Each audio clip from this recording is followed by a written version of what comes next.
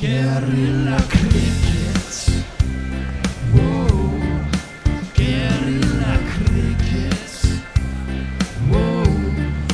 Guerrilla. Take guard, man the barricades, patrol the cover boundary. At last the time has come, this is a cricketing emergency. Hear this call to arms for every cricket revolutionary. Take up your bats and stumps for the test match insurgency. At first they tried to silence us, but we would not be silenced. They threatened us with lies, so we threatened them with violence. Che Guevara, Sangakkara, Joseph Stalin, Douglas Jardine, Robespierre, Darrell Hare, Vladimir Lenin, O'Brien Kevin, guerrilla cricket. It's not about the winning, it's about how many rules you break. Even in cricket commentary, this is the best advice to take.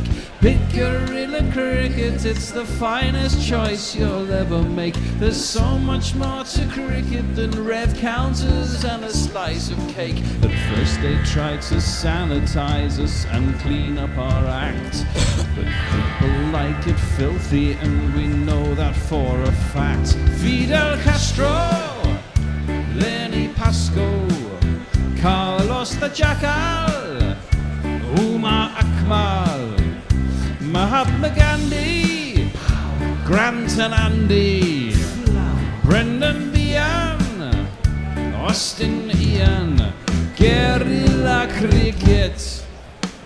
Stick with us, cause you know we're not the kind of thing that you see on the TV and the radio. So vive la revolution. First they tried to buy us, but we would not be bought. Okay, we were, but then we ran away, and we will not be caught. We would not give up the ghost when they left us all for dead. They decapitated us, but we just grew another head. Chairman Mao, Jamie Howe, Ho Chi Minh, Asif Din, Václav Havel, Graham Saville, No Surrender, Percy Fender, Che Guevara, Sangakkara, Joseph Stalin, Douglas Jardine, Robespierre, Darrell Hare, Vladimir Lenin, O'Brien Kevin, guerrilla cricket. Well, for a team that spent enormous parts of this match trying to lose the game, England wake up on the final morning with a very good chance of winning it. But we shall see. Rishabh Pant, the man who's hardly been on the pitch apart from to bat, is still allowed to come out and do so, and he could be on his way. We've been trying to check out the ruling on this, and I know that Messi Jez was imparting wisdom and knowledge about it, and certainly there seems to be elements of what Messi was saying, which is that a batsman who has been injured and off for over a day can either come back immediately, that is the team's innings commences, or after 120 minutes of that innings, or no earlier than number 7. So you take your money and or you pay your money and you take your choice. It seems to be confused, and so are we. Anyway, we will see what happens. Good morning, good afternoon, good dawn, good dusk, and welcome to perhaps the most crucial first hour of this test series. Should it go India's way, well, you'd have to say they're on their way to first series victory in England for forever. 2008, I think. If not, England are up and running and could steamroller their way through the rest of the series, but we shall see. With me, Gorilla Hendo, this morning to open proceedings. I have a fine pair of creatures. One hanging upside down from the roof of his weather cave in Perth, which is likely to bring the whole thing down. It's Messy Jez. Good morning, Hendo. I can tell you that it's a little cooler at Lord's today. It's likely to get to about 26. It will be a little cloudier, particularly from between about noon and 3 p.m. And there's a very slight chance of some short showers in the afternoon. But I don't think the weather's going to worry us at all. But there may be some nice swingy conditions if it does cloud over a bit. Well, yeah. And on my right, just getting angry as I was with Harry Brook, having seen a repeat of that dismissal yesterday. I saw that it's the Bear. Hello there. Yeah, I was watching that at home. I was desperate for them to get some runs on the board, and Harry Brook came in, looked fucking princely, played those 2 ramp shots, but I thought, yeah, well, go on, Harry. Then tried to sweep one off middle stump at 84 fucking miles an hour. What an idiot! Absolute fucking plum. And I was so angry at that point I turned off the coverage. Because I when I'm not here, I get my superstitious head on, and that's if I turn it off, something good might happen. Wow. And then I kept turning it on when I was doing a Sainsbury's shop, and Root and Stokes were still there, and I thought, ooh, we could get here to 280. Oh! and then it all came tumbling down. But then when England started bowling, I couldn't help but turn it on. And Wokes dropped fucking Carol Rahul, didn't he? And I was just like, And then I thought, we were having a discussion about Jofra. I thought Jofra it was like fine in the first over, but I think, you wanted to be banging it on a length where basically there was some up and down and a bit of induct. And Jofra, look, fine try a couple for swing, and he did get one to swing nicely into the pads, but a couple of others didn't do that much, and he just kept getting hit for 4, and it's like, you've only got 190 runs to play with. I understand what you're trying to do, but the from that end, you had to be hitting the deck. Well, I mean, the point of that particular approach was the big in-swinger that's fairly full at pace, with only one man in front of the wicket on the offside, so encouraging the drive and hoping to find the gap, but it didn't really work very well because when then you need to pack the onside field, and you didn't have a packed onside field either. You had slips, and if you're going at that, you're not really going to get caught. Well, you might get caught first or second, but well, I think the annoying thing, of course, is that we allowed Rahul off the mark with a lovely ball down the leg side and no long leg, really. Yeah. Well, no fine leg. The long leg was there, but much squarer. Now, I saw a headline. I do find the Hindustan Times quite entertaining because I don't actually click on it, but I look at the headline and they are so anti-England. It's beyond a joke. Kumar Sangakkara quoted as saying that with regards to Brook's shot, well, the implication was that it was Brook's shot because there's a picture of Brook getting out middle stump, that England are arrogant. Well, I don't think they're arrogant. I think they're just stupid. I go along with, yes, exactly. I think you're dead on there. I'm not sure which you'd rather be called. I mean, if they were arrogant and walk the walk, that would be one thing. But they're just dim at times. Anyway, we have players out there, and who? We also have a super chat, which we probably should get in. Okay, well, let's start the day as we mean to go on. Super chat, yeah. Super chat, yeah. Super chat, yeah. Super Well, chat, yeah. there it is. That's what I was just about to say. Rishabh Pant is out there, so it could be over by 12 o'clock. It could be. It could. Just to put the super chat in context, Mog logged in and said, "First, I'm starting to wonder if I'm too much of a fanboy." And Muttley's sent us £2 saying, "No, I've lost the race to be first. Here's my money." Thanks, Okay, Mutt. well, it is one of these. Crucial first hour. Yeah, Gorilla Cricket.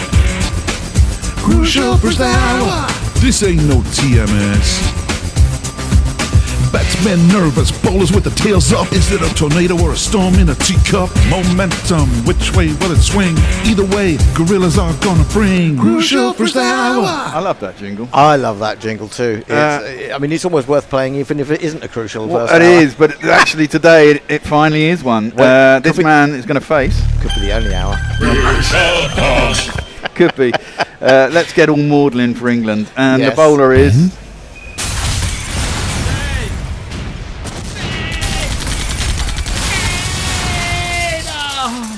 Ben Stokes. That's the Ben Stokes we need. 2 slips and a gully to start with. He's bowling to Rishabh Pant. He's wide on the crease and Rishabh is in behind it. And his hand looks perfectly fine as he guides it to square leg and picks up a single off the mark straight away, making the Indian fans in the crowd delighted already. The light roller is there today. I hope he managed to get out there and ensure that he was the only roller allowed on the pitch rather than the heavy one. Otherwise, it might have just flattened down a little bit for India, but we shall see. I guess what does worry me is actually, Hendo, England have been pretty poor at picking up early wickets throughout this series. Although I suppose they have 4 down today. In the morning session, we generally not bowl very well. It's very difficult, actually, when you've not got that many runs to defend as to where you go in regards to your field and how much do you attack, how much do you defend. Possibly 2 of the, Gill accepted, the 2 best batsmen in this series so far out there at the moment. In comes Stokes to Rahul, and Rahul has a little push at that one, doesn't feather it, and it doesn't really carry just about into the gloves of Jamie Smith, and that is the end of the first over. And if you think that went quick, you're right, there were only 2 balls left of it. Well, it gives us a chance to say hello to Jay, who says, hey up. Hey up. He says to Mog, I fear we both invest too much. And Muttley says, woof, morning primates, love and sausages. I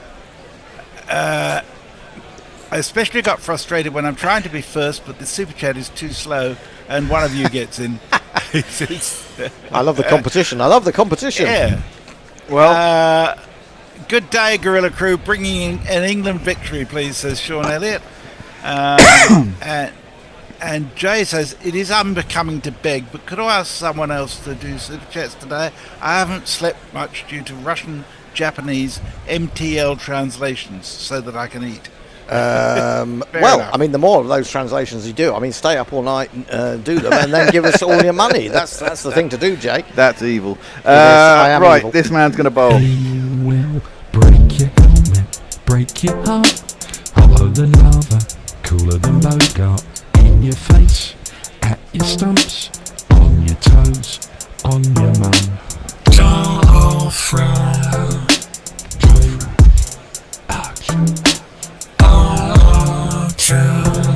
Got to get his length right. He's coming in to Rishabh. He's bowled him a big Yorker on leg stump. Well, Yorker, full ball.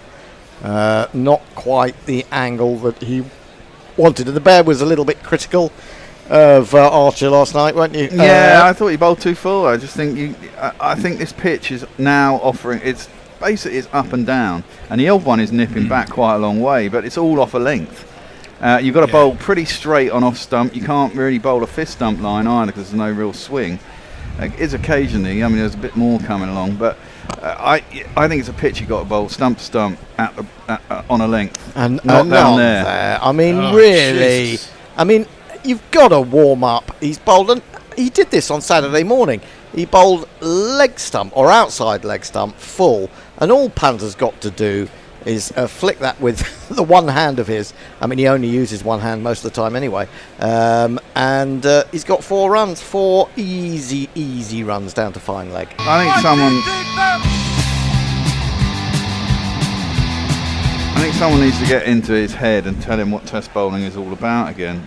He seems to be thinking he's in the IPL where you bowl, test matches is about consistency. He's round the wicket. That's better. That's That keeps a little bit low. Has Pant jabbing down on it. Pant's already on to 5 off 4 deliveries. 63 for 4. England just don't have these runs to play with. And this is what so infuriated me yesterday. That England's strategy just kept changing. Yeah. And then at the end we were sort of hanging on to Archer and Bashir to eke out as near to 200 a lead as we could get, which is something that should have been done earlier in the day. by people who I can love the actually way you bat. assume there was a strategy at all, Hendo. Well, I don't think there is, actually. This is jabbed into the onside as a suggestion that might have reverberated through the handle of the bat and discomforted Rishabh a little bit. I suppose he could put him out of game full stop if he hits him on the hand properly. That's it, done. He'll have to go off. Well, you don't like to be too cruel. But that's it's a Test hard old cricket. game. That is Test cricket. It's what Exactly. it's what the most ruthless Test cricket nations do. Imagine Australia. You're sounding would have like done that. Australians, the pair of you. Exactly. Well- I was just going to say that's exactly what you lot would do. Fuck it. Yeah. And I'm down with that, man. Archer in, looking for the fuller one again, having bowled a couple That was a better one, back of a though. length. That was straighter at least. Dug out by Pant towards mid-on, inspects the toe end of his bat. In fact, I mean, if you're going to bowl that length, that really, really full length, it's got to be dead on off stump or middle and off. Because anything further down leg side is just clipped. I mean, there has to be something, doesn't there, in the fact that Archer, first ball of the morning, Saturday and Monday, round the wicket, left-hander, spears it, a foot down leg side and a freebie. Again, he's angling it in, but he's starting it too straight, and it's going away down that leg side. It's defended, though, by Pant, and that is the end of a not entirely impressive over from Archer, but maybe he's just winding himself up. Trouble with Archer is he can only bowl 4 or 5 overs, so he needs to be on the money from the word go, really. I think we know Wokes on the other end. I thought Wokes bowled really well, actually, last night. Because he hasn't got the pace, so he did actually bowl stump to stump, and he was quite hard to get away. Yeah, I mean, the break came at the wrong time for England because they had their the tail. Is it tail between their legs? No, that's the wrong phrase. No. What is it? Tail. Their tails up. That's what they had. Stokes is coming in to bowl to Rahul, and he gives him a nice half volley, and oh god, there's a belly flop over that at cover. Gotta be better than that, haven't you? He's going to get a couple of runs. There is at least someone behind Ollie Pope. I should say we've got some of these. YouTube Prime Super Chat. Get them in. Yes, Stephen Kelk sends £2 and says, if Jay asks, I comply.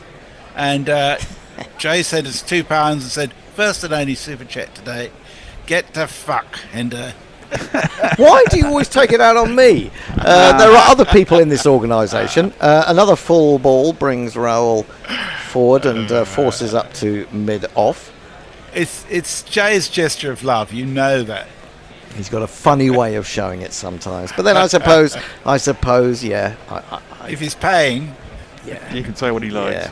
yeah, it's true. It's true. Just keep directing it at Hendo. What I was going to say is you guys are talking about you invest too much. You can invest as much money as you like. Just don't invest so much emotion. That's what I would say. In comes Stokes. 2 slips and a gully to Rahul. And Rahul leaves it. There's nothing much there at the moment. And England were fired up last night. Oh. The shadows were lengthening. It was all very, very exciting. Can they rediscover that this morning? The wicket, if they get an early wicket, that will invoke that. I think this is it, isn't it? It's all about for India, it's all about getting away to a start, get 30 runs without losing a wicket. Suddenly everything looks easier. For England, they need to get a wicket in the first 45 minutes. Oh, God, if they haven't got a wicket in 45 minutes, then we might as well go home. Well, it tends to start off quite slow anyway, doesn't it?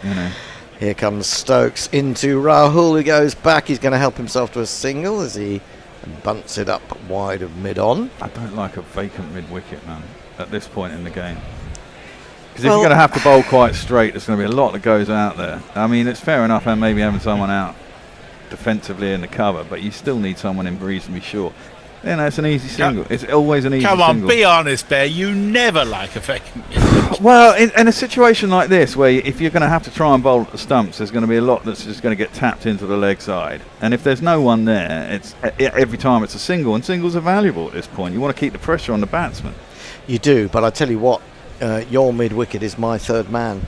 At third man, you'll pick up 4 runs, not 1.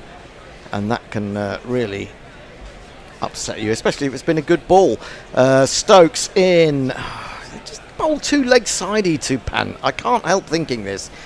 He constantly seems to be just jabbing it into the onside, not really threatening him. Bring him forward outside the off stump a little bit.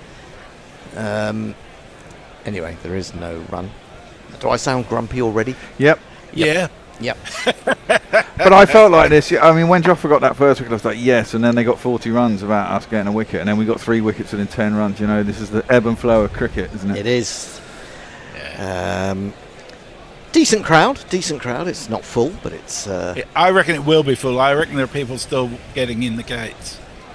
Well, they better get in pretty quickly. Stokes in, again, jabbed into the onside. He wants a single, Rishabh Pant, but Pope is around to his left and Rahul declines it. End of the over. Messi. John Kevin says, after the way India have behaved, I don't want them to win at the home of cricket. We have another super chat from Mog. Yay! He sends us $10. He says, I'm a very emotional person, Hendo. I can't help it. Now I'm off to push the elderly downstairs. Well, if they were really elderly, they wouldn't have an upstairs. That's what I'm. That's true. You're moving into a bungalow. Hendo? Well, I prefer a chalet bungalow. I do like a little bit of an upstairs. It just seems weird being on one floor. Anyway. Yeah. Well, it's not. Stephen Coke says, hello world. It's official. 50% of the Gorilla Patreons on Discord who voted this morning think that India will win.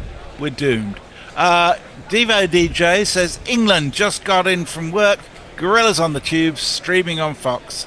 Nice one. It is weird, isn't it? Because when I just got in from work.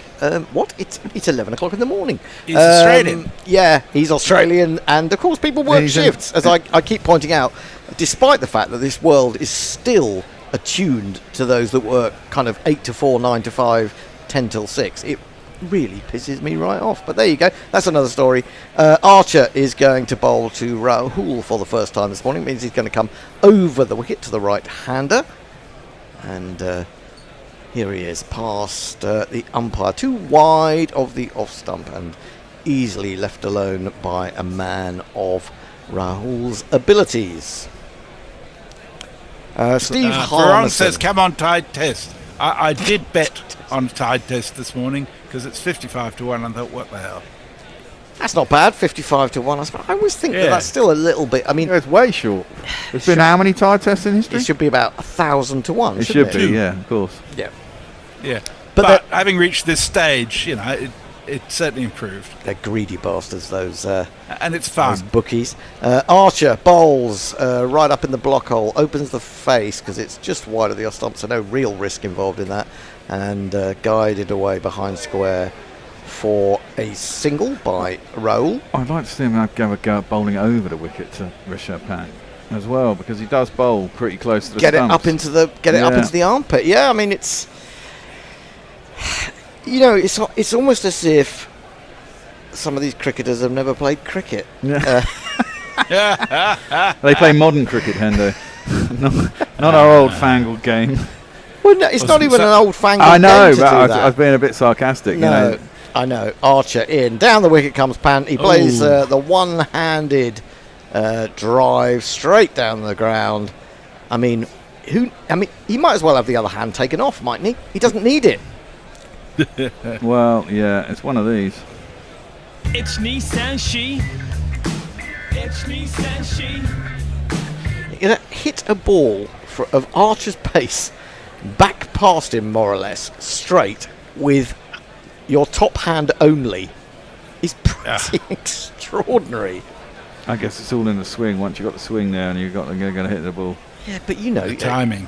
Yeah. And it's not just that. I mean, he does hit it hard. I mean, it's not just timing with Pant. This one is better, just on the line of middle and off, and he drops anchor in defence. 71 for 4. We started needing 135. It's come down by 13 already. And we're not going to do a GPL today, are we? No, we haven't done one. Good. I think so. We need to save the money. Well, I mean, this is it. If these two get going, It's all over, isn't it? Well, Raoul, no, it isn't all over. You know, it's nearly all over. It's nearly all There's over. still some solid batting to come. That's why the early break. He's the early breakthrough. He's ripped out. He's off stump. Cracking delivery. You were just luring him into a full sense of take it all back. security. Now I do exactly what I do whenever Wimbledon score a goal. I check towards the linesman, and in this case, I'm checking towards the third umpire, who is going to undoubtedly signal no ball. Hopefully not. He'd have done that Nowhere already. near a no ball. Oh, That's a fucking peach. Wow, look at that seam position. That is an absolute corker. Comes down the hill a little bit, just enough, and a restrained. Well, I hope someone, to be fair, I hope someone did get in his ear Celebration. last night and have a chat about lines and lengths and shit. I mean, that one was just short of a length. Right, I'm going to press this, and then I'm going to answer a phone call that I get for some reason, and let Tony in. Well, there's a request from Stephen Shipcott with £2 attached. Say my favourite jingle, fuck off. Any chance? And granddaughter's favourite jingle is Super Shot. Please, says Stephen Shipcott. I'll mention those again when it when comes Bear back. has returned. I will say that it wasn't a send-off exactly, but I suspect that Jofra Archer might have been saying to Rishabh Pant, you like it in the dressing room, you spent a couple of days there, if not 3, have some more on me. I suspect that that would be my interpretation of what was imparted. Well, Leah was hopeful. She said, morning all, time for a pant ton. Well, that didn't last very long, did it? Thank God for that. He was a danger. So there have been 2 requests and super chats while you're going. One for Super Shot and the other for fuck off. I think we should. I don't think, personally, I would say, can we hang on to the fuck off jingle until and if England win? But the super shot, I'm happy to have, but we haven't had a super shot yet. Well, previous one, I suppose. Into Jadeja. Release of pressure. Awful follow-up delivery from Archer. Full on his leg stump or even outside it. Flicked away. Gets Jadeja off the mark. Keep these guys on naught for as long as possible, England. Archer 2 for 28. Brilliant stuff from him. Hadn't really been getting it right, but he did there. And it takes a good ball to get rid of Rishabh. And that was a good ball. That was a stunning ball. It's knocked off the stump about 10 feet behind. Next man in is this dude. This dude. They need a more controlled Jadeja's on. Motley says, I don't think I had mentioned the 2nd edition to my reptile family. If folks want to see it, they need to subscribe to the Patreon to access Discord. Well, Very good idea. To put it bluntly, if you want to see Muttley Snake, give us some money. Give us some money. Porn box I'm is sorry down to an say we don't eyebrow. have any pictures of Tony's Todger, though. No, goodness, no. We Thank God. didn't talk about that. I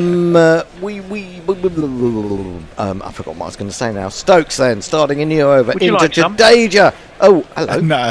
No, go away. You're not due here, Tony. Disembodied Tony appears. This is chipped up to mid-on by Jadeja. Stokes is coming round the wicket to the another left-hander. And now, do we know anything about whether Shoaib Bashir is on the pitch? No, he's not on the pitch. When I was listening to TV yesterday afternoon, they were saying he can bowl at any time because the injury was an on-field thing. So he can come on and bowl, but he's not going to field, which is a bit odd. Doesn't seem much point in him coming on to bowl unless it's very, very soon, and it wouldn't be. Defended by Jadeja. England really...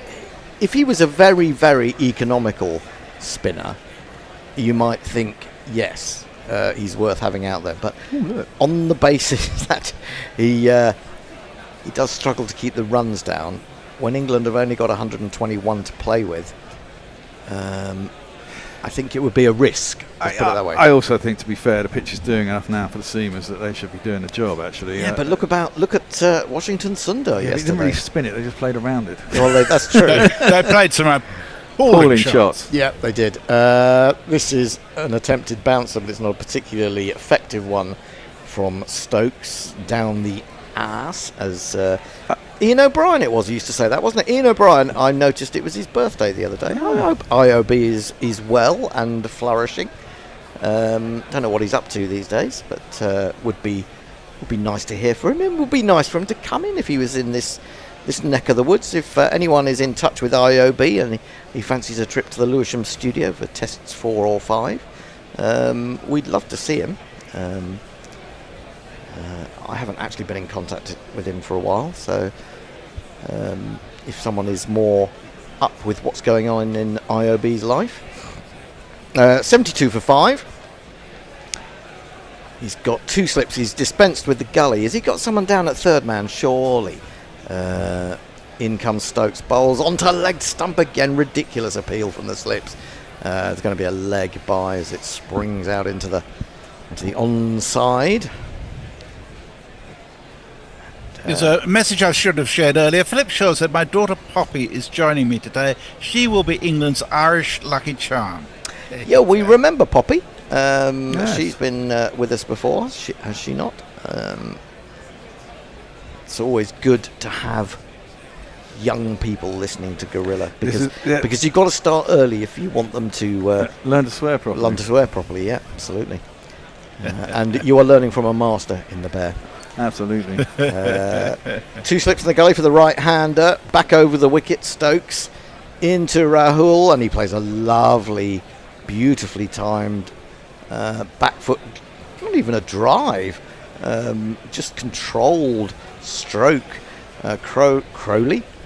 Alistair Crowley comes round, does a few paranormal things, and gets the ball in, or Zach Crawley is what I'm trying to say. If you don't know who Alistair It was actually Crowley, but Crowley. Good enough. Crowley, he was a sort of a cultist, wasn't he? Yeah, he was. Yeah. Led Zeppelin were really into him, while Jimmy Page was.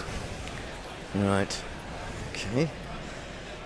Stokes to Rahul. His calmness personified is Rahul. He's just going about his merry way. He may run out of partners, of course. In comes Stokes. Oh, that's dreadful. That's very wide indeed. That might actually be Nah. a rare test wide. Not wide enough for that. Could that not be wide enough to be a wide? Because I mean, there is something really skewed about cricket when a leg side wide is one that misses the leg stump by a millimetre, and you can get a wide in Test cricket, which is a wide delivery that is about a yard and a bit outside the off stump, which no one in their right mind could reach, and it is not considered a wide. It's one of those things, as Gary would say, in which cricket shoots itself in the foot. Yeah. And I agree with it. I agree with him on that. I would agree with him on that totally. Yeah, there are Sumit some Singh things. says just not enough runs on the board, and these quick fall of wickets is giving false hope to English fans, and they're deviating away from that horrible show with the bat. Yeah, I kind of feel you're right about that. Archer in has Jadeja hopping about there in defence, but he does a good job, and Jadeja 90 has proved a difficult man to dislodge in this series as well. Yeah. Oh, Burnley Tillady says that Sky said it's a sellout today. Yeah. I mean, what I will say is apart from it was brainless, but they must have. I mean, if you saw the ball hopping around like you did in the opening spell from Bumrah and Siraj yesterday, you'd have thought there's one with my name on it. I don't buy that. No, I know. I don't buy it entirely, right? But I think there is some truth to it. I still think Brooks' shot was absolutely fucking brainless. I think Root's shot was not great for Root. He misjudged the line. Jamie Smith maybe should have been forward to that one. I mean, that didn't do a lot either. It just went on. He was playing for a bit of Stokes swept over the top of a straight one. I mean, they're brainless shots, but there was kind of intent. You could see what they were trying to do. They were trying to get ahead of the game, and they thought that was their route. And I think if you try and then shut up shop and try and eke it out, which they did successfully with Root and Stokes for a while, but once one of those wickets fell, it all went horribly wrong. Oh, goody from Archer. Takes that one away. That's the right length to be bowling. Beats Jadeja. Because on top of that, I do think actually now looking at where the pitch is, 250, 260 probably would have been enough, whereas I was originally thinking, we've got to get 320, 330. Yeah, no, I go along with that, but I think the other thing is that there's no pressure in terms of time on India here. Now, if England had batted longer, okay, you could have said they wouldn't have got those wickets last night, but it puts extra pressure if you bat a bit of time. Well, I do think the intent was to try and bat all of yesterday. Well, it was very poorly executed. Oh my God, this drives me utterly fucking mad. It's edged. It should have been stopped in the slips. It isn't. And it runs away to where there is an untenanted third man boundary. 4 runs. Cheap runs. On the floor. And one more 4 than the 4 before. That's what 4's are for. Oh, we can't play the third man jingle. He couldn't get anywhere near that, to be fair, Brooke. But the fact that there is no third man is... and only 2 slips.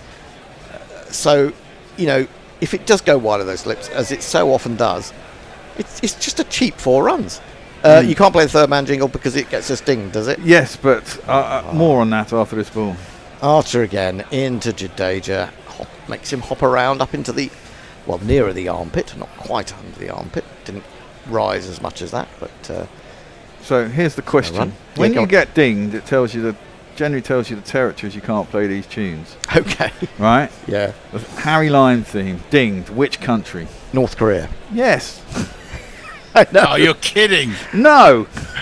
The one country in the world where the Harry Lime theme gets us dinged on YouTube, North Korea. Do they even have fucking YouTube in North Korea? And it's a very good question, isn't it? Maybe for the elite.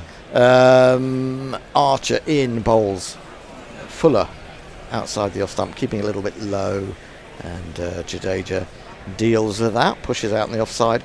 Yeah, this third man business is really getting me down, because if these were shots through the covers, if these were any other sort of shot, any shot that was played with any real style or panache or aggression, then there would be fielders there. But no, not for third man. Third man gets a free pass. Well, I guess they're wanting the edge to go to the slips, aren't they? I mean, that's the theory anyway. Ooh, now he just played slightly across that one. It was very straight, and it just seemed to be swinging back into line early there. TZ managed to get a single from it, Jadeja, into the onside. Yeah, but my point is, Bear, if you've only got 2 slips and you've got no one else behind, it's just a free 4 runs. Even if you just angle the bat, it's 4 runs. Okay, Devo DJ tells us he, like me, is in WA, where it's currently 6:29 p.m. Great time for cricket watching. Indeed it is. Stephen Kelk says, Hendo, give Samantha a hug to celebrate. Pamp will have bed sore, says Bravey for Mick. So Mick, he's spent so much time lying on the benches in the... We have one of these, though, don't we? Oh, we do now. Rich Turner Music. Hey, Rich. And he says... glad of a day off. Bowl maidens, please, England. Thank you, Rich. Build pressure. Difficult to do when you've only got 192 at your disposal. Stokes is in to Jadeja. He's in behind that one. Of course, every over that India don't lose a wicket is another over that the ball becomes older and softer. And we have seen that it's generally much easier to bat when... I do think you're looking on the downside, though. Well, I am looking on the downside because you've got nothing to play with. Favourites. Really? I do with 5 down. They still need 113 runs with 5 What down. you have to remember is that one of those 5 is the number 9. It's not a frontline batsman. Even so, I still think now. the pressure's huge on India. Stokes outside the off stump, left alone. Why is it more huge on India than on England? England don't give a fuck one way or the other. If they win, they win. They lose, they lose. They just seem to be over it in terms of any responsibility. Whereas for India, they really, really have to win this, in my view. Well, Yes, I think they do. But I feel like they've actually already done enough in this match to have won it, really. They have been much the better side, and yet we're still in a position where England can win it. Well, then, the point then becomes: are we just being too? If England do win it, so we're being too pessimistic because we must have won. At the end of the day, we won. So it is a strange one, isn't it? This is pushed into the offside. I was thinking about that as they come through for a single, as I was walking in from the car, and I was thinking, well, England must have done something right. Is it just that we don't like the way that they went around it? Because at times in the game we were so far ahead, and in the first innings we were quite far ahead at points. Then we lost 3 quick wickets, and things like that annoy us. But then I guess you have to hand that to the opposition. And at the end of the day, England got 387, and they restricted India to 387. Then they fucked up yesterday and got to 192. And if they win, they would have bowled them out for under 192, and therefore they would argue with some justification they got it right? Well, and we'd all go, it was an ugly victory, but a victory is victory. Well, I mean, there's the ugly game, isn't there? The way of playing tennis, onto the back foot goes Rahul. Same with football. Looks totally immovable. Yeah, let's face it. I mean, in terms of, you see it all the time in football. An ugly 1-0. An ugly 1-0. Teams had 20 shots on target. And teams barely got out their own half. Well, Forest. And they've snatched the game. Forest last year were winning games of 27% possession, But there's a reason for that. And I don't think people pick up on this enough, is the fact of the matter is that if you are defending for 90% of a game, as Stokes pulls out of his run after a few yards and apologises. It didn't really strike me for quite a while. As you look at it again, you think we should have won that, we should have bloody walked that, we had all the chances, blah blah blah. As Stokes is in over the wicket to Rahul. Oh, he brought that back beautifully. He wants an LBW. He's appealing like a madman. And Shafadullah says no. It might be a bit high. Bit high. I thought it might have just dropped onto the stumps for a moment. Well, exactly. I review it because I think it'd be umpire's call. Yeah, well, in that case, it's going to be given not out, isn't it? Well, yeah, but I'd still review it because you don't lose your review and you've got a chance it might be out. But yeah, if it doesn't, you've got 3 reviews, you've got 5 wickets to get, you've got to win, you've only got 112 runs to play with. It's KL Rahul, I'd review. Yeah, important wicket, that's for sure. I don't think it's out. I don't think it's out, but hopefully it is. I think there is a good chance it's umpire's call, but you never know.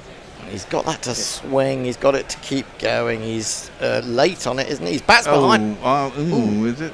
Well, now that's hard to see whether he's got an inside edge there. I think has he hit the? No, they've hit the pad first. He's hit the pad. Sure. No, well, what's happened is he's got his bat trapped behind the back pad. So it has hit the pad. It's going to be too high. Is he going to hit? It's grazed the front pad first, anyway. Yeah, but he's also trapped his bat behind actually, the back pad. I don't know if it is too high. I think that's too high. Oh, he's kind of collapsed a little bit. It is hitting. Ow! Wow! Oh my word! Told ya! I love the way the bear shouts "told ya" whenever he gets one right, which is about 1 in 10. Well, hold on. He only got it right after he got it wrong But first. no, what I meant with "told you" was my reasoning for the review. Actually, not necessarily that it was out, but my reasoning for the review was precisely that. We all thought it was umpire's call. Turns out it's out. It's KL Rahul. It is a massive wicket. England have got to be big favourites now, I'd say. Surely. Well, it's England's to lose. For it sure. is from here. It's one of these. Another one bites the dust. I won't give him a fuck off because I think that is going to be out, Fred. Another one bites the dust. Well, not only that. I've got to say it's something to do with the wickets, but I just really thought that I've got to hand it to India. They've come over to England and looked a lot better side than I was kind of expecting, with a bit of callow youth, not a lot of people who played over here. I think the wickets have been helpful for their style of play. But it's been a fantastic series so It's far. amazing how magnanimous you've got well when you think overdue they're going to win. Sorry, we're well over what? Overdue a change. Yeah. Oh, God, we are. Sorry, Tony. Well, this over's gone on forever. Should we have a change? Should we just finish this over then? There's one ball left and they've got to do a whole person coming in, haven't they? So we might as well just have a change. Now, I'm on now anyway. So, right. Okay. Yeah. Well, I'll go and... okay. Can you change the... You stay there, I'll change it. And Tony, if you start with Wallpaper Girl from 26 minutes past the hour, that'd be good. Oh, I catch you later. Timing messes. Oh, there's a setting. Was she saying, "Hi guys, I'm Poppy"? I don't know. That's the one, Tony. All right, sweet. Okay, Kat's here as well. Welcome, Kat. Hello, hello. Hopefully you've come to preside over an England victory, but we shall see. I hope so too. It's very exciting. Have you listened to us getting overexcited? I could tell just by the tone of everyone's voice as I was logging in that you were more upbeat since those last, well, particularly the first wicket today, but now the second one. Well, getting Rahul and Pant out, genius, man. Stokes as well, fantastic. Next man in for India will be, in that case, it'll be Nitish Kumar, won't it? There's a jingle that goes, well, I'll play it after this ball. Is it me commentating? I think it is. Yes. Yeah, I think you are. I'm your ball by ball. Okay. Defended, back down the track, last ball of the over. Oh, it's not him. It's actually, where is he? This guy with a really crap jingle. An IPL special. Washington Sundar. Yep, there you go. Loads of messages, Bear. Go for it, Tone. Go for it, Tone. Wallpaper Girl. Sounds like Calendar Girl. What was that? Neil Sedaka. But this is Wallpaper Girl. I think she's got most things covered. She says, "Hi guys, I'm Poppy. I'm on my iPad. My friend said, have you heard the movie Constipation?" I said no because it never came out. Oh goodness me. Oh dear. Teach yourself, Poppy, says Jay Grover. Probably. However, Stephen Kelk thinks that's very funny. Jay Grover is obviously with us in multiple times. Stephen Kelp, Poppy, did you learn your jokes from Tony? A bit harsh, to be honest. That's not harsh at all, Tony. Whom else? Richard Peel. That is absolutely a dad joke, so I hope Poppy is in that category. I better wait. Archer is into Jadeja. He's worked into the leg side. We're going to get some sort of counter-attack from the two lefties now. So it's worked into mid-wicket and there was no run. How are you seeing this, Cat? How are you seeing this, Tone? Well, Cat first. I am seeing an England victory. It's a shame, though. I would rather India won. I think it makes it a more interesting series. But I know you chaps won't see it that way. So I'm thrilled for an England victory in the next hour or so. Well, yeah. What about yourself, Tone? I was very nervous at the start of play. I'm still nervous. I had India favourites at the start because I just felt Pant and KL together was a pretty phenomenal combination. But they've both gone. However, I'm English, I'm a Watford fan. It's always the hope that kills, so I'm going to stay grounded in my expectations. Well, I think England have got to be massive favourites now. I mean, you get through one of these, they've still got Nitish Kumar ready. I mean, they do bat deep now, India. But I do think, that's down the leg side. Could have easily got a little bit of glove on that, but he didn't. It's through to the keeper and there's no one. I mean, I do think they do back deep. I do think this wicket's finally doing enough, Tone. It's Lords and it's doing shit. It's being inconsistent bounce, a little bit of nibble here and there, and I think that's enough. Day 5, bit more cloud cover today, bit more humid. I mean, I looked at the stats. What was it? I'm sure you've probably done them, Bear, because he would have been all over your home. Oh yeah, of course. As ever. 8 occasions aside at Lords has been set 150 to 200 to win. It's only been achieved 3 times, never by an away side. Oh wow, that's interesting stats. Archer in, edged, but to Gully along the ground, and there is no run. I mean, the pressure on these Indian guys now is enormous as well. I mean, we were just discussing with Hendo. I mean, you know, if you're an England supporter, you think they've done some really fucking stupid things throughout this game, and how are we winning? But clearly, like the first game where they decided to bowl on a hot sunny day at Headingley, they will come out in the end and justify the stupidity of yesterday's batting by saying, well, look, we got enough runs to win the game. Right? Can't be any other way. Hello. He's got him. Oh, he has. Oh, you're ahead of me. I'm sorry, mate. That's okay. Washington Sundar has gone to work it into the leg side. He's got a leading edge. And he's got... I'm seeing the future. He's got a leading edge, and that's a fantastic one-handed catch by Archer. He's gone off to his left. This game is done. I'm afraid England... Well, Marcus Trescothick came out this morning, and Indo put that thing on our WhatsApp group saying, Trescothick was saying this will all be done in an hour. It may well be. Well, and Indo was hoping to be home from hospital today. They're probably going to have to keep him another week. Yeah, exactly. He's having a heart attack now. Sorry, Hernando. Well, Don't wish you were seriously bad. speaking, I really hope he is home today, and wishing him all the very best. Indeed. Well, I mean, that's a fantastic Great caught catch, and bowl. though, from It is a Archer. great catch. Just amazingly athletic. He's a tall man with long arms, and he stretched out and he caught that. And I've been slating him for his bowling last night, but he's bowled okay this morning. He's got 2 very important wickets. That ball that got pant was An just absolute an cracker. absolute perler. But he clearly needs a bit more practice, and someone needs to get in his head about Test match bowling again, because for me he's bowled generally too full. With his pace, he should be bowling at length with a new ball, trying to get it to nibble about and try and get a bit of up and down on this pitch. But hey, look, he's got 2 wickets. Washington Sundar, who has batted reasonably well throughout this series, he's gone as well, and India suddenly getting blown away. I won't look back, 'cause by the time that I do, you'll be gone. And for all their deep batting, I mean, did it? It's had 1 innings where it's managed something. I mean, Someone could always have a crash and see you over the line there. I'd say that was 60 to go, but with 120 to go, with just 2 of them there to do it, Jadeja, and another one goes, and we are genuinely into the tail then, aren't we? Because Akashdeep has gone. It's a shame. It would have been nice to speculate a bit longer about the tie. That would have been a good topic for discussion. Well, yeah, I think it's not on anymore. Well, it's still technically on, and Messi, you get better odds now that 3 wickets have fallen this morning. 82 for 7, India. I don't know if I could have got better odds than 300 to 1. No, that's good. Well, Messi got. Oh, that's short, vicious. Hello, good morning. This is Kumar Reddy.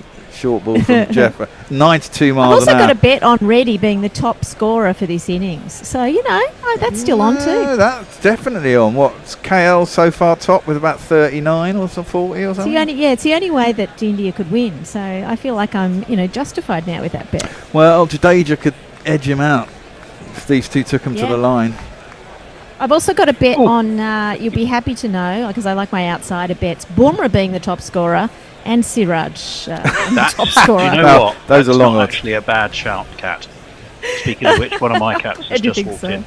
Hello, Trouble. Come on. Archer in, defended by Kumar Reddy, out to point, no run, end of the over. It's carnage this morning, 82 for 7, over to you, Tone. Isn't it just? Well, Richard Peel says if we can get Rahul soonish, this, which shows you how behind I am, this young Indian side will surely collapse under pressure. Well, since then we've lost. I think there's a bit of a delay in that feed. But Sundar as well. Exactly.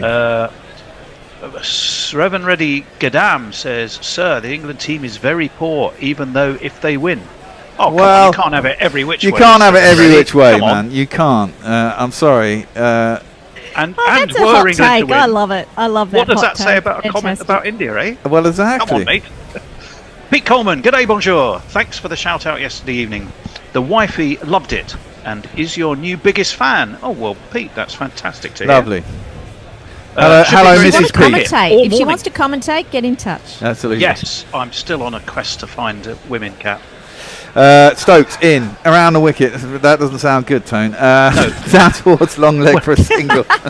When I say that, women who know cricket and are prepared to commentate, not just a general exactly. hunt for women. I think. However, maybe that's the strategy. That. You should go on to some of these apps, Tony, exactly. and just put out the feelers for I think putting out feelers on apps is probably the direction not to go, Kat. To be perfectly honest.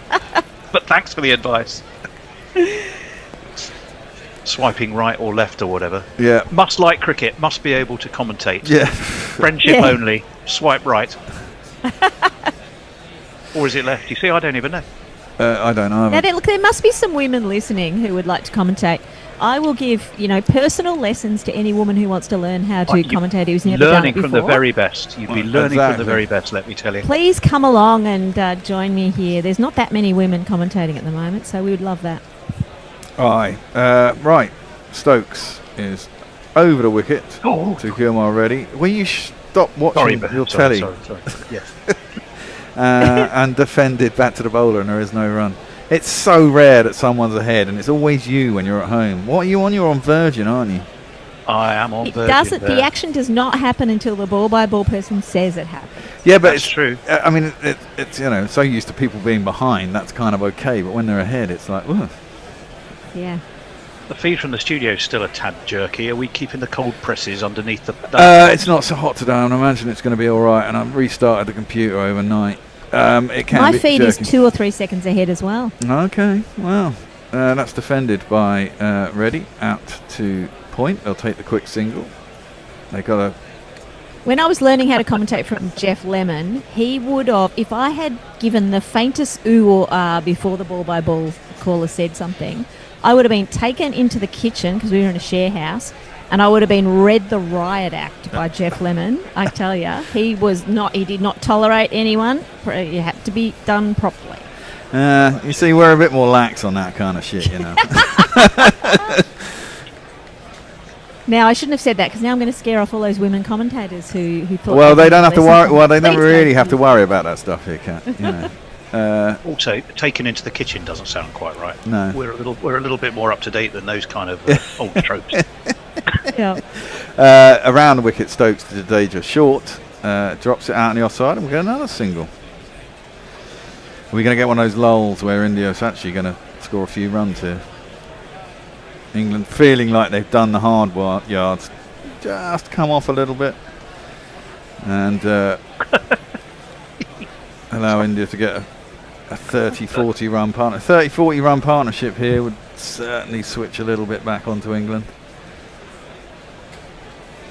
We all can remember Edgbaston 2005. Thinking when Shane Warne went, that was it, game done, right? Yeah? No. I mean, it's even better if it's a number 10 and 11 who have the long partnership. Oh, God. That's what I'm hanging out for. Stokes is in. Oh! Hey, that just didn't bowl him. He already left that, and it's just carried on. Can't have missed his stumps by much. Through to the other that factor was a you've... very tight leave. It was. The other factor that you've got to take into account is this ball, these Dukes balls, they do run out of life. Roundabout now, England have to squeeze every ounce of what they can get while they can. Yeah. Because it just becomes a piece of damp rag before everyone's badgering the umpire to get it changed. Well, how many overs have we had this morning? This is the 10th, probably. Oh, is it that maybe many? 12. I don't know. It's that many. I think it must be. Stokes had only bowled. 6 or 7? Yeah, I don't know. Defended again square on the offside, and they'll get another single. I'm sure these two would have had a little chat in the middle and said, let's stay here, get a few singles, don't do anything rash. No need to score, just yeah, stay. precisely, just sit in for a while. Anyway, that is the end of the overturn. Over to you. 86 for 7. Mr. Henderson of this parish says Tony's quest to find women is likely to be a massive reality TV hit show. Another cat, but cat with a K, Cat Martin, says, I'm waking up in Las Vegas, immediately hear women wanted and virgin. More coffee required. Yes. Yes, I've probably Yes, come on, Kat. And if you're commenting on social media, it means that you're totally capable of commentating. And it doesn't matter if you're in Las Vegas or where you are. We need all of the commentators. Matthew Cullen says, I fucking love Ben Stokes on... Oh, my God. Well, yeah, he's a fighter. Archer in again. That one catches the toe end of Reddy's bat. Going back and defending. I think there is a bit of up and down in this pitch as well, isn't there, Tone? And that's where the danger is for the batsman. Yes, definitely. There is. Yeah, you're right. Inconsistent bounce. Of course, you've got the slope. You've got Archer coming down from the nursery end, so he's moving the ball away more naturally from the right-hander. And Lords, I mean, let's face it, we talk endlessly about it, but the slope makes a difference if you're not familiar with it. Yep. Archer is in. That one is short of a length. It's knocked into the offside. They go for the quick single. They make it. And Jadeja and him already give a thumbs up to each other.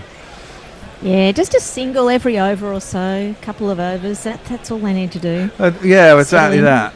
A 2 or 3 off an over, just in quick singles, dabbed out. Well, I mean, England have got to stop them, right? I mean, you don't want those. You want to clamp down on that, create more pressure. Yeah, you've got to see off Archer and Stokes. They're going to get tired soon, and they are bowling beautifully, so that's the danger. Just see them off. Well, yeah, but Cast finally found some rhythm last night. I mean, he looked pretty He deadly looked like at the a end of the different game. bowler to the one that was labouring away at Edgbaston, didn't he? Goodness me. Well, Of course, when they're on top, they all bowl better too, don't they? Well, they do, but that's my point. I think there is just a little bit, and finally there's enough in the pitch to. Oh, there's a big appeal for LBW. It's probably going down. Going down leg, I don't think you review that one. No, I don't think you review Dangerous though. Yeah.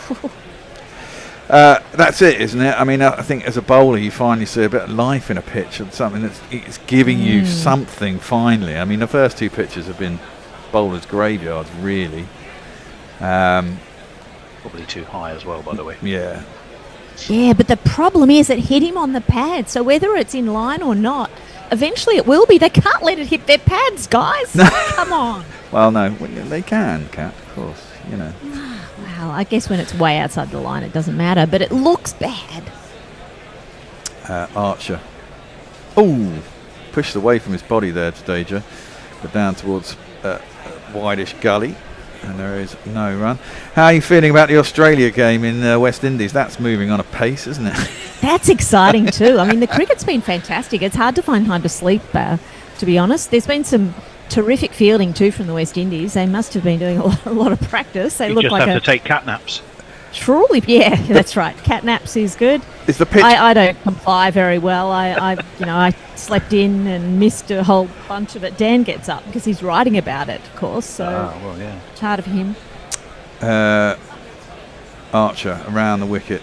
Oh, cuts him in half. It's going to be 4 byes. Wide? I thought that went through him. Oh well, it must have gone over him. It certainly went over James Smith, and it went all the way down to the boundary for byes. 4 of them. We'll just give it this one. Apologies, my friend. 1, 2, 3, 4. Oh yeah, it was. On height, wide on height, wasn't it? By quite a bit. By quite a lot. I mean, is the pitch quite spicy in Jamaica? I think Kat might be struggling with her feed there. Yeah, just my feed was unstable there for a moment. I think it was Archer's incredible pace that did it. Couldn't track the ball. Around the wicket, again into the pads, 2 leg sidey. They're going to get 1 and they're going to think about 2. It's not there and they won't get it. 92 for 7, India. Scoring 101 runs. No, 100 now. 100 now to win. Yep, with just Ooh, dangerous 100.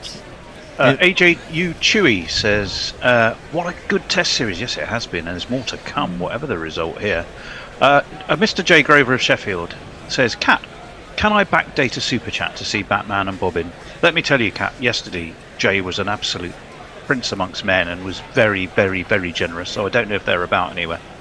They are. They're going to come over just in a moment. We're just going downstairs to make sure the boys aren't downloading something to stuff up my internet. Oh, right.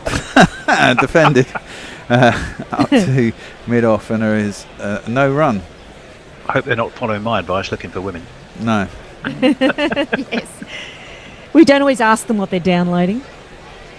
Anyway. Oh, we got a bit more of a break. I didn't know what's going on. Let me catch up on a few more then. A discussion around a Sundar jingle, and we've got several choices, we're being told. I've heard that cry before. Cricket, a spontaneous game, says Frank Rockefeller. Well done, England. Well, so far, what a catch, says Matthew Cullen. Yes, it was. He must be referring to Chopper Archer. Mick Kimmings. That's a new name to me. Hello, Mick. You beauty. Go, England. Pink Floyd just says 111. Oh, is that because it's the bogey number? Grace's Gaming Life. I still haven't put Sky on.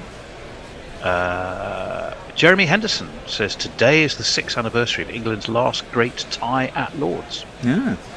That one is left alone outside the off stump by Jadeja, through to the keeper, and there is no run. What, 1 more over each of these tops, isn't it? And then you've got to have a change.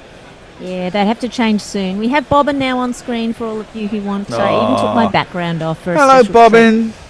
There he is. Oh, he is so Bobbin. handsome. I should got Duke to say hello. He was walking all over my laptop earlier, and then knocked a big salt shaker over. Yeah. Smacked it on the floor. Cats are slightly different, though, aren't they, to dogs? They don't give a Not shit. Not quite as well behaved. Yeah, no. They don't Certainly do. not Duke, is it? They certainly don't do what you want them to do. Who's the dude with the glasses on who looked a bit like maybe a Clooney, but it's not. Worked off the hip by Jadeja down towards deep backward square leg, and there is a single. I think it's time for change of Come bowling. Batman, your turn. People are paying money to see you, Batman. Come on, Batman. Where are you, Here Batman? he There he comes. Here comes. he comes. He's harder Dial to the see. bat It phone. is harder to see because he's. Because I'm wearing black as well. But Yeah. here he is. Hi, Batman. I wonder what they think of people on screens. Big heads in front of them. Reddy is facing up. Stokes. On his way to the top score for India. Well, possibly. Today just got a lead on him though, and they've still got to beat KL Rahul. If these two do get, one of them gets top score and the other one nearly gets top score, it's going to be a close game. That one is driven at cut under well, toe end nearly. It bobbles out to gully, and there is no run. I think all of Cat's neighbours should name their pets after Batman villains. Yeah. So you could go, Batman's just out in the garden chasing the Riddler. Yeah. Yes, It's the Joker next door, who is literally the Joker next door. There's the penguin at the bottom of my garden. Batman, off you go. Deploy. That's a brilliant idea. You have to suggest it. Here comes Stokes. Oh. Bowling at Reddy. Oh, that comes in, nips in a little bit. It's well defended though. Good forward press from Reddy. Defends Jeez, it. Stokes is bowling so well. I Stokes know. and Archer, they're looking incredibly dangerous. Well, you get to that point, don't you, where they're probably due a change. Yep. And should be. But adrenaline and the fact that you're on top and you've got 3 wickets to take, I think you'd have to drag the ball out of Stokes' hand, wouldn't you? And he's the would. captain, so it's up to him anyway. Yeah. Well, exactly. There is that. But also, you know, you do have other bowlers, and a change is as good as a rest, etc., etc. I thought that one is played by Reddy. Can't beat the man at gully, and there's no one. I actually thought Wokes bowled really well yesterday. For the first time in the series, I thought this is a little bit made for him. There's enough in the pitch for him to do stuff, and he was bowling pretty straight, which I think is what you need to do. You need to be bowling stump to stump, letting the pitch do whatever it's going to do, whether it's up and down or a little bit of jack, because the old one's jacking back quite a long way, and that's what you need to do. And even though he's only 81, 82 miles an hour, it's good enough. Anyway, Stokes, last ball of this over. They'll probably will get one more in after this, and it'll be due a change. That one's straight and defended. Hang on, we started late. And there's no And run. it's not even. Oh, maybe one more over after this. Yes. Yeah. Okay. Fair Yeah. enough. Yeah, that's what I said. All right, All Tony. right. Sorry, Don't I'm getting a bit. don't you all getting precious? Is this news to you, Bear? No. Does it come as a surprise? Jay Grover, I can't think of anything less intimidating than getting Red the Riot Act by Jeff Lemon. Love the Yes, man. yes, yeah, there is that. But I wouldn't fancy him in Yep. a square go. Perfect height for a punch ball. And Andy Lally goes, just wow. I assume he's talking about the delicate, tense nature of the absolute gripping nature of the cricket, and not us. But you never know. The problem with Jeff Lemon is that he wasn't angry; he was just disappointed. Yes. Just Oh, you never disappointed, want and that. that's devastating. That's you know? what. If you've heard that from your mum or dad, that was the absolute killer. You could stand them being angry. I mean, I mean, when I was doing the 2019 World Cup, Jeff and Adam were there as a team doing Guardian stuff and doing some of their other stuff, and they were both commentating for different people. I find it so hard to believe that those two do things together. Jeff is just, well, I mean, he may not be a stoner, but he should be, because he's that chilled. That one is Jadeja goes back and just defends it square on the offside, and there is no run. And Adam Just goes to show that opposites attract Yeah. and do well together. Adam is so uptight and gets really about everything. Yeah, and Jeff's just like, oh, well, you know. He's high energy and hard work, whereas Jeff I could just listen to for hours. He's just got one of those voices and deep knowledge that you can just soak in as he talks cricket at you. I'm a big admirer. Yeah, I love Jeff's commentary. And didn't he Fantastic. also I mean, write that Adam's great commentary is great too, but a lot more commercial. So you know, yeah, it is what it is. Bit overly intense, possibly. Oh no, I think Adam is a great commentator. That's just beating the outside edge Jadeja. And there was Wasn't it Jeff who wrote the book about the sandpaper, where the book cover actually had a bit of sandpaper on the front cover? Have I got that right, Kat? I can't remember the name of the book. I'm not sure. That sounds like Jeff. I mean, it could be right. He definitely wrote a book about that series, but I'm not sure. Maybe the copy that someone gave you, Tony, they've stuck a bit of sandpaper on it. No. It genuinely had the hardback version of the book had literally a abrasive bit in the that cover feels binding. a little obvious for Jeff. He's more of a metaphor guy. Yeah, that's true, but maybe the publisher made him do it. That one's left that's alone right. outside the off stump, and there's no one. You know what publishers are like. This would be a good gimmick. Yep. Yeah. Steve Smith's Men was the book, and it absolutely did. Yeah, that was Jeff's. Yeah. And it's a great book, by the way. It's I mean, it gets right inside the. Because they were there, weren't they? They were covering that Mm-hmm. series, yeah. Yeah. Yeah, great memories of that weird series, that crazy series. And the horror we felt when we were watching, in fact, commentating in the middle of that sandpaper gate. Well, Archer's coming into bowl, but my picture stopped. Something happened. There was no run, and there was no wicket. Down into the offside, no run. It was horrifying. We were commentating on that, and not maybe even in that very. I don't know if I was calling, but maybe I was when we actually saw the dude take the sandpaper out of his pocket. It's like, oh my god! Like, we knew it was a disaster. The moment we saw it, we thought, shit, this is like the biggest news ever, and we could see it happening in real time. And it was the middle of the night. No one else had seen it at that point, but the cameraman had, and it was incredible to commentate. Archer around the wicket, defended by Jadeja, thinks about a run, but it's not there. Yeah, I mean, that was the impression over there. I mean, my impression of it is it was plenty of people have cheated in cricket, especially with tampering balls, and the ACB just went totally overboard. I mean, wasn't it? Faf got caught only about 10 months earlier, didn't they? Just gave him a slap on the wrist in South Africa. Yeah, and was that the Mint? No, incident? Mint. I don't know. Mintz was definitely an Englishman, wasn't it? Well, you can go back to what's his name, Atherton, and gravel in his pocket. Yeah, well, exactly. I mean, there was a bit of a kerfuffle in the press for a couple of days, and that was it. That was worked into the leg side, straight to mid wicket. It was a very quick single, but Wokes didn't pick the ball up cleanly at mid wicket.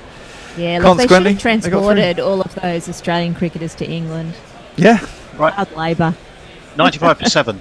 Jay Grover says Bobbin, mint, in big letters. Jay Grover says Batman, also mint, in big letters. And then he goes, at Tony Bishop, in sort of bright orange. I refused to super chat, but that made me spit my tea. I don't actually know which bit that was. Presumably you're looking for women. Right. It might have been either that or the cat's neighbours all being named after Batman villains. Yes, maybe. Indeed. Eric J. Tony, you need to adjust your camera. It looks like we can only see the top of your nose and your forehead. Oh. We need to see the Well, it's time for a change anyway, Tone. You're off. Yeah. Yeah, Okay. maybe Am I too late. done? You can go You're right done. there, You're back in half an hour. Eric J. then, thanks, Messers, is your next man, starting with some of the unusual. Okay, usual thank suspects. you very much. And we're on a drinks break, so we'll have time to do some of that. I did have a message. I wonder whether, from an English point of view, this might be the equivalent partnership to Lyon and Cummins at Edgbaston, which was painful memory for you. Well, exactly. There is that.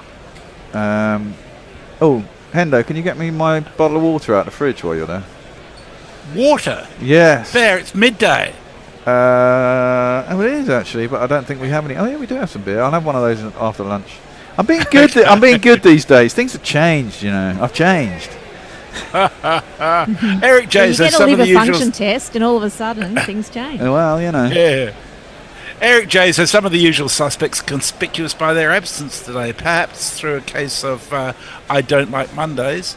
Mog says, I perhaps won't share my opinion on Jeff Levin after all this fulsome praise. No, it's me. Oh, you hate everybody. No, though, you Mog, can say remember. what you like. We don't care. No one's listening. With the Mondays, though, I mean, some people are at work. Some people are literally at work here on a Monday. I'm afraid they can't watch the cricket. Appalling, isn't it? It makes you realise how lucky we are. Jay says, Indeed. the bear is still the only gorilla who can tell me off. Proper dad disappointed vibe. And he also says all of Jeff's books are mint, only got them in paperback. Yes, he followed up with The Comeback Summer, which is also very good. Stephen Kelk says, escape the clutches of the church for a few minutes. Make the best of it, Stephen.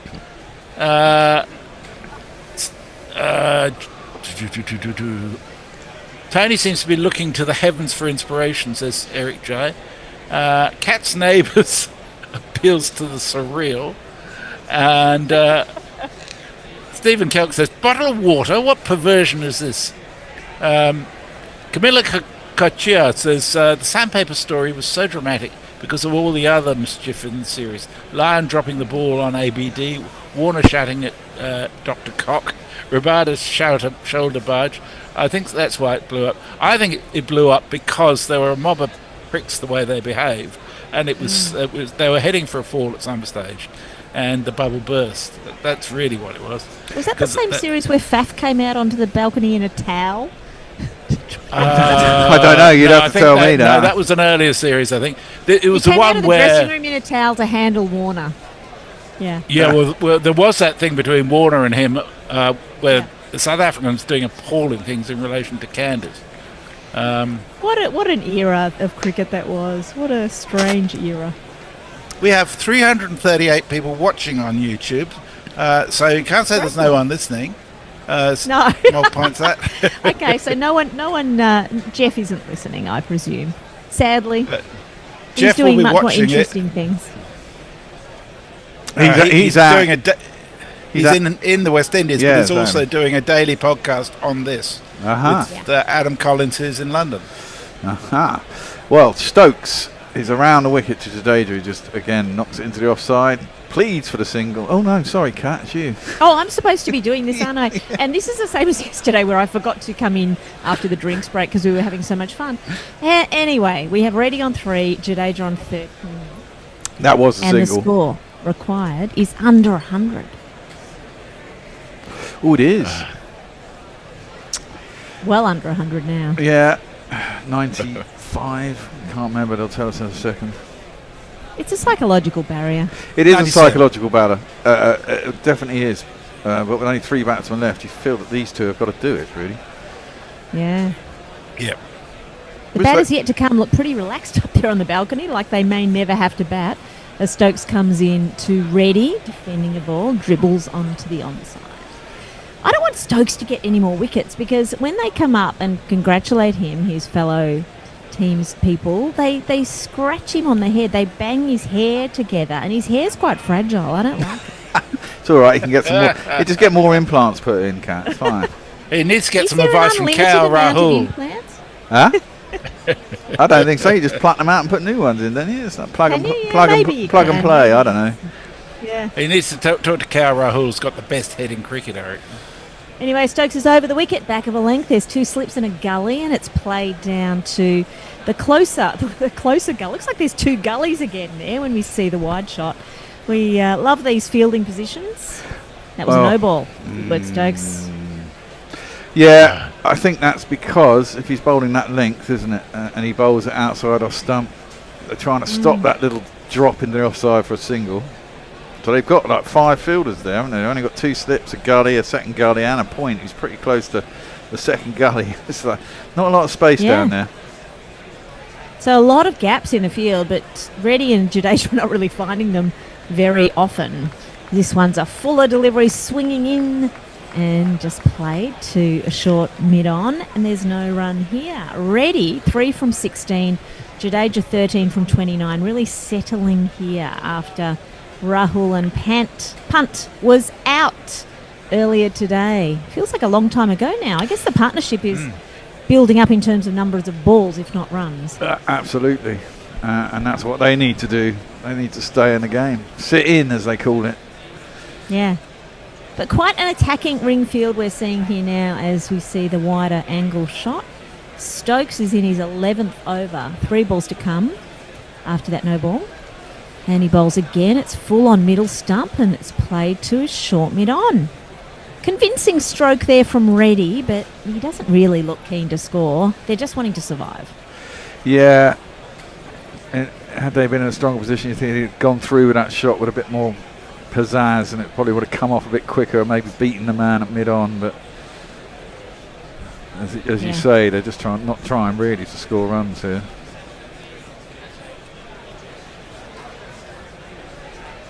So Reddy facing up to Stokes. Stokes' figures 2 for 29. India 97 for 7. Forward defensive stroke. Hitting Reddy on the pad, but he also got some bat on it, so nothing to see here really. And Stokes allegedly bowling at 140 kilometres an hour. That feels fast to me. I don't know if he's going that fast, is it? I don't know whether I ever trust a speed gun. I mean, when you're at the ground, you can see who's quick and who's not.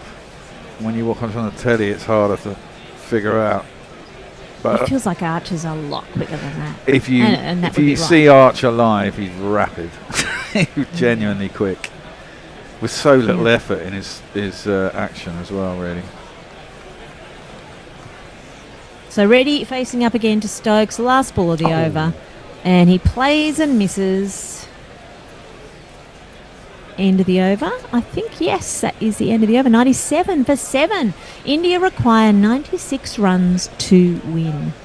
So they're halfway there. Stephen Kelk says, someone mentioned yesterday that listening to guerrilla cricket cures male pattern baldness. So Stokes has an alternative to hair implants, it seems. David Durrell, top marks for consistency, says, I still think we're doomed. Jay Grover says, Mark Wood said on TMS, don't ruffle Stokes' hair. It's worth 50 quid a strand. Yeah, good point. Well, we do have that change in bowling. It's going to be the new man to bowl for England will be this guy. Stick your hopes of victory up to broadcast. Your hopes and dreams are flying at half-mast. When the bribing comes a-calling, all your players will be falling. Stick it all right up your bribing horse.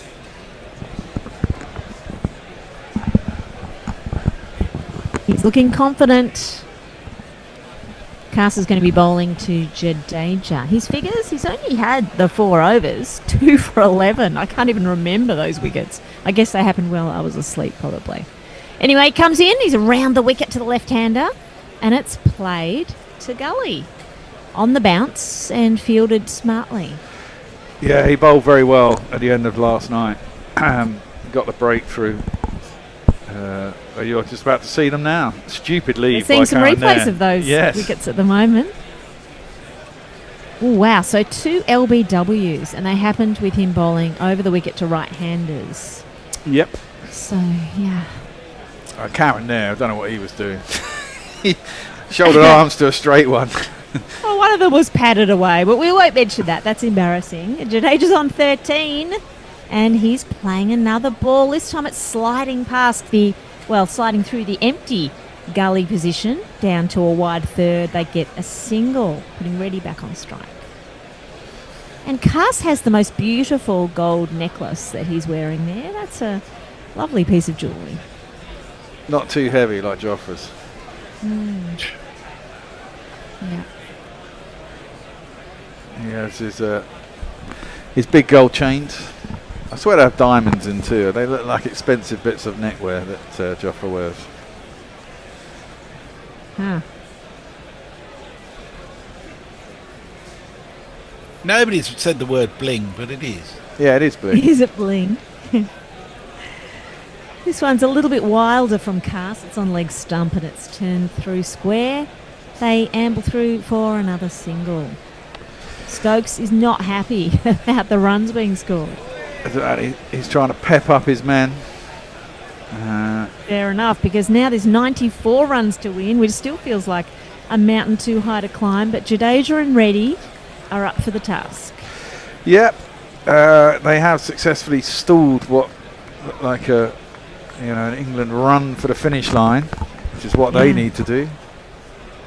England will still feel ahead of the game, but they've got to keep their heads in it and make sure they finish it off. This is the partnership they need to break. So Jadeja facing up to cast around the wicket, and it's fallen. It's almost edged to slip. Just soft hands has saved Jadeja there. It bounced well in front of slip actually, but he could have easily edged it. So a chance, and The team is up and about now. Stokes is very happy with that. He's taking credit for that almost edge to slips. In fact, you've got to say that was pretty well played by Jadeja. Yeah. He just kind of dropped his hands at the last minute. It came off the gloves. He was able to punch it down because he was beaten. I think Stokes has been geeing up the crowd as well to try and get them And his next ball's just played into the off defensively. I think the crowd is massive. We're seeing here, I think it's a sold-out day 5, isn't it? It is a sold-out day 5, yeah. I'm not sure they'll all be in yet, but they need to get in there quickly.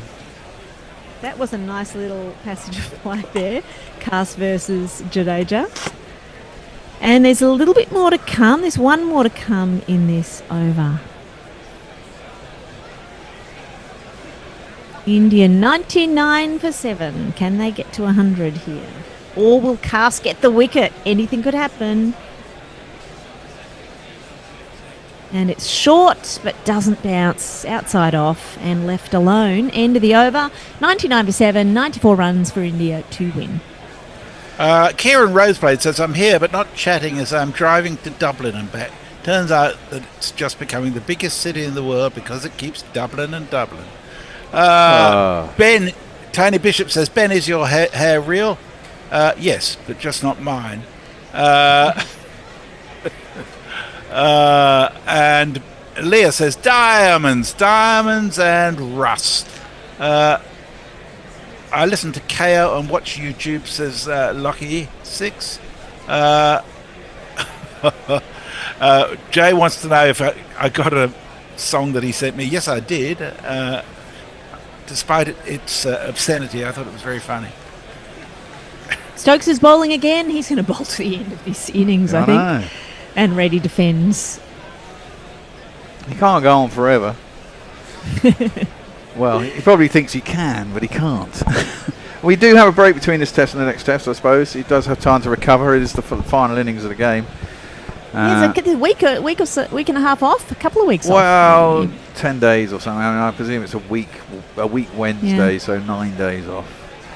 Or a week Thursday, one or the other. So exciting that we've got so much more test cricket yet to come. I know.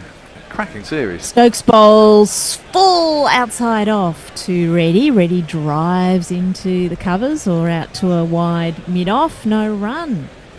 The shades of the 2005 Ashes, in a way, isn't it? Yeah, I mean, it's just a really cracking series. I mean, I kind of hoped it would be, but what annoys me is England. Everyone's quite good at playing in England, right? When Australia come here, they're quite good at playing in England, especially in England. But whenever and India do reasonably well when they come here. Well, I suppose they did last time as well. But whenever we go away, we get absolutely fucking hammered every time. It's really irritating. There's a lesson in there somewhere. There is. This time Reddy plays a ball from Stokes. He jams it into his foot. I think it's back before pad. And Stokes is striding back to the top of his mark already. Although, actually, I suppose the last series that England, I mean, in Australia, we haven't won a test since 2010, I don't think. But in India, we won a couple of tests, and I think the last series, actually, we could have won another 2 tests. We were in a position to win it. We just didn't have the spinning capability with Hartley and Bashir. But we were. I reckon England's going to win a few tests in Australia this tour. I think we might do this time.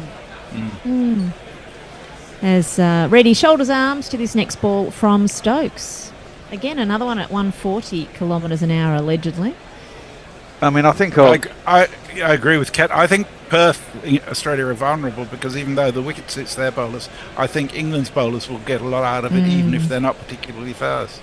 Yeah, I also think our batting has looked more consistent in the top 7 than it has for quite a few years. Yeah. Australia hasn't got an opener. No. And only half a number 3. Well, exactly. You're in a bit of trouble at the moment. So I do think it will even it out a little bit. Next one, short, angled in at the body. Reddy defends. He's remaining on 4 from 25, showing no intention to score here. No need to score. All he has to do is survive. And get 99 runs, but Yeah, well, 94 runs. Sorry, 94 runs. they'll come if they're there. Got plenty of time today to score those runs. I mean, we're not going to get to 4:30 this afternoon still requiring 30 or 40 runs, I don't think. I wouldn't have thought It'd be so. funny if we did, though. Wow, that would be some really slow going. It'd be hilarious. We've seen a few shots of the balcony. When we see the Indian balcony, it's Siraj looking very relaxed and Bumrah looking nervous. Reddy faces up to a foolish delivery. This one, he's angling backward a square. The wide final, the backward square, comes in. They get a single this time. So Reddy will keep the strike. He moves to 5. India get 100. Get to the 100 for the loss of 7 wickets. Mr. P says, "Hola, back from a no internet zone to see that this match was a blinder. Bugger, wish I had been able to watch and listen rather than get angry at the TMS Muppets." Well, Mr. Vaughan, anyway. We know what that's like. Can I just congratulate the Netherlands men's team on reaching the T20 World Cup in 2026, says Stephen Kell. Behold the mighty orange hammer. Oh, good work. Joining the Italians, is it? Brilliant. Fantastic work from the Netherlands. Steve K says, "Keep going, England. Let's janglize the goose." I've got no idea what that means. No. And Leah says, "Bullshit, Bear. The last time England won a match in Australia was in 2011. Oh, okay. It was close. Cass is bowling to Reddy. Reddy pushes the ball to Gully. No run. So we're going to see, we're getting more action when Jadeja's on strike, but Reddy does look pretty solid in defence now. Been a while since he missed. That must have been the Sydney test then, because that would have been in the new year at the end of that series. Yeah, probably was actually. Probably was. We won that 3-1 in the end, didn't we? Can't remember the 2010-11 Ashes. I've got a feeling it was 3-0. No memory of it. Someone will tell us online. We have 2 slips. As Cass comes in, he bowls full to Reddy and he angles the ball out into the covers. Stokes gives it a round of applause because it has no run coming from it. If you didn't get this news before, Siraj has been fined and he's got a demerit point or something for that ducket wicket celebration. I think we were speculating yesterday it would deserve a fine, and he's had a fine. I'm not down with that, man. I like a bit of that. No one takes it that seriously. You do it on the field and you shake hands afterwards. It's a heat of the moment. Man, that's a bit... 15% of his match I heard a fee. bollocks from over there. Yeah, you were right, Bear. It was 3-1. England won the last test by an innings and 83 runs. Another ball back of a length to Reddy and defended. Dan's just said they won all 3 tests by an innings. Yeah, we did. Yes. We just about escaped. Well, we escaped in that first test, didn't we? I mean, fuck me, that was when we even had the Alistair Cook jingle that Member Venn did 294 or whatever it was he got batting for 2 days. Yeah, that's right. With Trot. House is pretty quick with his follow through here. He's back to the top of his mark. This one full outside off, driven into the offside, and they get another single. It looks like the fine for Siraj was partly because of the body contact. So apparently he actually made contact with Duckett. So yeah, they brushed shoulders. But I think that was as much. Yell at them from further off. Wow, I think it was as much Duckett giving it a bit of a fuck off with Yeah, his shoulder as it was Siraj. I think a lot of people find it ridiculous, including Stuart Broad, who sent something out on. Is that Twitter or Blue Sky? That Stuart? No, it is. It's X. Yeah. We're no longer on X, are we? No. Well, we got presents, but we never go there. We pass ball short to Jadeja, outside off stump, bounces a mile in the air, but is easily contained by the keeper, and there's no run. Go on. What was that about? We do use it to send notifications of when we're on air, but that's the only thing we use it for. Yeah, and are you checking Blue Sky on the socials? Yeah, we're not getting much back on there. YouTube is it's our preferred mainly medium. YouTube. Yeah. Yes. Yeah. Well, that's where people are watching, right? Yeah, exactly. And you can just listen to it. You don't have to actually watch it, do you? It's just got an audio feed if you want it in the background. It's good if you do listen to it in the background because it gives us the advertising revenue. Exactly. Yes. Jade Gillette's one alone outside the off stump. That was the last delivery from Cars for his over, that is. Not necessarily his spell. And the score is creeping up, but not fast. It's 101.47. Mog says, fun fact, I've already begun pre-production on the Italian jingles. That's well ahead of the schedule. Whoa. Mog. Stephen Kelk says, any chance of any Italo disco themed jingles? And Jay says, Mog, aren't they all just Australian ones? Yes, exactly. That's what I was going to say. And Mr. P says, has Bear been sick on his... for the regular commentators, Mog? We need some jingles for Tony and for Messrs. You need to get going with some jingles for the commentators. That would be fun. It's not about us, though. Why not? There are songs for us that Perko's written. Is that go on for hours. Good grief. Now Stokes is coming in again. He's having another over. This one's driven by Reddy into the offside. He faces and he soaks up another dot ball. He's 6 from 31. Proper test cricket from Reddy. I think best innings of the series. I think there's a need for change much than anything else. As the batsman's going to very much getting used to Stokes. Yeah, you know what I mean. Yeah. And they need to bring in some spin for Reddy. I'm sure he can't handle it. Bashir? I wouldn't bring Bashir on at this point. Concentrating with not my even team. though the ball looks a bit like a marshmallow at this point. Well, no. Stokes is bowling again. He's bowling so well. I can understand why he continues. This one is defended by Reddy. Reddy's batting well though. 32. He's going nowhere fast, but he's keeping the ball out, and that's going to frustrate England. Yeah, something about Stokes, when he gets in a rhythm, he just doesn't want to stop, does he? And when he bowls, once he stops, he seizes up, I think. Well, there's a bit of that, and he does bowl with good rhythm and good. He does bowl pacey. I mean, it's definitely at pace, and this is the 8th over for his spell. Anyway, he's coming in again, and he's bowling over the wicket to Reddy, very tight, right on middle stump, and Reddy defends beautifully. That is the right line, though, as well. That's what I've been saying. You've got to just bowl length on the stumps. It's not easy to get away. Yeah. Get the field right. There's not many singles. And you're hoping that one either decks a little bit, jumps a little bit, or there's the odd extravagant movement either way. And it's not happening every ball by any means, but there's enough in this pitch that if you just keep on that line and length, something will happen eventually that may offer an opportunity. And there's been a truckload of LBWs this innings so far, although they were earlier. This next one is played defensively to fourth slip or the first gully. And again, no run to Reddy. I wonder how many innings has been where there were 7 bowls in a row as there were in the England first innings.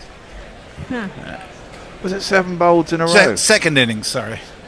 Yeah. I mean, England batted like fucking idiots yesterday at points. Yes. Harry Brook was so annoying.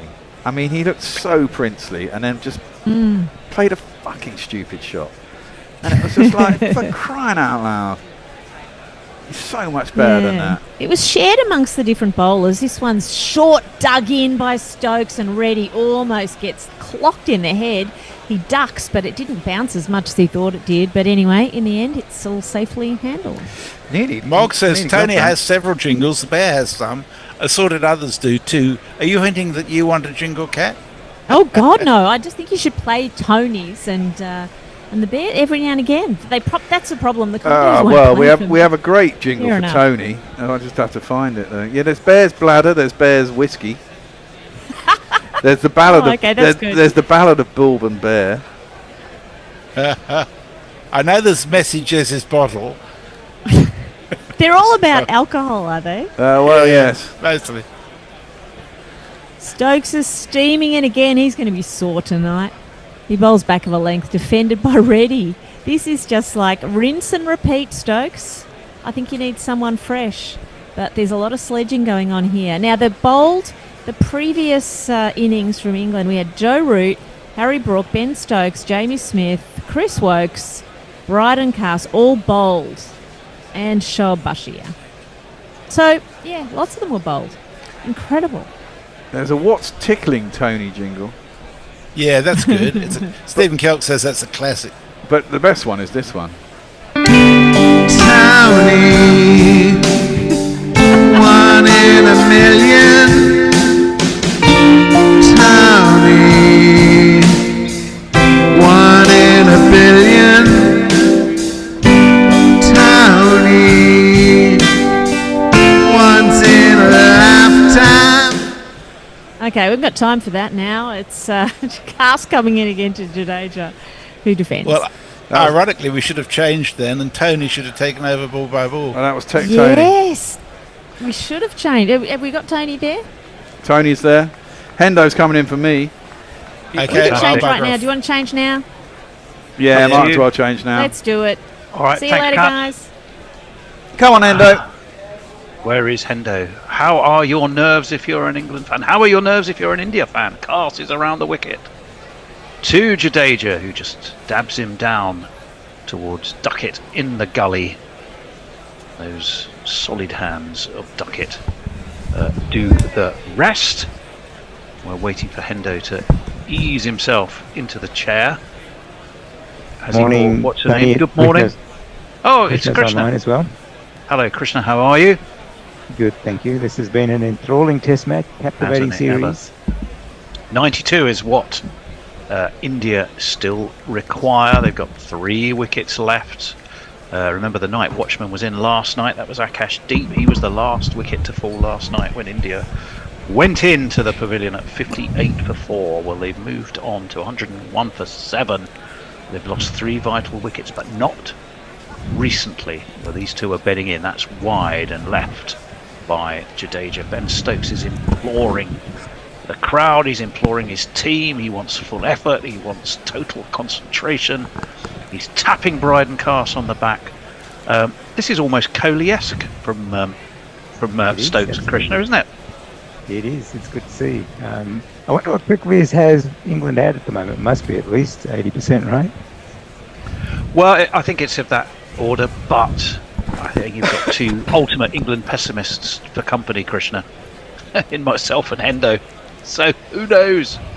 I wouldn't say it's done and dusted yet. 2 slips, Cass in, wide of the left-handed Jadeja's left stump, and he's happy enough to watch it through, and there is no run. Hendo, how are you? Are you sitting comfortably on Samantha? Samantha is providing emotional and physical support. Yeah, well, it's slow going. It's a real, I mean, you don't normally get attritional cricket on the 5th day quite as intense as this, do you? And those 3 wickets, it looked like it was all up for India, but they're still out there, and they know that this is probably Cass around the wicket. The partnership. Ooh, that nips back, goodness me. That almost clipped the top of off stump. Jadeja left it. It was a brave leave. There's good ones and bad ones, and that was a good one. Hendo, I'm probably just milliseconds ahead of what you're seeing. Well, you're more than really do much about milliseconds. that. You're about you're quite a way ahead of me. I'm the Martin Peters of commentary. I'm ahead of my time. You're certainly ahead of my time. Yeah, it's, I don't know, you just feel that this is the wicket, isn't it? This is the wicket, Yeah, this exactly. partnership. The closer this partnership gets them to the target, then They're building frustration for England. They're every ball that goes nowhere. That's clipped by Jadeja. He might get 4 down to backward point. No, he's not. It's fielded by a diving Crawley, and they'll come back for 2. Well done, Zach Crawley. He might have driven us to exasperation with the bat, but you can't fault the effort in the field there. Now there's a heated discussion. What's going on here? Suddenly we have Cass and Jadeja. Ben Stokes is stood between them. I think there was a word or two exchanged, and literally Ben Stokes has had to, as peacemaker, who never thought they'd see that, has had to come in and stand between the two of them and keep them apart. It's like a football match, Hendo. What's going on? Well, you know, both teams want to win desperately, and they know how crucial this period is. I've seen what happened. There was a collision there. That's what happened. Well, it was not just a collision. Cast actually, I think, tried to get out of the way. Jadeja runs into him. Cast does a very natural thing, which is to put his arms ever so slightly around Jadeja, but I don't think he tried to pull him back. He tried to just stop himself falling over. And then I think Jadeja saw that as obstruction and went after Cast and expressed a strong point of view. I don't think he did. Well, maybe later he did, but I don't think anyone was at fault there, to be honest. I mean, I just somebody said something. Well, they might have said something, but I mean, I think both of them have probably misinterpreted what went on. I mean, if you look at it with sort of objective eyes, you can see that both were kind of watching the ball and weren't looking at each other. I mean, but somebody's had a go at somebody as a result of it. 103 for 7. Hendo, social messages, I think, are in your camp. Are they? In India. Oh God, I'm doing jingles as well. Am I? Where am I up to? Someone like to say where we got to? This is why I have to pop in and do that. He was the last man. Have we been talking about Italian disco yet? Don't know. Start there. Just start there. Well, hang on. You were on just in the last. You must have heard the tweet. I can't remember what. I was focusing on the. No, I wasn't. I was off. I've just come back in. Stokes is in onto his toes. Goes Nitish Kumar. Ready defends into the offside. There is no run. Well, did we have a super chat from Mog? No. Okay. Here you go then. Super chat cash. Super chat cash. Super chat cash.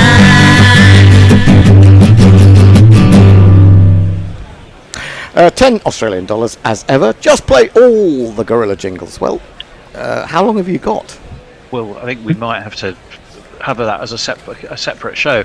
We're still seeing this now. I think, chaps, that were it not for we'll wait for Stokes, you can't get the ball out of his hand. That's defended by Nitish Kumar ready into the offside. Were it not for the various delays, the issues with Crawley, the back rubs, endless back rubs for the Indian captain. I've had a complete mental blank. I'm going mad. Shubman Gill. And all of the bad blood that came out of that, that might just have passed as one of those things, but it's really exploded into some quite unpleasant sort of things. You know, it sounds old-fashioned, but you don't want to see on the cricket field. Certainly not at Lord's. Goodness me. Anyway, in comes Stokes. Defended into the offside by Reddy. No run. Pressure cooker atmosphere. That's cliche, but that's how it feels like at the moment, isn't it? I personally, I may have shouted across the room when the Bear said he wasn't bothered by the Mohammad Siraj incident. Was that yesterday? I can't even remember when it was. Siraj. I mean, I think that was well over the top. I think there's been a bit of bad taste. I've never understood why a bowler needs to do that. The bowler has had the last word. He's got the wicket. I just think it's that to me is a very interesting tweet last night. I'll tell you about that if nothing too untoward happens with this delivery from Stokes. It's full, it's driven, it's beaten the diving cover, and it's going to be 4 runs. It was Uppish, Hope it was, who flung himself to his left. Frustration for England, delight for India. And I tried to play a jingle. Of course I can't do that from here. That's going to be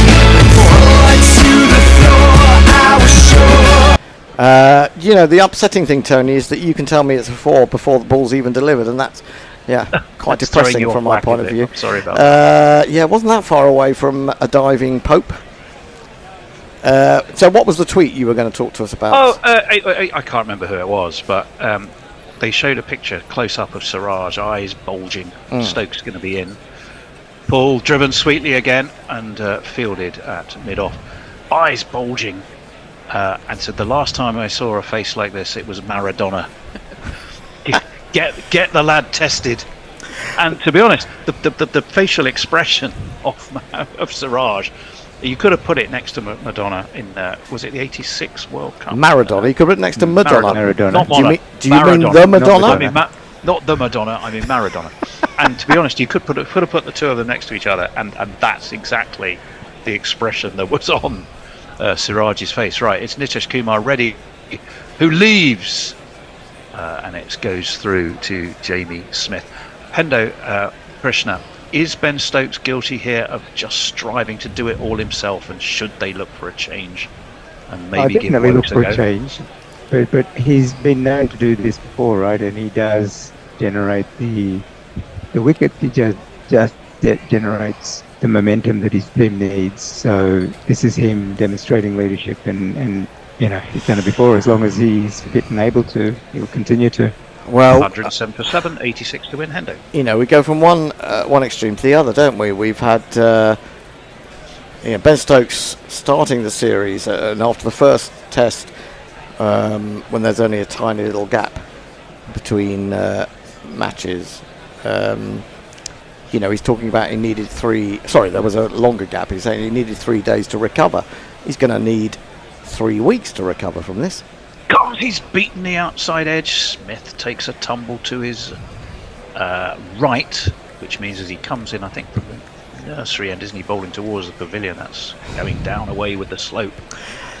No, there was no run. Feel free to jump in with some messages, Hendo, if they're there. I will say that was between bat and pad. Actually, it's gone on the inside edge. Oh, now a little bit of puff from the pitch there, but it didn't leap on the batsman, which can make it very difficult indeed. Very well taken by Smith, to his credit. 86 is what is needed now. 107 for 7. Remember, they started 58 for 4. One of those was the night watchman. That's an in-swinging Yorker, and probably a bit too full, and it swung past the leg stump of Jadeja, who had a little swish and misses it. Reflect for a moment on this series, which has been a batting-dominated series up until today, and on the other side of the world, there's been a bowler-dominated series, which has been just as captivating as this one. Very true. With a top score of 75 throughout the whole series. I mean, yes, I agree it's been batting-dominated. The challenge at Lord's has been the pitch has never really been that quick. So the run scoring has been slower than you'd normally expect, certainly when England are playing. So the runs have been hard-earned. That's sweetly driven, but driven straight towards cover.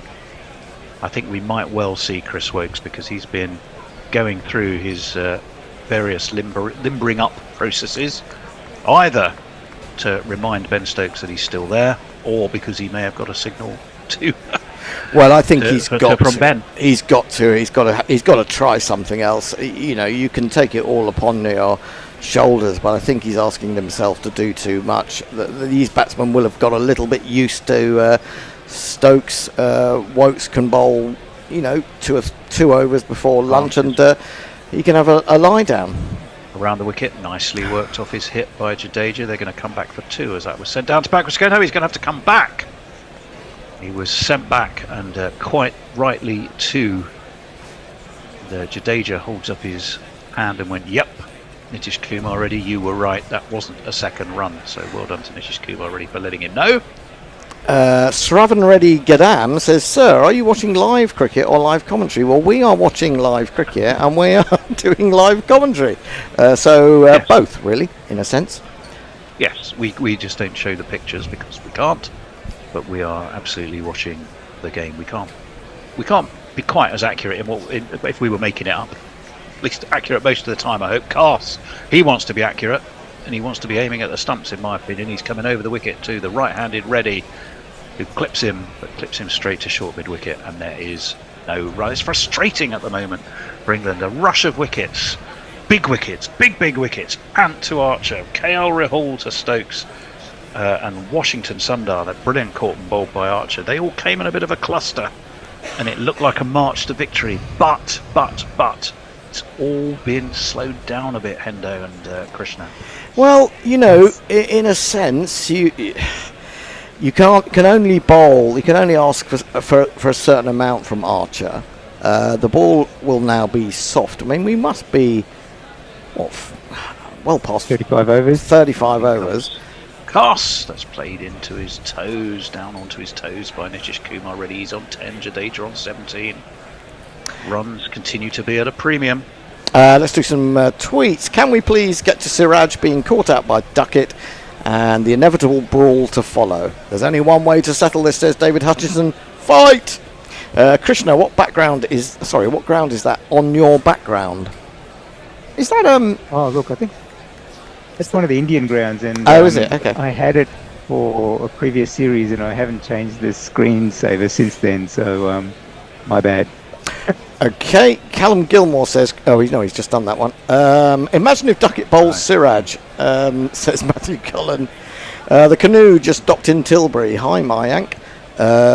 Chris Wokes is coming on. I assume Mog's pre-production of jingles involves some suave Barolo or something more appropriort. He's already doing Italian jingles. He's so excited by Italy having qualified. That is from Chris Qua. Mog, does Mog have some sort of Italian background, or is it just... I think he's just an associate cricket fan. I've got a soft spot for Italy, having after following them a little bit when Gareth Berg was the coach and going to watch them. So, I would hope they'd be quite operatic, really, wouldn't you? Wouldn't you expect a Mog in opera mode for Italy? Right, Chris Wokes is into the attack. He's around the wicket, and it's well defended by Jadeja into the offside. Again, no run. I'll jingle up the bowler. Wokes was fit, got out of bed, went and had himself a net, found this way that his heel had healed, passed the test, and he went into the team. Well, in fact, I think we should just ask, give Mog the complete work to Verdi, and say adapt these. As that one is defended back towards the bowler, no run. Sorry, Hendo. The confused aggression is peak late match cricket, says Leah.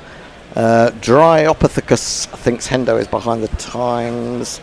Messi, Jez. I mean, I'm sorry, Messi, but you are as bad as an Indo in jumping on England. Carr started abusing Jadeja as he started the second run.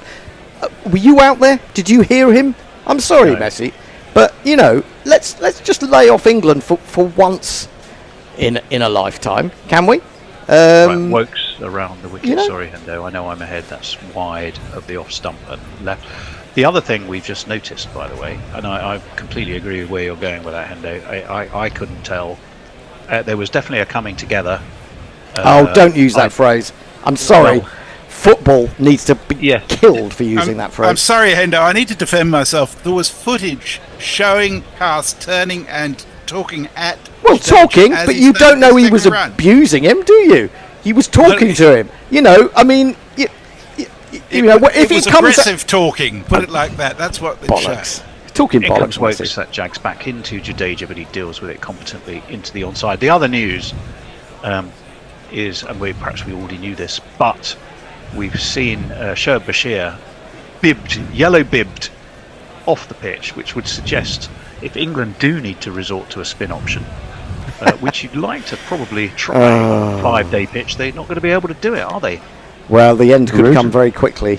That's the worry, isn't it, I think? Wokes, that's a good ball, and that's jabbed down on by Jadeja, pushed to Ollie Pope, who's in like a little whippet. Listen, so do we know if his say injury will keep him out at the next test? Highly likely was if they're not letting him, on a day when you were highly likely to need your frontline spinner, and he's not there, with a broken finger or cracked finger, I think it's unlikely he's going to be suddenly ready for Old Trafford. He's got 11 days. Oh no, not 11 days, but he's got a few days to recover. The other thing is, I'll break off.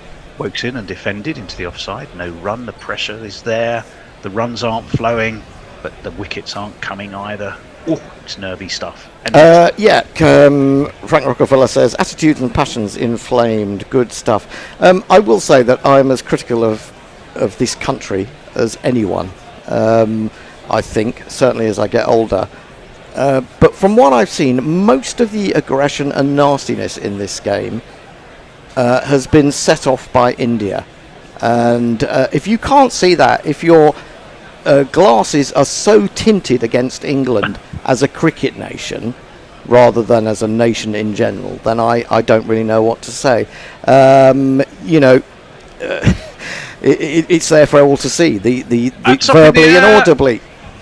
And just bounces short of Ollie Pope at backward point. It was loose cast threw it up outside of off stump, and the drive was a little bit on the loose side. Now, are they thinking about the fact that he may have caught that? We're going to have to look at this replay. Pass over the wicket. It's edged. Oh, it's miles short. What would they be questioning? I have no idea. Nitish Kumar ready. the positioning of the fielder. Slightly upish, but yeah, I think it was. Yes, I thought for one moment it was a much closer to him than it was. Casts his danders up. That's short. Nitish Kumar ready. He's seen the ball pretty well now. Gets on top of it. Steers it down to Ollie Pope again. No run. I saw Reddy score a wonderful century at the MCG during the summer here in Australia, and he is a good batter once he gets going. And he was batting with the tail in that inning to bat quite beautifully. Well, yeah, he's certainly a more than capable batsman, without a doubt. Remember, they've used their night watchman. He went last night. So, although it says 7. Yeah. This is the last pair that's going to get them to. This is the pair that makes the difference. England are desperate. Yeah. Cass is in. It's full. It's a Yorker. Crikey, that was well played. As if to emphasise your point, Krishna. He dealt with that in-swinging Yorker to the manner born, really. They are devilishly difficult to play, and he whipped the bat down in front of his toes while also trying to get his legs out of the way. Exemplary playing of a Yorker, really. Also, what to say about that ball? That was the ball that he got going so well last night. So if he can replicate that a few times, then it's going to take all of Reddy's skills to keep all of them out. Pass in again from the pavilion, and that's arrow cut. Call it what you like. I got a nasty feeling from. No, there is a man down there. It's Cook, who's on a substitute for Shoaib Bashir. It was absolutely the Vatican slice or the Harrow cut or whatever we're calling it this week. How close to the stumps did it go? Oh, crikey. A whisker, an absolute whisker. But it's got a couple more. Yeah, the other thing though is that there's been a few of those in this match from both sides. You know, I don't think anyone can look at either batting performance and say one team was luckier than the other. We had several of those. I think it's the slowness of the pitch from that end in particular, and when the ball gets a little bit softer. You're playing a little bit earlier, aren't you? Playing a bit too early. Yeah, absolutely right. I think the 100, by the way, for Nitish Kumar Reddy that Krishna was talking about, that was on his debut, wasn't it? Yeah. Perhaps you said that. I think so. Phenomenal. No, he'd played the first 2 tests in that series as well. In comes Cass. Speared in towards middle and leg. Guided by Reddy towards mid-on. There is no run. Got a big 88 so looking back as Nitish Kumar Reddy, a bit like Harry Brook. So looking forward to the next test, will England dare risk Archer for 2 in a row? Good question. I think it all depends on the result in this one. I think if they win it, they probably will rest him till the Oval, because there's no way they're going to be able to play him at Old Trafford and the Oval, because the tests are so close together. So I suspect. One's dabbed out towards mid wicket. They take a single. I suspect that if England win, they will rest him. If they lose, they may think we've got to get level. It's a no ball. Oh, crikey. Add 1 to the score just when you didn't want it. I was looking at where the ball went, and I was actually trying to also look up Nitish Kumar already. How much of a no ball was that? Enough. Well, if it's a no ball, it's enough. Yeah. There's daylight between the back of Cass's heel, a couple of inches, and the crease, and I suspect that might just be overreaching. He knows how important this breakthrough would be. England had India 8 down, and if it was one of these two, the last recognised pair, what's that worth before lunch? That's well defended. And Cass has gone. Gone full Durham colleague Mark Wood by taking a tumble. Yes. So great is the effort. It was defended into the onside. There was no run. It's 112 for 781. runs to win for India. Hendo. Mr. P, there's some disagreement on Twitter as well, or on YouTube. If the legend Messi says it, it's true, says Mr. P. Eric J says Hendo is spot on.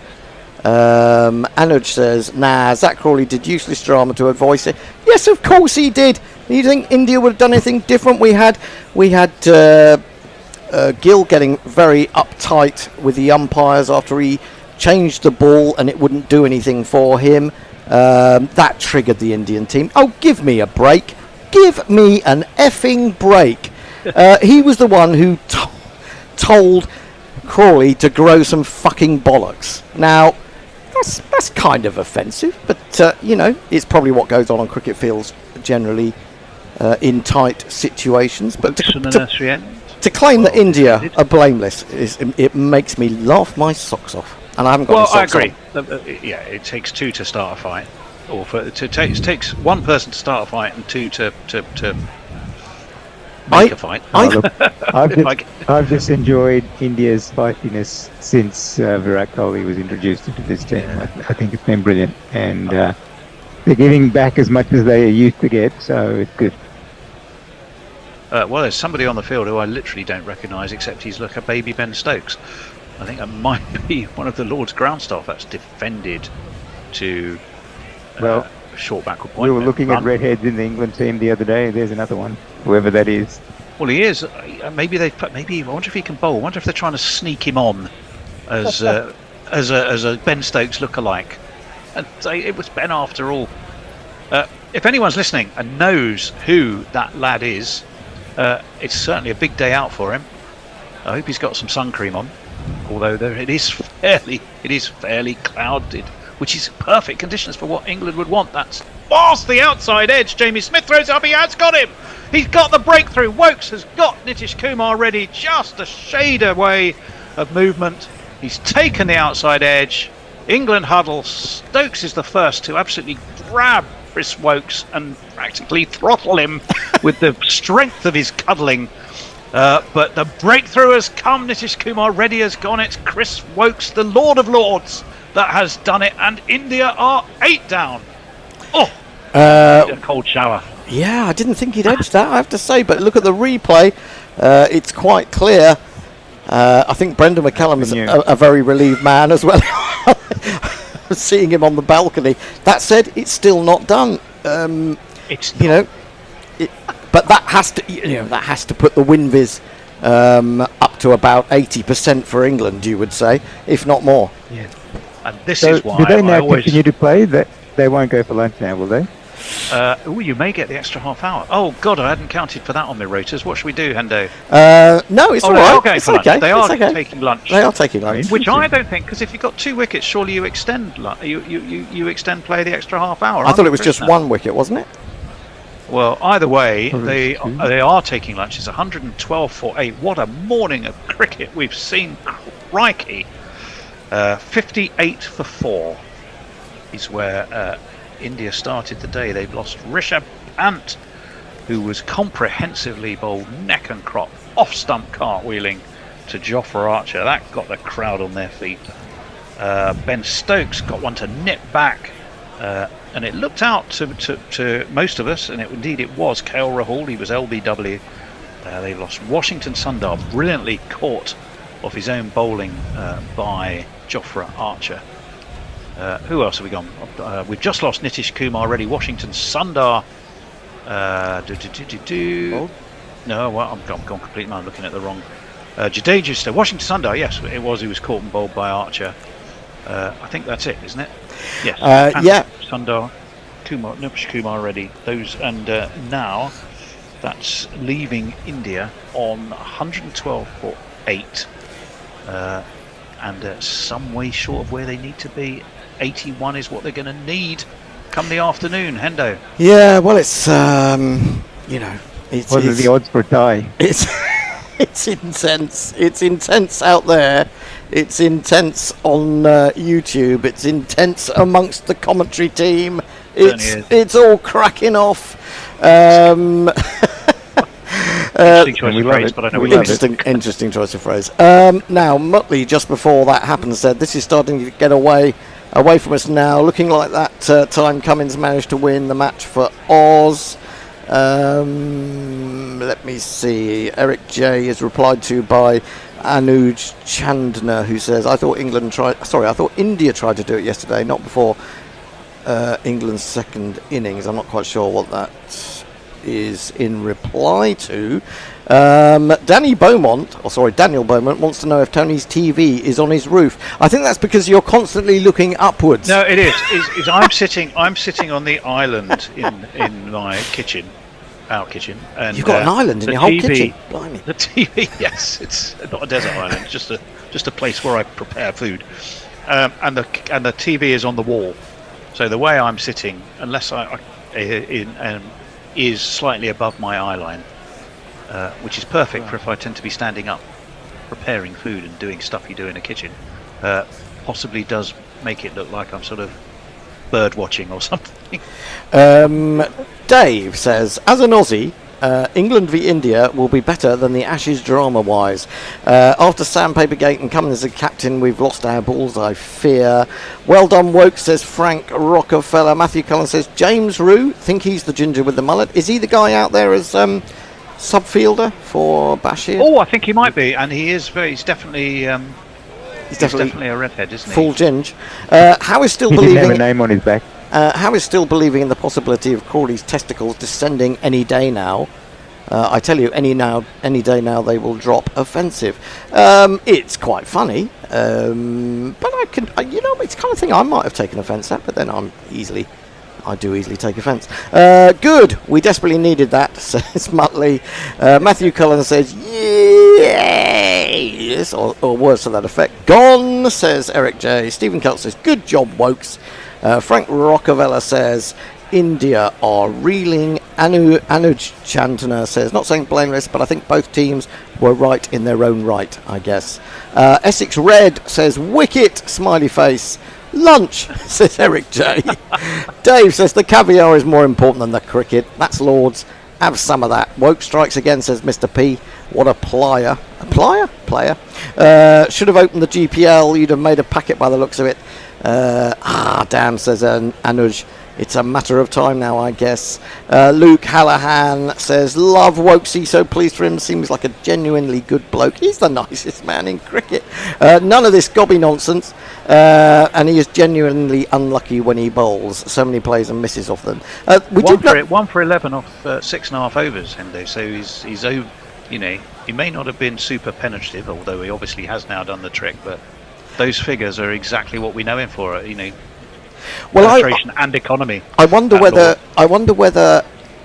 we talk about the drop catch, the return catch to Wokes last night, and we thought that could prove critical. That was when only one wicket was down.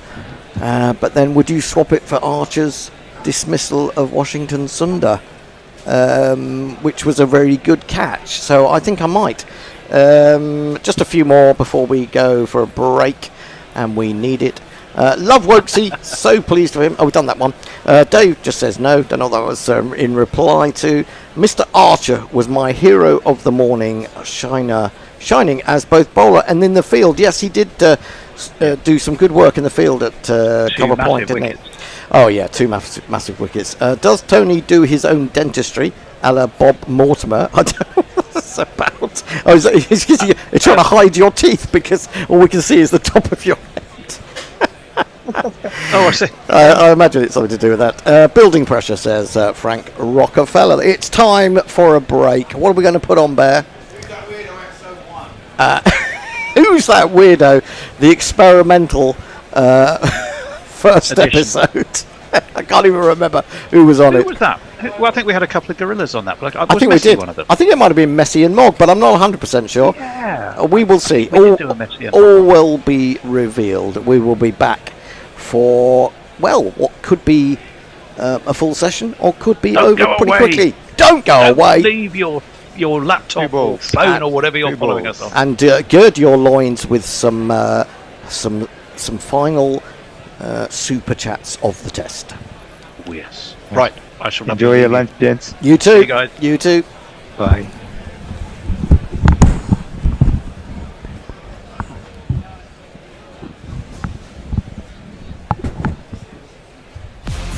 DreamWorks Animation. Showtime. The studio that brought you Puss in Boots. Wow! And Shrek. It's the bad guys! We had a pretty good run as bad guys. Now we need to find something better. This July. Welcome to this most beautifulous and credimonious occasion. The baddest comedy of the summer. Sorry, nerves.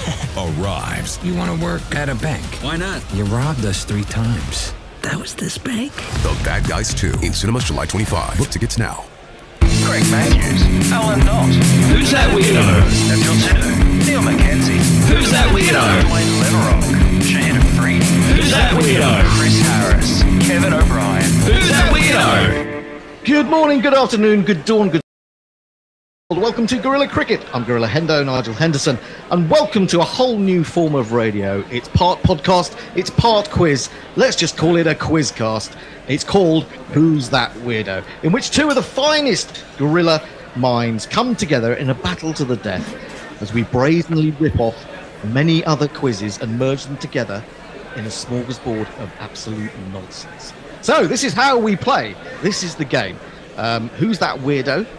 And what we have is a live cricketer, a dead cricketer, or someone who is not a cricketer at all. I will issue the name.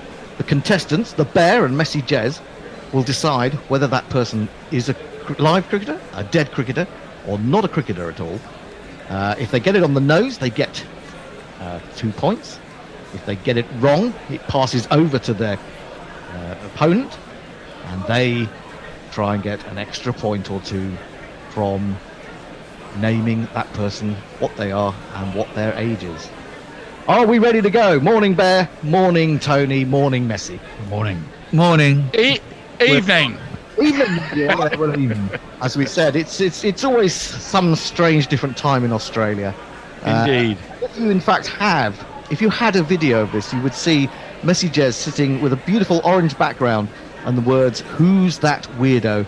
over the top of him, and he's also swallowing a bit of beer. Would you believe it? No, so Courtesy of Brian 001, I might add. Thank you, Brian. If you're not entirely clear, what I do is I give you a name. First, I'll start with the Bear. I'll give him a name. I'll say like David Gower. He has to decide whether he is a live cricketer or a dead cricketer, or not a cricketer at all. In which case, he says, "Who's that weirdo?" And if he gets it on the nose, he gets the points. Messy Jez will be his opponent, and Tony Bishop in the corner will be telling you lots of interesting details. In the naughty corner. I'm in the naughty corner. Lots of interesting details about the various people that you will probably never have heard of. So, are we ready to go? Are we going to have a toss? I don't know. Choose a number between 1 and 10, Bear. No, I'm going to get a coin. I'm going to do this He's properly. going to do it all right. Okay, so he's going to want... So I think I would take a point off him for that already. Right. Demanding a toss. Go on, Messi, you call. It's landing, and it is... I can't see it. I think it's a tail. It's a tail. It's a tail. What do you want to go first or second, Bear? No, I can't remember where we decided this would work when we did the run-through. So... I'm going to play. You're going to play? No, there's no play or passes. It's just alternate. Oh, right, okay. And then I have to find the original name. It's really difficult to do when you're trying to do about 4 different things at once. Anyway, never mind. Let's get underway, and you will understand before too long, possibly better than us, what is actually happening. The Bear is going to play, and the first name I'm going to offer up to the Bear is Amit Majumdar, Bangladesh. Is he a live cricketer, a dead cricketer, or not a cricketer at all? He could be a cricketer, obviously, because Bangladeshi names, but it doesn't ring a bell. And he sounds to me like an eco-type dude, saving them from drowning as the oceans run. I mean, think he may be at COP27. Could be, who knows? So I'm going to say... Are you going to say... Who's that weirdo? Yes, I am. Who's that weirdo?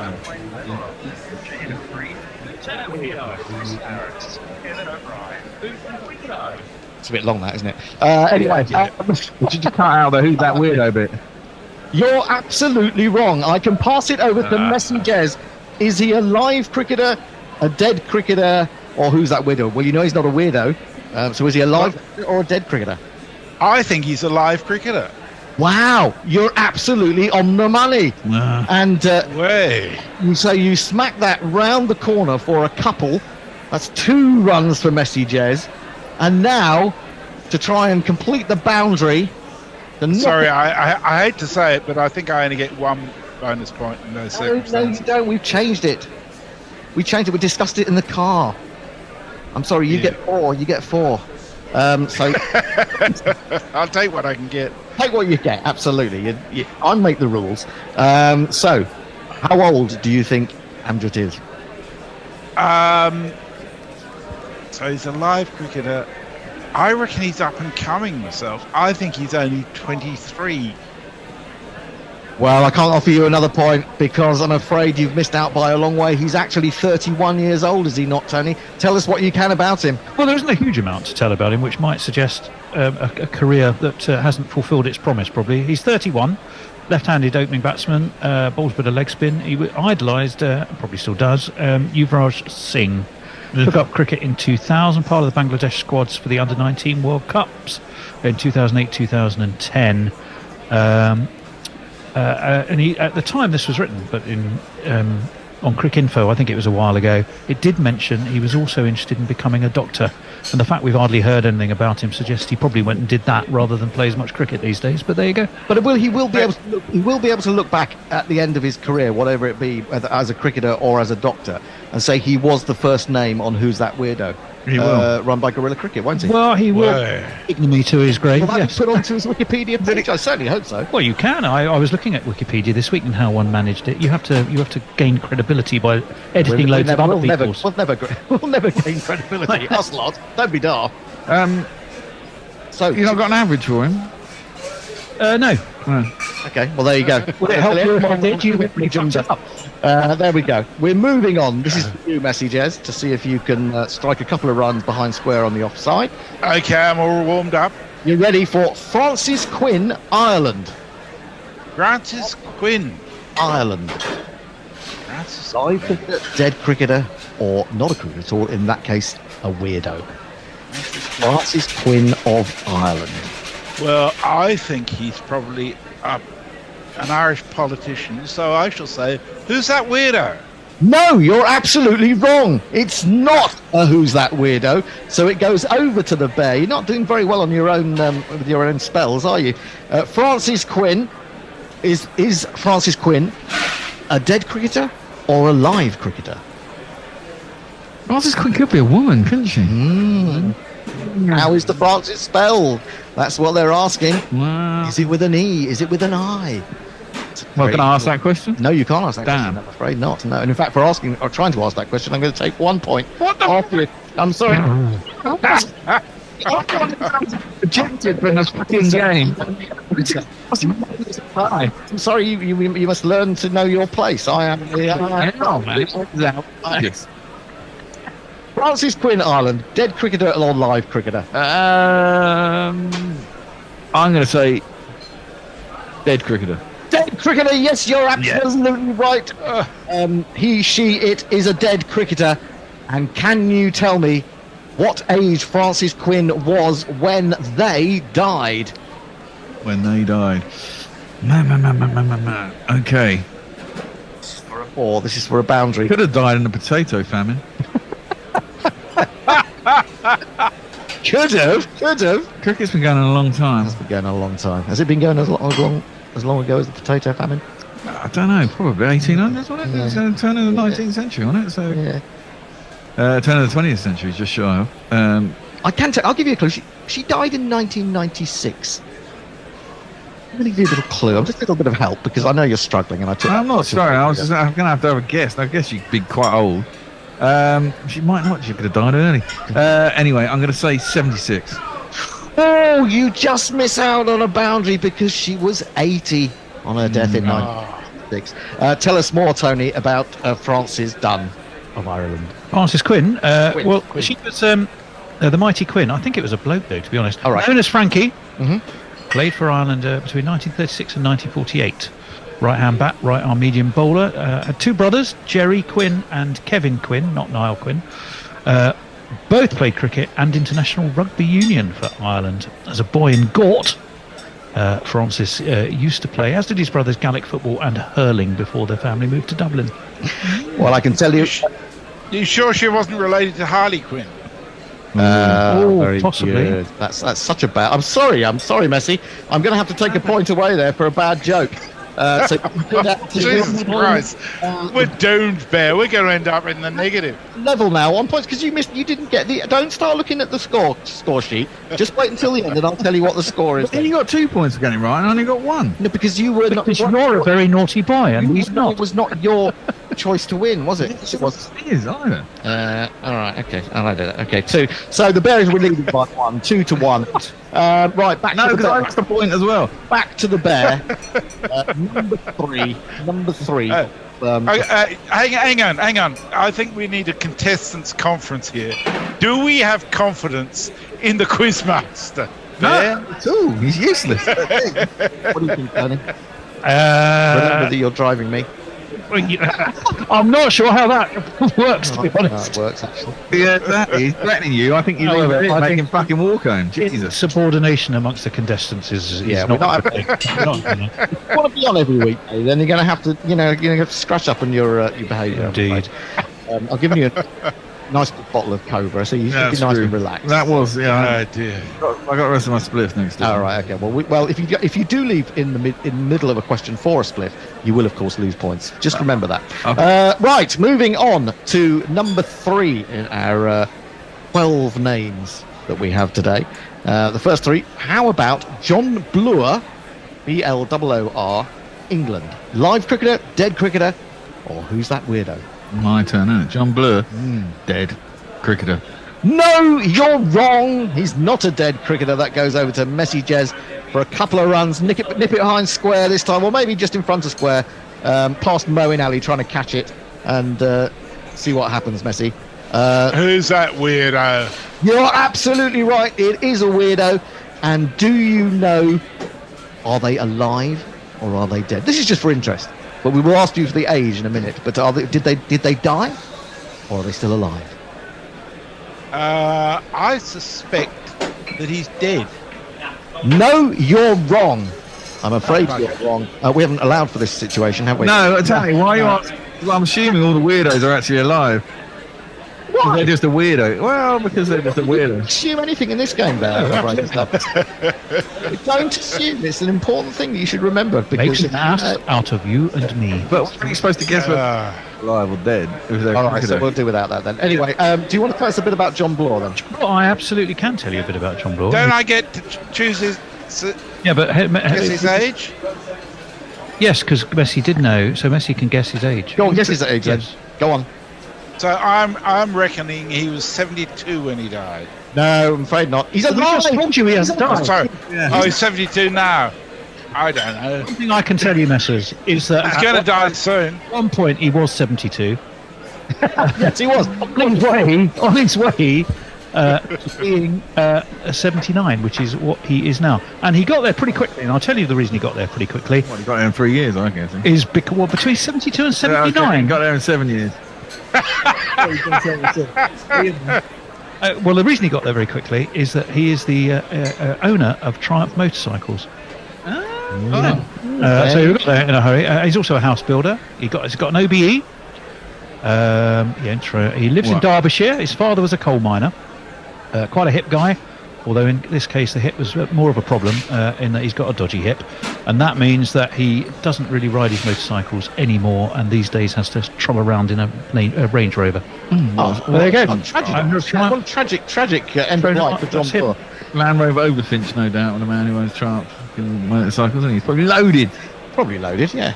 Do they still make Triumph motorcycles? Yeah. Do they? Yeah, they went out of business for quite a while, I think. And then they got rebought. Yeah. 20 years ago, 30 years ago. Okay.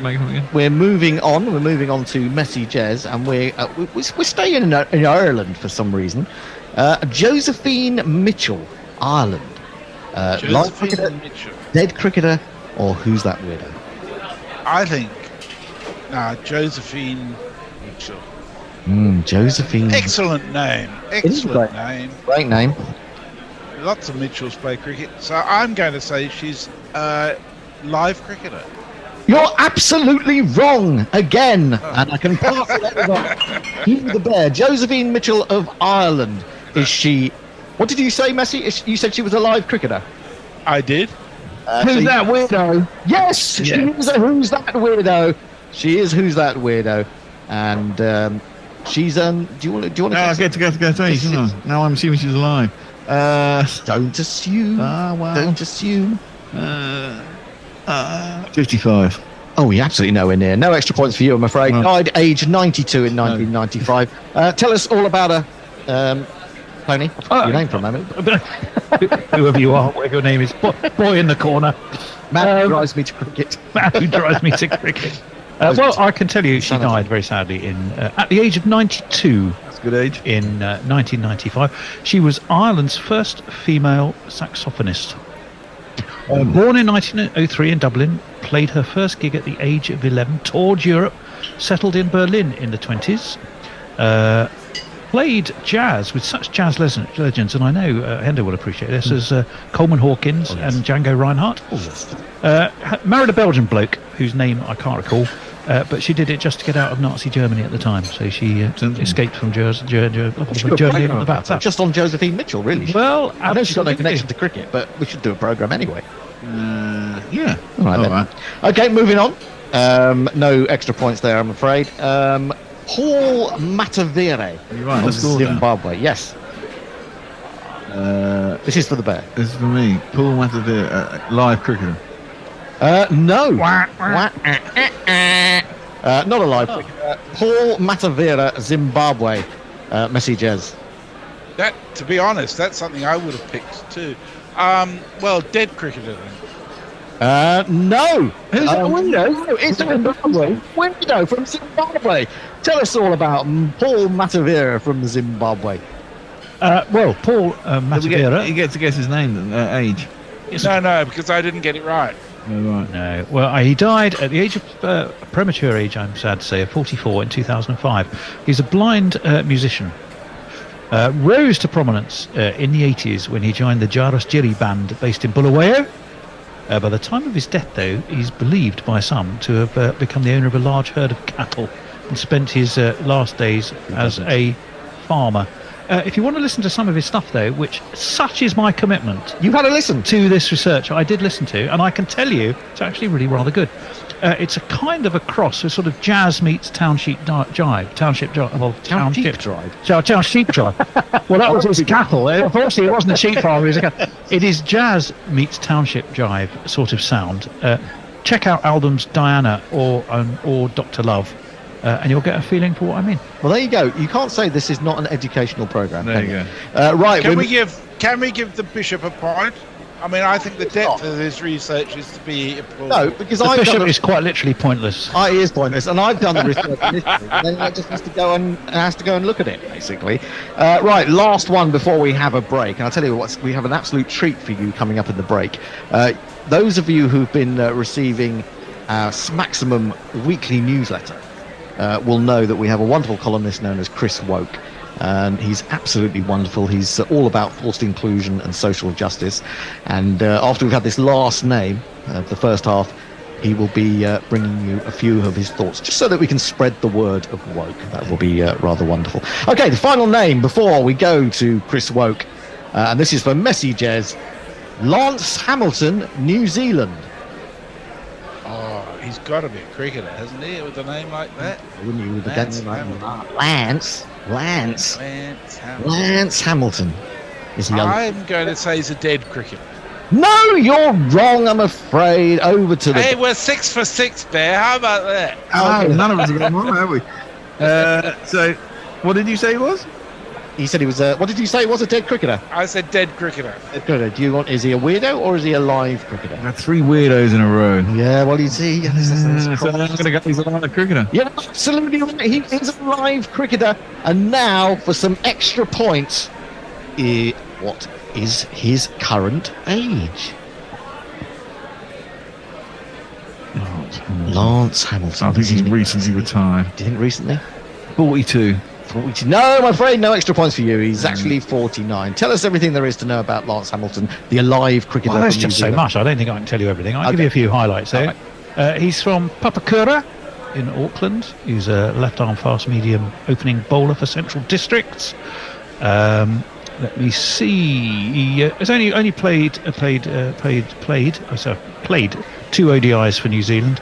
Took 1 wicket, so he has an international average of 143, which is not exactly particularly special. I don't think he was played enough, to be honest. I think that's he the problem. did, however, play against Australia in a tour game, I think, for Central Districts in 2005, and has rather lived in the shadow of fellow left-arm bowlers like Jeff Allott, Shane O'Connor, and the very excellent James Franklin. Right, yes, of course, indeed. James Franklin, who's just left Durham, has he not? Or was that a while back now? It's that bowler when India came to England who did that whole series where he didn't get a wicket until the last Test match. Prakab Singh or something like that. Yeah, he was a right arm bowler. He wasn't left armer. He had an average of over 200 at one. Yeah, but he was a brilliant trier, wasn't he? Yeah, he was a marvellous trier. Are you fishing for bonus points there? Yeah, not at all. You won because that was quite good. So, halfway through the tournament, the Bear has 5 points -1 for misbehaviour. Sue has 4. Messages has 2 points -1 for a terribly bad joke. So the Bear is leading by 5 points to 1. That's horrible. Now we go over to our social justice warrior, Chris Woke. Hi, Chris. All right there, me ducks. Chris Woke here, opening up the bowling and shutting down the bigots. The Men's T20 International Cricket World Cup 2022, brought to you by the International Cricket Council, TM, is busting, isn't it? The massive sixes, the highly skilled bowling, the dropped catches. Isn't it wonderful to see world-class performers demonstrating their fallibility? The never less than hilarious fancy dress, the expert television commentators there to remind everyone that what they're watching is the most exciting thing ever. All played out in front of vast empty swathes of concrete that make my forced inclusion groups feel most welcome and unintimidated. However, I'm struck by the chasm in class between the more established teams and their emerging counterparts. It's spitting in the face of justice that these underprivileged sides are supposed to compete with the countries that enjoy such historical and financial advantages. Sporting imperialism it is. Well, this cannot be allowed to stand. Not on Woke's watch. I have therefore developed a proposed differently abled system to address the inherent inequities in international cricket. It's an index that takes account of ancestral, religious, social and environmental factors. ARSE is an incredibly sophisticated and revolutionary tool. It will level the playing field of our beloved game, which is why I was a tad bit vexed when I discovered the ICC had been working on a system of their own. Cheeky gets. Why would they not consult me on this matter? They know I'm the Prince of Parity, the Earl of Equality, the Jedi of Justice. God, Allah, Vishnu knows I've written and told them enough times. Apparently, the method that's coincidentally been formulated by the so-called governing body of the game is based on economic, linguistic, bursarial and ontological metrics. Amateurs! Their elbow is quite clearly a pale imitation of my arse. I immediately rang my ICC handler, Tilly Letsia, to complain. Come on, Chris, she said. Stop being a drama queen. I'm definitely picking her up on that sexist nonsense at a later date. We'll simply use a hybrid of the two indices, she said. A hybrid? What a bugger's muddle that would be. How can Tilly expect us to combine two such radically different methodologies? She clearly doesn't know her left from right. Does elbow allow for the Celtic shoulder chip variation that makes Ireland versus England a special case? Does it, balls? But such nuances are factored into my arse. Of course they are. In fact, I've run the whole tour, and I'm here to tell you the final will be between Afghanistan and the Netherlands. Now, if that doesn't get gluteae maximi on cushioned banquettes, I don't know what will. I've written an ultimatum to the ICC overlords, overladies and over-gentlefolk, demanding that my arse be revealed to the cricketing public. Furthermore, it must be the sole differently abled system applied to international cricket. Of course, the index can also be applied to the domestic game. Indeed, Derbyshire have expressed a particular interest. Some things are worth fighting for, people, and I know I can count on your continued support. Remember, when it comes to international cricket, if it ain't woke, don't six hit. Until next woke, ta-ra me ducks.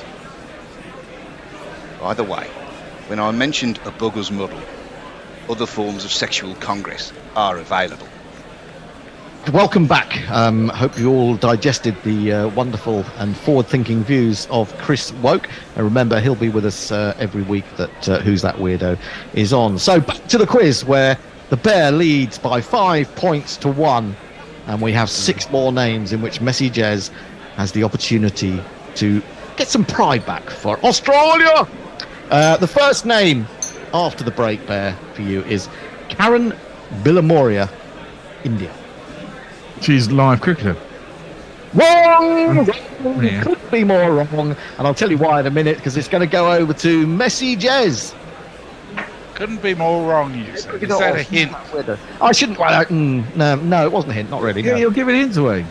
Who's that weirdo? Yes, it's a Who's That Weird. Could be more wrong. Yes, I'm going to take a point away from myself for that. That was I did really rather give that away. And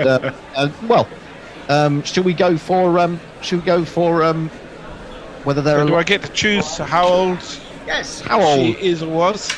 I'm going for 42. Absolutely nowhere near. No extra points for you, I'm afraid. They are 60. They're alive. They are a weirdo. And in what way are they a weirdo? Do tell us. Well, I can tell you, yes. If the Bear just has a look at that bottle he is consuming, Cobra, he is consuming it courtesy of Karen Billamoria, who was the British-based Indian businessman who founded Cobra. I knew I'd heard it. I thought it was a fucking woman, didn't I? I knew I'd heard the name. That's why I knew I'd heard the name. Along with his friend Arjun Reddy, he founded Cobra Beer in a flat in Fulham. And the idea for the beer came up while he was a student at Cambridge, when he regularly ate meals in Indian restaurants, and he thought regular lager is just too gassy and bloating, and he wanted to come up with something that went better with the Indian food that he enjoyed. So Cobra Beer was formed. His dad was called Faridun Noshir Bilimora. He was popularly known as General Billy and had a long and distinguished career in the Indian Army. There you go. Fascinating stuff. Well, that is interesting. That is interesting, isn't it? I think so. I think I've seen him on the telly. That's why. I think he was on the other night, actually. Wasn't he? He used to do business programs on the BBC probably about 7 or 8 years ago. I'm sure it was something of an entrepreneur. But like most people, I've always thought Cobra Beer had to be genuinely Indian, but it's not. It's actually British. I knew the story when he said that. I knew the story. Yeah. Well, then hopefully, on that basis, he'll stop sponsoring this particular quizcast. Well, that'd be good. That would be particularly good, wouldn't it? Because we're all sitting here drinking large bottles. How are you enjoying our Cobra Beer? It's absolutely beautiful. Brilliant. A bit of a with it. It would be even better. If you're listening. Right, moving on to Messi Jez. Messi Jez. Look, just before you go on, Hender, seeing as we're looking for any sponsorship opportunities we can get, I'm drinking a bottle of Wild Yak, which is Pacific Ale, 100% malt, a crisp and tropical beast, and it is delicious. So if the makers of Pacific Yak would like to sponsor us, we'd be very welcome here. Right, beer companies are always welcome. Yeah, always welcome. Don't talk back. And I thought you were going to say it was Wild Yak Piss, but there you go. It's not. It's Wild Yak Lager. Anyway, moving on to the next name on our list in Who's That Weirdo Part 1. John Cordner, Australia. Live cricketer, dead cricketer, or Who's That Weirdo? John Cordner. That's this little tweak at the back of my brain somewhere, and it may be something to do with the question. John Cordner. I suspect he's a dead cricketer. You're absolutely right. It's the Messi Jez. Hey, finally somebody got one. You go flying past the Bear by smashing his age out of the park when he died in 2016. I reckon he was 82. Oh, unlucky. I'm afraid you don't get any extra runs. Brilliant piece of fielding there in the just behind square leg by Moeen Ali, and I'm afraid you fail. He was 87. But what can you tell us about the dead cricketer John Cordner, Tony? Well, he had a fairly short career. He played for both Victoria and Warwickshire in 1951 and 52. He was a left-arm fast medium bowler. He also played Aussie rules football for Melbourne.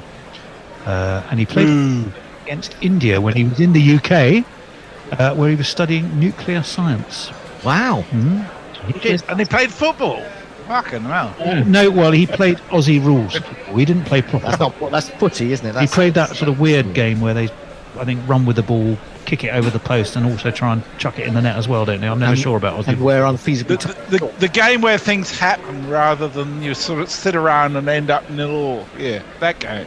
All right. Can't simmer down. You've had too much wild yak. Right, back to the bear. Now this is an interesting one. Chandrasekhar Gadkari, India. Now, there have been some Chandrasekhars who played cricket. Does that name really...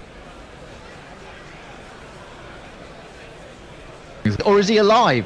I think he's still alive himself. No, he's not. He's dead. You miss out on your... How dare he die? How dare he die? He died age 69 in 1998, and Tony has more details about it. He did indeed.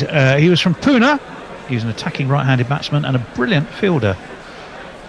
His appearances in India. His appearances in the Indian team were rather limited, though, due to his duties as an army officer.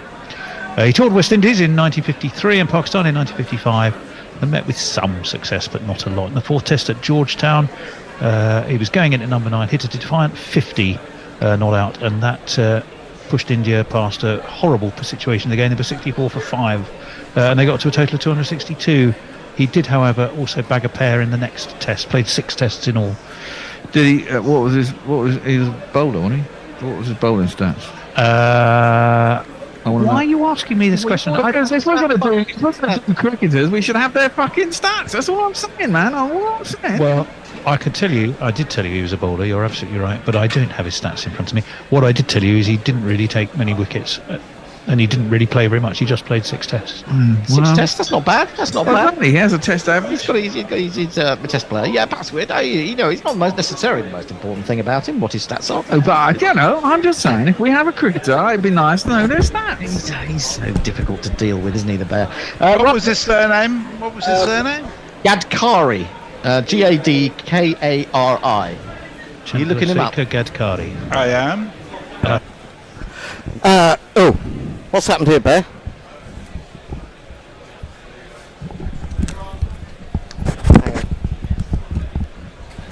Welcome back. Just a few technical problems, as ever. England require 2 wickets. Messi is back. Tearing up. God, I'm listening to you and me while I was trying to have a nap. It's all a bit weird. Good God.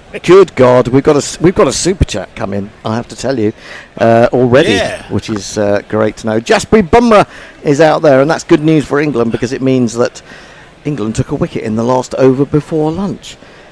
Chris Wokes. Chris Wokes.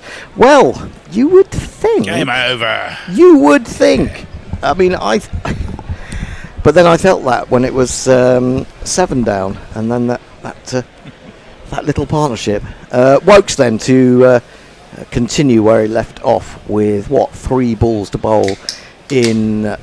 Was this his first over of the morning or his second? Second over of the morning that he took the wicket. Getting rid of Reddy. I'm going to see it again. Stern resistance from Reddy, but eventually Wokes, the wily old bear from Warwickshire. Talking of wily old bears, there's one next to me too. Aye, but I'm Ajit. He's a Warwickshire bear, not a Lewisham bear. The best type of bears are from Lewisham.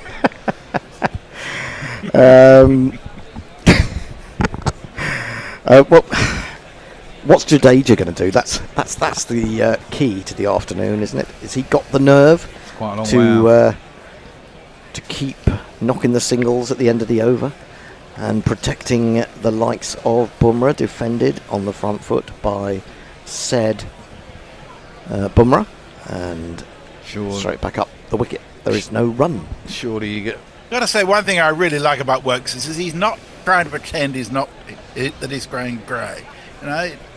He's proud of his aging hair. I like that in a way. Well, I was going to say, back to the cricket. Do we get Jofra on it, Elren? straight after lunch? Yeah, possibly, probably. I don't know. Oh, he's had a little poke at that as Bumrah way outside the off stump. Drawn into that as he has done so often to others. This is the end of the over. One that was split by lunch, but brought an absolutely critical wicket, you have to say. And it is looking like Jofra Archer is taking off his cap. India 112 for 8. Messi. We have a super chat from the lovely Frank Rockefeller, who sent us $10. He says, thanks for the good spirits and a messy test. Have to work, hope for a just result. Justice in cricket, it's hard to come by. Stephen Kelt says, a just result and a moral winner. Bear, can I have a beer too, please? Well, this is the last beer in the fridge, and it's Old Speckled Hen. This is my favourite. Oh, I think that might have been brought in by Gary yesterday, and he failed to drink it. He'll be all over your case next week. Well, he can fuck off. There's people drunk all my beer and all the Stellas, and this is the last beer in the house. I only had one of those Stellas, I would point out, but no, they weren't mine, but all the Samba girls are mine. So it's going to be Jofra Archer. He will break your helmet. He'll come into bowl to start with, to Jadeja. Round the wicket, he jabs this down. Oh, look! It's the lesser spotted! It's the lesser spotted third man.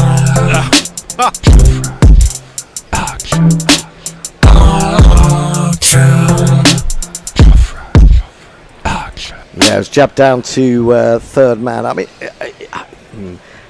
I was so relieved to see there was a third man because I was fearing another endo explosion. The weird thing was it went airily through where Gully would be. Yeah, and also, I mean, it wasn't a genuine edge, was it? It was sort of poked it down there, really. So it didn't go as fine as the ones that really annoy me. This is angled into midland leg and defended up to mid-on. The applause ringing out from Captain Ben Stokes. I'm looking forward to Jay's next tweet. That's going to be fun. As I've got my riposte lined up.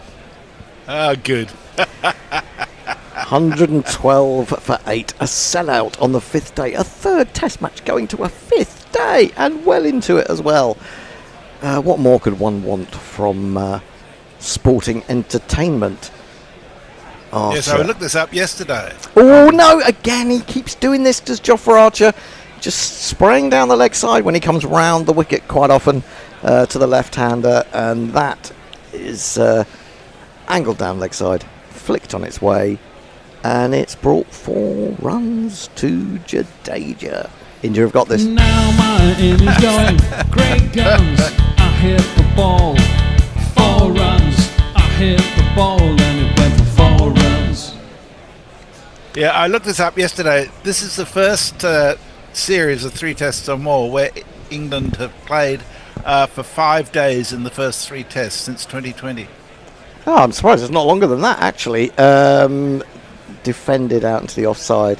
Jofra Archer goes to field. They get through for a single. Jadeja has... is allowing Jofra Archer potentially a couple of balls at Bumrah, and 76 required to win. He's just beginning to warm up. 82, 83, 85, 85.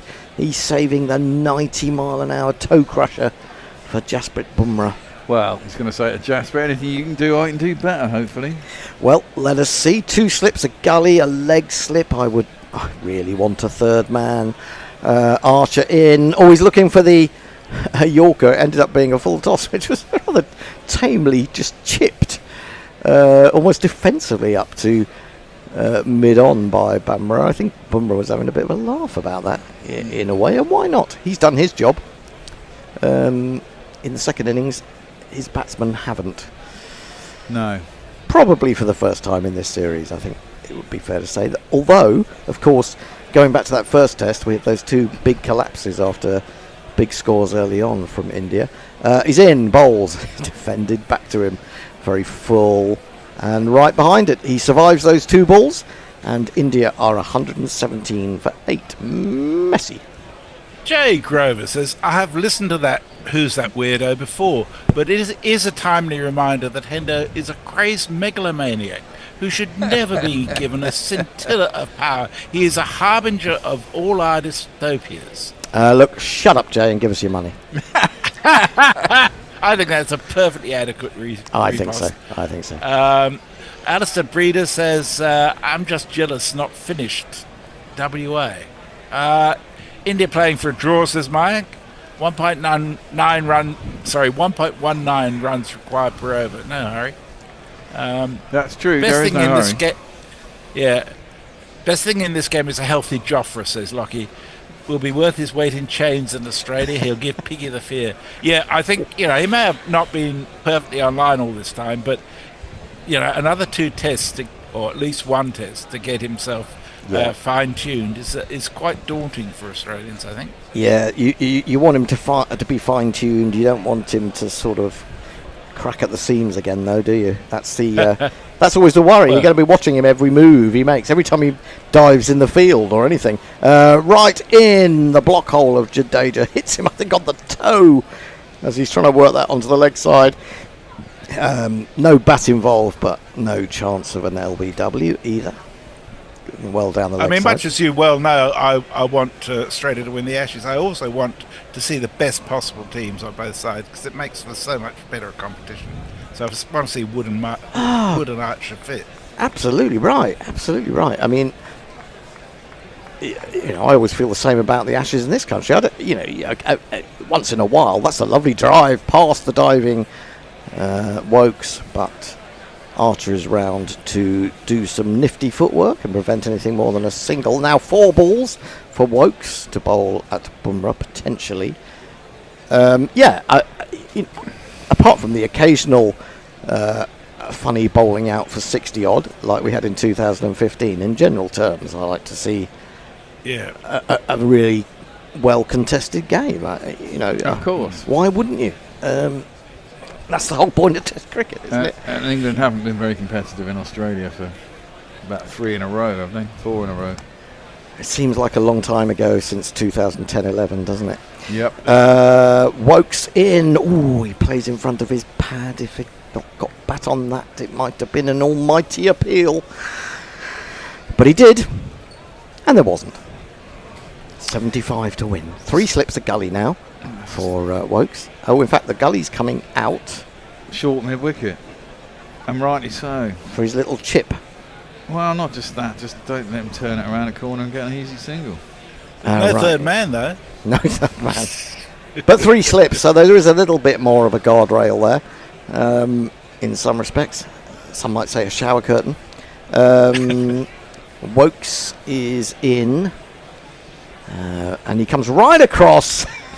Comes right across his crease, outside off stump, trying to nullify the LBW, you suspect. Comes off the outside edge, fielded at backward point. There is no run. What do you think this does to Indian confidence if they lose this? Who, for India's confidence? Yeah. I mean, it'll make England cock a hoop and we think they've kind of fucked this up a little bit. Surely India will... Well, to be honest, I think if India come away with this series, if they don't win this and they come away with the series draw, then they'll have been considered to have done very well. Again, reaching for it a little bit there, Bumrah. Any movement that's there is not quick enough to trouble even the number 10. I think it depends how much the Indian media gets on their backs. I think they'll get on them quite a lot. But I do think this pitch has basically... turned in 2 days. I think it got so much heat on it in the first 3 days. It was never easy. Onto the front foot comes Bumrah and defends, and he's lasted 4 more balls. He's keeping England out. He's keeping Jadeja company, and Messages is keeping us up to date with the YouTube. Granite London Sales says Old Speckled Hen, a fine choice of beverage. Farong says Hendo wants a third man. What happened to the other 2? Stephen Kelk says, do the Gorillas not have a collectivised beer stash? You know very well, Stephen, that collectivised beer stashes disappear very quickly indeed. The Whole Life Network says great variety of blokes at Gorilla. Yes, it is, isn't it? And Jay says Hendo on dice cricket were even more mental, man. Yeah, Yes. he was very. That was I was trying. Very Australian in your attitude. I was trying Win at to. all costs. I was trying to create some drama, guys. It was COVID, for God's sake. Archer in outside the off stump, dropping his hands. Jadeja leaves alone. It was a lot of fun. I think it was, but some people disagree. No, I thought it was great fun. It's the best we could come up with in. We tried selling it to betting companies. Did we? Yeah, I did. Yeah. How many? Because it was live sport. We figured that people need something to bet on. Live sport. That's I wouldn't bet on something you could fix in it. Well, you couldn't fix it. That was the thing. You were throwing the dice. It was like being a croupier at the roulette table. Oh, he's gone for a drive off the back foot. I It's thought he risen got- on him, and Archer is just questioning the umpire a little bit there. And but I don't think there was anything in it. Oh dear, betting on dice cricket is seriously scary. I mean, I think I'm not a big fan of darts, as people will know. But to call dice cricket live sport, wow. I think it's pushing it even more. Tiddlywinks? I don't know. Archer in again, bowls. Oh, that's really risen on him, but brilliantly played by Jadeja, who spotted it and kept his hands down, didn't follow it, as you might be inclined to do. Goes down the wicket and gives it a darn good prod. That's the length. Well, that. It hasn't really been doing that length from that end, generally speaking. It's most of that sort of Nursery, jumping has become coming from the nursery end, and that was happening on the first day. To be fair, there was a lot of jumping around, balls going off a length, carrying through to the keeper quite high. Archer in, bowls, jabbed down, square, single for Jadeja. If he's going to do this in singles, we're going to be here for a bloody long time. We'll be here after tea. You're not wrong. He's done bloody well with the bat this series, though, Jadeja. I mean, He's a very good bat. He's one of the most underrated cricketers in the world, isn't he? Yeah. He's just a fabulously good cricketer. I mean, I don't know, in another era, would he might, possibly he hasn't got, enough daddy hundreds, but you're not going to do that when you're batting at 6, 7, 8 generally, are you? Oh, now Bumrah decides, sod this for a game of soldiers, I'm going to finish it in a couple of overs, and he plays a really good pull shot over the top of mid-wicket. No one out there, no one was expecting that. They weren't expecting the Spanish Inquisition either, but that is 4 runs. And that just gives England something to think about, doesn't it? Well, yeah. Some of us can remember Bumrah getting a 50. I don't think he's ever got a 50, No, but he's got was a it big a 40? 30. He got a big 39, did he? Something like 31. But yeah, he can wield the willow. He can give it a smack. I don't think if he hangs around it's going to be that effective.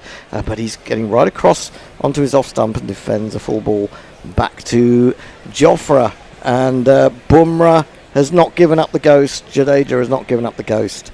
It's potentially still going down to the wire. Messi. The Whole Life Network says, so why not spin at one end and fast medium from the other? Well, seems to me they're getting plenty out of their fast medium people.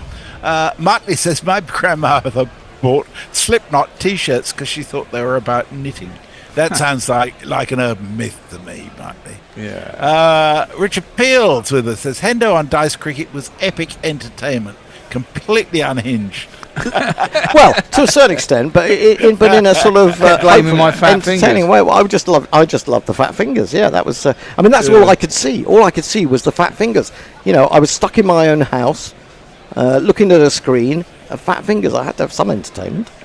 Yeah, you did get a bit of abuse in that, Bear. I think some of it unjustified. Well, he shouldn't have fat fingers then, should he? Well, you just kept complaining when it ended up on its side. Yeah, it was the flick of your wrist that wasn't. I think there was a certain amount of bias going on. Anyway, Martley wants to bring back dice cricket. Stephen Kelk says, what does a moral victory look like when playing dice cricket? Right, Wokes round the wicket to Jadeja. One slip, and a gully. He's in, he bowls, he's forward in defence. That is. When you see an Indian batsman play a forward defensive, it just looks so much more secure, and yet they're 122 for 8. Yeah. Explain this to me. It's hard, isn't it? It is. Except for England must have won the key moments. Somehow. Yeah. I don't know. It doesn't feel like it. It really doesn't. But then maybe, is that sort of confirmation pessimism? Down the wicket, he's gone for the... launched it into the onside. There's no mid-wicket. Stokes is the nearest at mid-on. Might have been a catch for an orthodox mid-wicket. Jadeja declines to take the run. He's got... what has he got? He's got, I think, a long leg. Is that a deep square leg who's just the other side of the boundary, probably signing autographs and then just popping back inside? Cow. And there is a cow. Not a proto cow. This is he a cow or is he a genuine deep mid wicket? Wokes in again, bowls. I guess that does swing a little bit into Jadeja, clips it away, but declines the run again. Something tickled Messi. Oh, well, when you said cow, I was thinking, like at Edgbaston, there were probably people dressed as cows going around. But this is Lords, that sort of thing's not allowed, is it? No, there's no fancy dress day at Lords unless you consider the members section Bacon and fancy egg. dress every day. Unfortunately, it just lacks a bit of variety. Wokes in again, bowls to Jadeja, tempting him outside the off stump. He won't be tempted. Lets it through to Smith. Is he going to try and go for the single? He's got 2 balls he wants to single. Jofra will definitely want to hole over at Bumrah.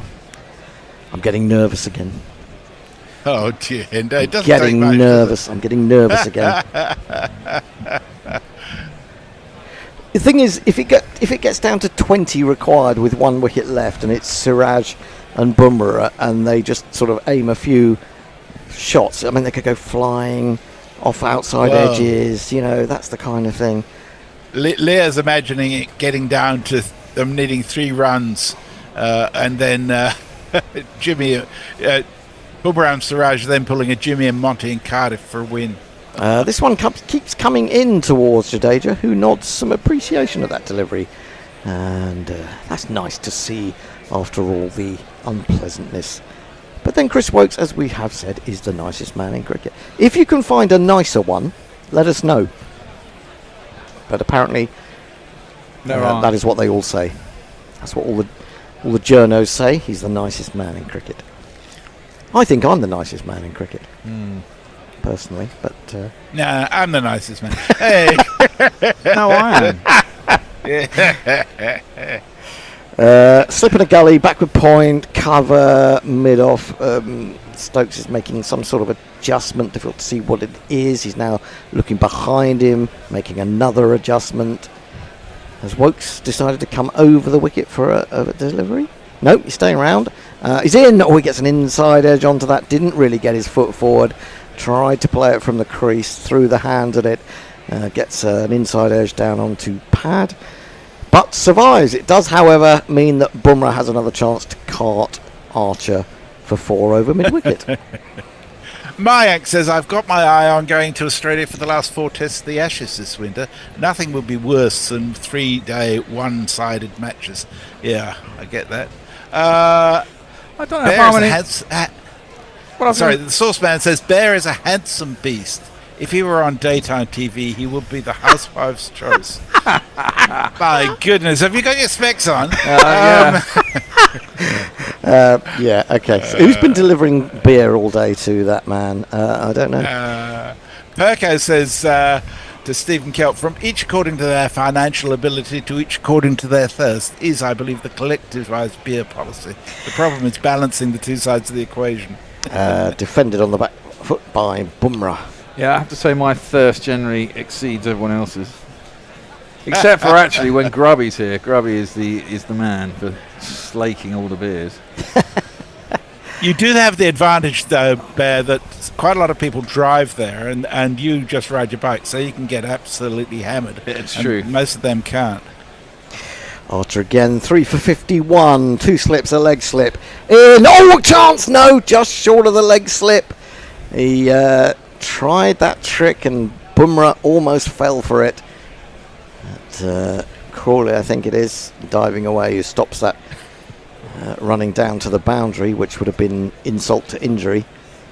We were just looking at the Hindustan Times over lunch. Ashwin was banging on about how Paul Rifle is bent, basically. Yeah. Oh, fucking hell. I know. That's why I only read the headlines in the Hindustan Times, because I don't want to give them the clicks. Archer in, bowls, he goes for a big heave from outside off stump. I don't know where he was aiming that, really. Somewhere behind square leg. He's missed it. Hasn't got an edge, annoyingly, for England. And now he goes away to square leg and practices the leave. Yeah. And he's smiling vociferously. I do like Bumrah.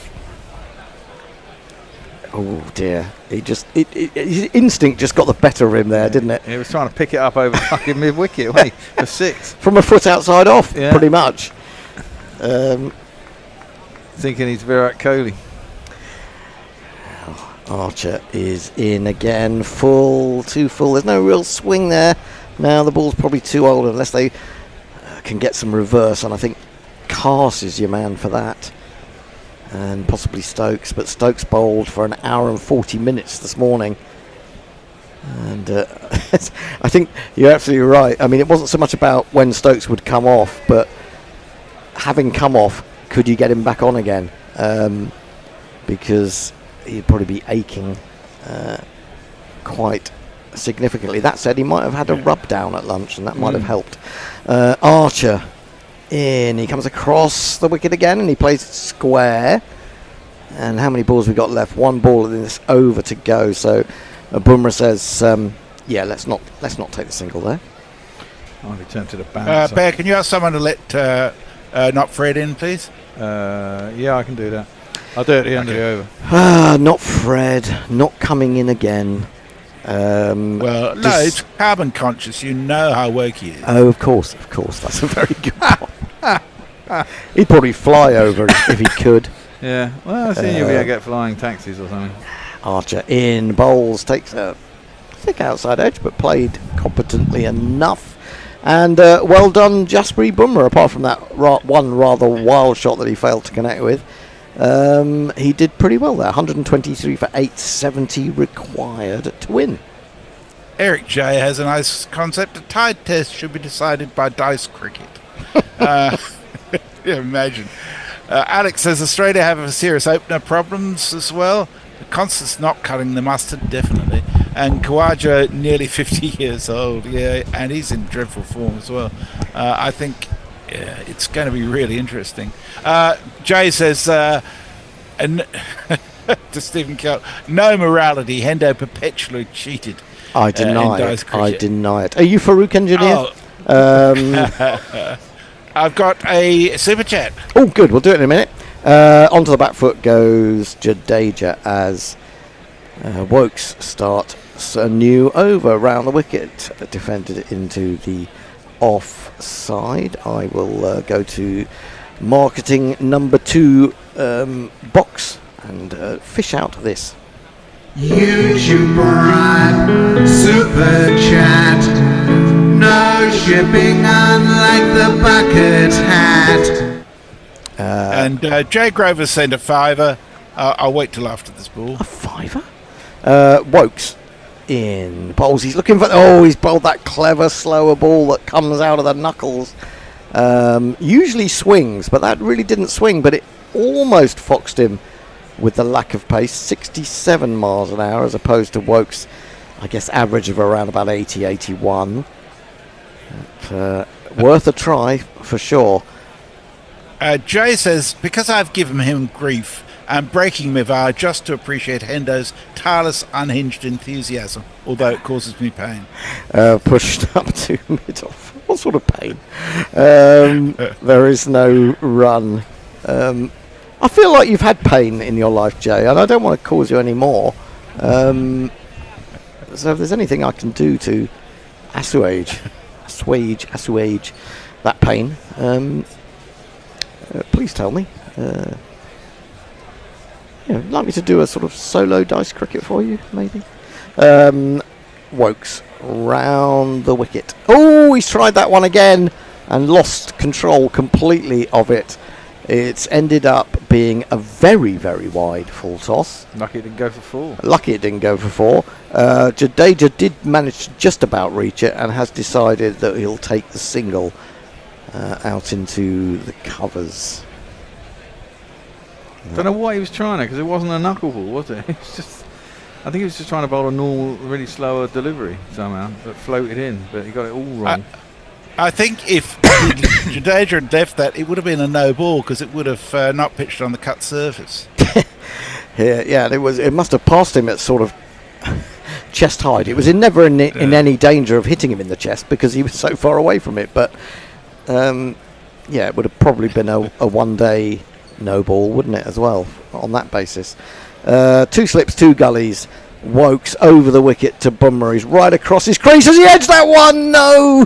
Oh, it looked like he had. It was one of those deliveries he played at, and it swung after it went past the bat, and sometimes that gives the illusion of it having taken the edge.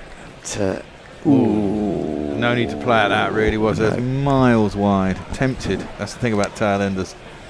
Well, I suppose the thing is that he's making that move across his stumps, isn't he, before every ball. And that makes you play at balls that are wider than you might want to. Now, that jumps on Bumrah, but he's got enough body behind it that he takes it on the flesh and bone. Oh, yeah. Came up off under his chin, didn't it? Under the helmet. Oh, right. Yeah, he's calling for... Is this Bumrah time wasting again? It gives us a chance to fit in a few messages. Brown in Brisbane says, for fuck's sake, home from work to listen to India about to lose this test. I did pick England to win on the Farong's poll. Anyway, home now. No bloody house key. So I'm in Fanny, our motorhome, drinking warm beer. Oh, I'm sorry, Brian. And Jay Grover just says, you are all bell ends. To which Eric J says, ding-a-ling. Whole Life Network says, and thanks for reading my messages, young man Messi. England bowling only just shining this 4th innings. Hence. Well, yeah, but I mean, I will say that, I've been saying this now for the last day. Well, I wasn't here yesterday, but I was saying it yesterday. I was at home. The wicket has changed. The wicket has finally. This is the first time, really, apart from maybe a fraction on the final day at Edgbaston, and that was only for Jadeja, the left-handers.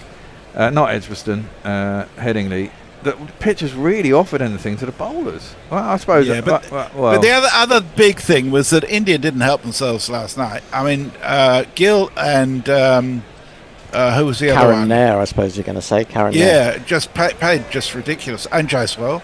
Archer, ridiculous shots getting themselves out. In bowls to Jadeja, drops his hands, lets it through to the keeper. I feel a little bit sorry for Karen Nair. I think he... it was a genuine misjudgment as opposed to being completely silly. The ball swung a long way in, and up to that point, Cars had been taking it away from him. You could say an experienced batsman should have been aware that might have been coming. Perhaps he didn't expect him to move it quite so far.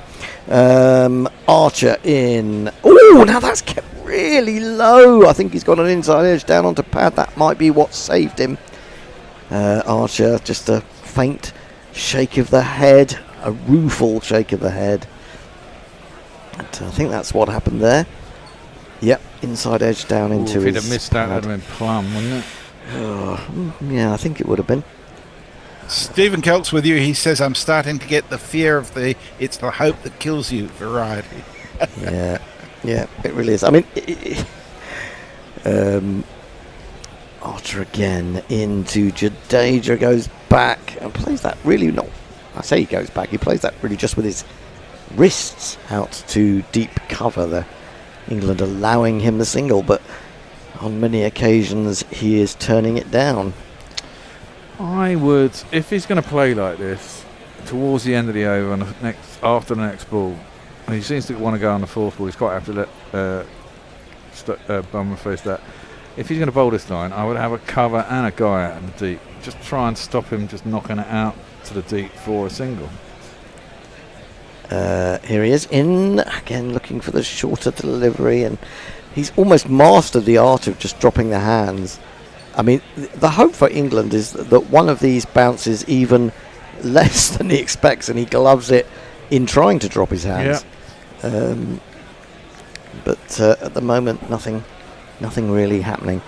Bear, is there a flat roof on Gorilla Towers? There is. Oh, well, Motley's got the solution. He says private helicopter for Fred. Fred Force 1. Yeah.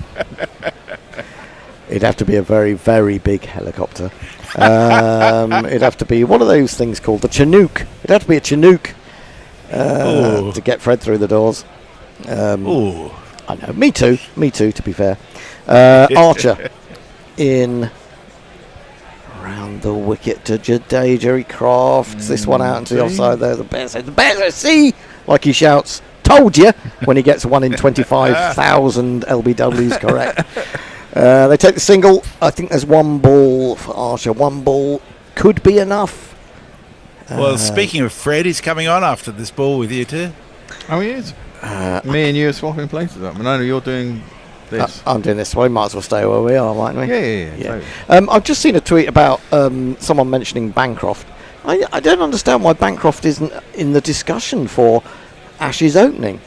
His really form has just been really mediocre for the last 12 months.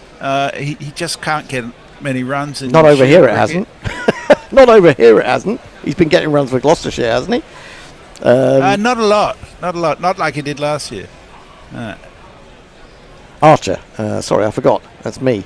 That has come off an a thick outside edge down to a wide third man. I presume that Bumrah and Jadeja decided not to take the run. They didn't. It's the end of the over. Which helps. Okay. So which of you is on tweets, messages? I believe it to be me. Yes. Okay, well, Farong is the next about the run rate required. Oh. And I'll catch you in half an hour if we're still going. All right, Fred, how are you, mate? Afternoon, chaps. Hope the technology's working. Yeah, well, maybe. Are you supposed to be... I'm doing ball by ball, aren't I? Are you? Yeah, I believe so, yeah. Oh, okay. I thought it was Fred, but there you No. go. You can't just walk in here and do ball by ball, No. or walk into your front room and do ball by ball, Fred. Exactly. I'm quite happy. I'm just glad that my Zoom seems to have corrected itself. Maybe you just had dodgy Wi-Fi the other day. It was very hot. Wokes around the wicket. Down the track comes Jadeja. He was looking to go over the top to get 4, but he's only managed to cut it down to third man, so they won't get the single because they don't seem to want to run them. It's a bit of cat and mouse at the moment.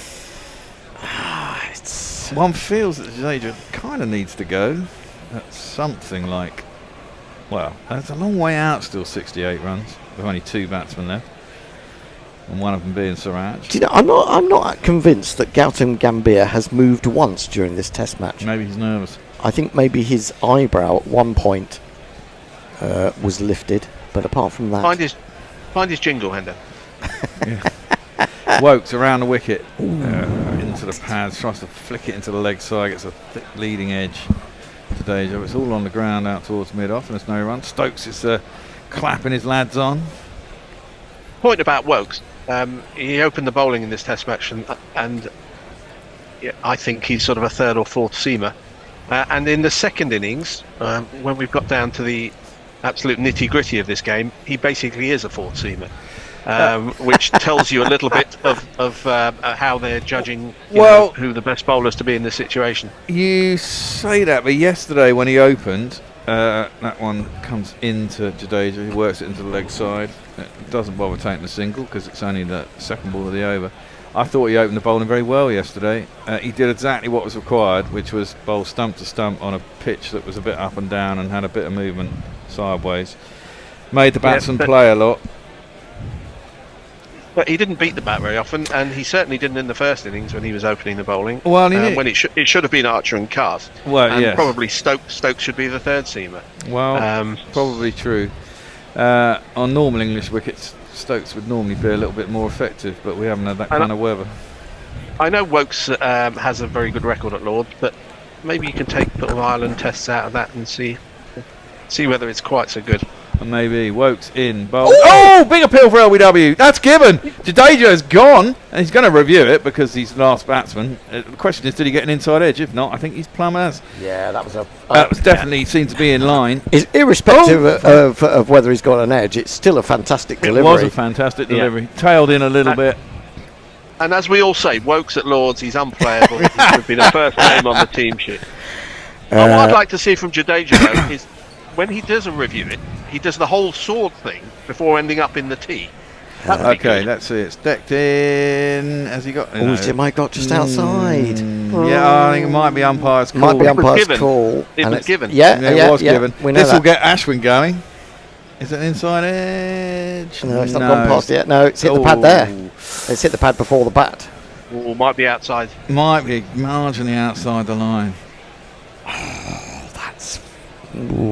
This is a critical decision. It is going to be a critical decision. Let's have a look. It's outside the line. Oh my God! It is impact outside the line. Oh, just about got away with it. Ashwin's going to be going mental. Oh, goodness me. Well, it wasn't Paul Rifle who gave that decision anyway. That's true. Yeah, so. Well, we can say about the other umpire as well. They don't like us either. This is true. The pain goes on. Good review. Certainly looked like it was smashing into the stumps. Yeah.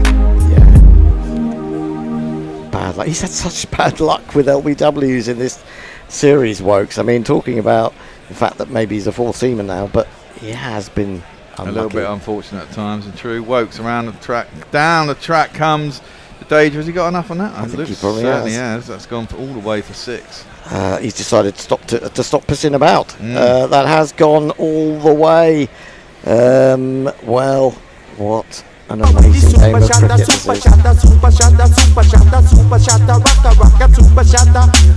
Drama. 62 to win. Oh, my word, Jadeja to 32. Is that last ball of the over? Why is someone on the pitch giving drinks? I don't know. Fucking break. Let me do some tweets. Farong says run rate down to 1.1 at start of session 2.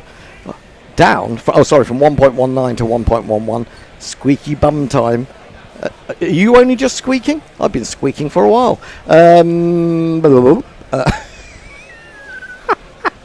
Well, I'll tell you what England will be thinking about here is fucking Pat Cummins at the Ashes last Ashes in 2023. When England when they needed about 56. Not Fred is the nicest guy in cricket, according to Michael Bedford. Who could England bowl as a surprise? Duckett, Brooks, Alagatting or Gooch in the old days? No, let's be honest. Gooch wasn't a terrible bowler at all. Stephen Kelt says you asked a while back for medium fast from one end and spin from the other, but Duckett can't bowl consecutive overs. Oh. Dara Zizi says, hi all, listening while on my way to jail. Well, he's a policeman and he's probably going to pick someone up or deliver them, one or the other. Round the wicket, Wokes. And again, he's gone for that once more, but there is a man out in the deep. They'll probably take the single because that'll be the last ball of the over. They do take the single, and Bummer will not be on strike. Jadeja will retain the strike. 132 for 8, 61 required. I can't help thinking that this is a slightly more dangerous Jadeja from an England perspective, because they would have been thinking as they probe away that sooner or later they're going to get the breakthrough. But of course he can give up a catch, but he's also such a good player. Yeah. The Whole Life Network says there is a question mark. Gorillas have mentioned Duckett. 1 over would be a surprise. It'd be a surprise if it went for under 36. What did they do for you, Dara? I think that's Conwajiro asking about why he's on his way to jail. It's ironic how optimism is more depressing than fatalism. well, Cast is into the attack now. Day just had his little stint. Cast is back 2 for 21 off 9. He's bowled pretty well as Cast. Oh, and Stokes warming up. He's warming up. Well, he'll be coming in for Wokes. I imagine Wokes gets one more. I'm not sure he does, actually. I give him one more. Well, you might induce them. It may depend who's on strike at the start. I agree with you, Fred, on that.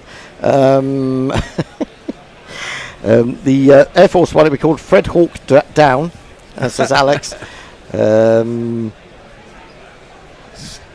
Cast around the wicket, bowling at Jadeja. That one is left alone through to the keeper, and there is no run.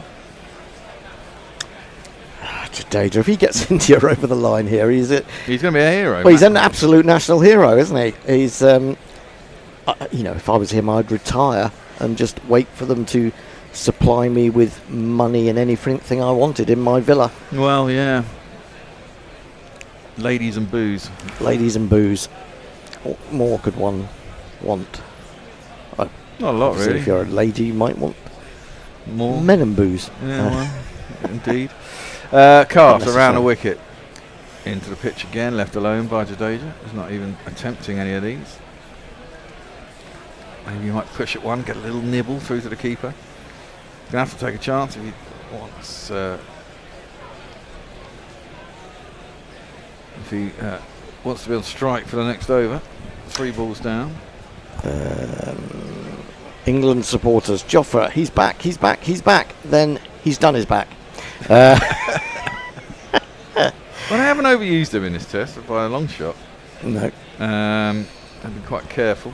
Cast it in again. That's wide and flashed that, tempting Jadeja because he wants to get off strike, so he's going to try and hit something, isn't he? Just a little toe ender would have been the nice thing to do, wouldn't it? Yes. Come on, Ravi. What do you think about bowling bouncers for the last 2 balls of the over? I mean, even if you get wided, just to try and keep it out of his reach. I wouldn't bother. I think you're better off just bowling the length. I'm not actually sure that you can get it up high enough. Yeah, unless Archer has managed to bowl 4 wides this morning, 5 wides. Yeah, that was when the ball was quite a bit harder, probably. Cast around the wicket, Jadeja. Into the does get an edge, but through a vacant point, really. Wouldn't have carried to them anyway. He gets the single, gets off strike, so Cast gets 1 ball at Bumrah. Comparisons between Muttley and Christopher about not Fred being a non-fungible token. Paul Stratton says Bancroft, far better option than Constas for Aussies. He looks shocking against West Indies. I did see him do a very good piece of fielding yesterday, if that helps. Not really when you're an opening batsman. Not really. That should keep him in the 5 Ashes test. Probably should. Yeah. He would if he was Crawley. Oh, right, Bumrah's down to face now. One ball at him. Come on, Brian. Full and at the stumps.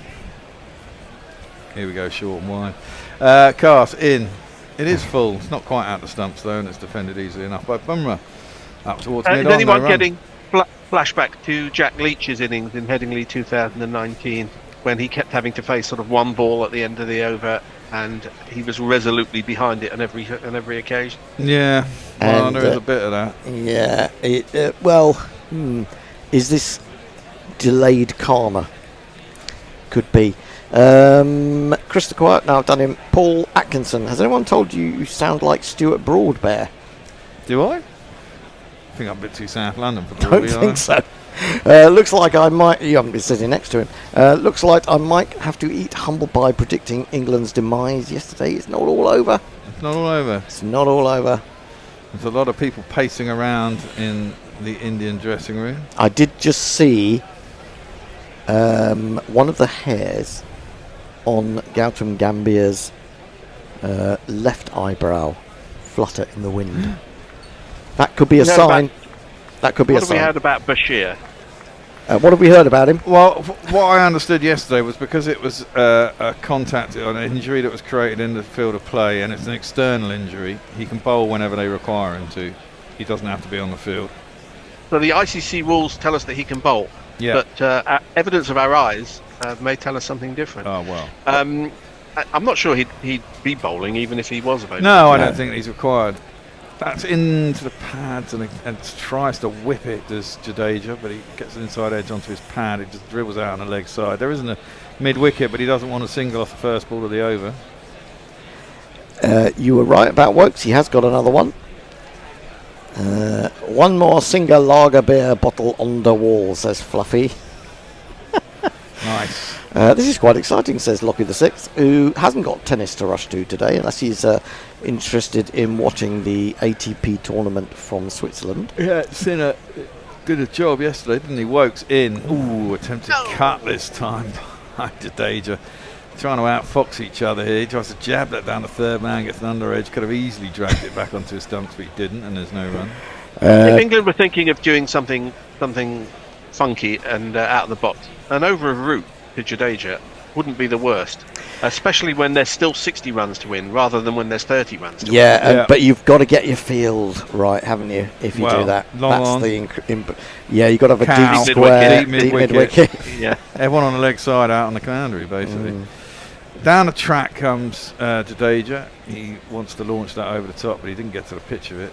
Maybe Wokes saw him coming, banged it in a bit shorter. Jay Grover says Wokes has pissed on God's chips. It's looking that way a little bit, isn't it? Stephen Kelt says to Jay Grover, he says, I can't deal with this. Help me. You wait till he gets down to 30 needed. Lockie Six says Samantha seems a bit flat today. No, she's bearing up well. Better than me. Jadeja drives that one. Fourth ball of the over, so he takes the single down to long off. I was just thinking actually that LBW. I can't remember who was saying. Was it Friday when Stokes got out in the first innings? The ball where he was stuck on the crease. Ended up getting LBW or bowled from the one that stabbed back from Jadeja. If he'd have got forward, he'd have probably been outside the line and would have hit his pad. They'd have appealed for LBW and he'd probably got outside the line. That's exactly what Jadeja did. Got right forward, and even though he missed it, he was forward enough that the ball hit him outside the line. And therefore he wasn't going to be out LBW, even though it looked like it was slamming into the stumps. Bumrah's going to face two balls from Wokes. The first is into his toes, and he just about gets a bat down on it out to mid-wicket, and there is no run.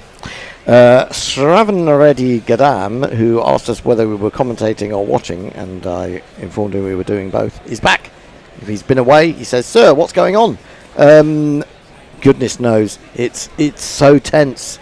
59 required, 2 wickets in hand, and the whole of the afternoon to go if necessary. Well, yeah, England are favourites, but we've seen 60-run partnerships for 9th wicket, so it's doable.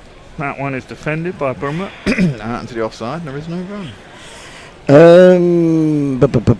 England will get this, says the Whole Life Network. 2 for 62. It's going to happen.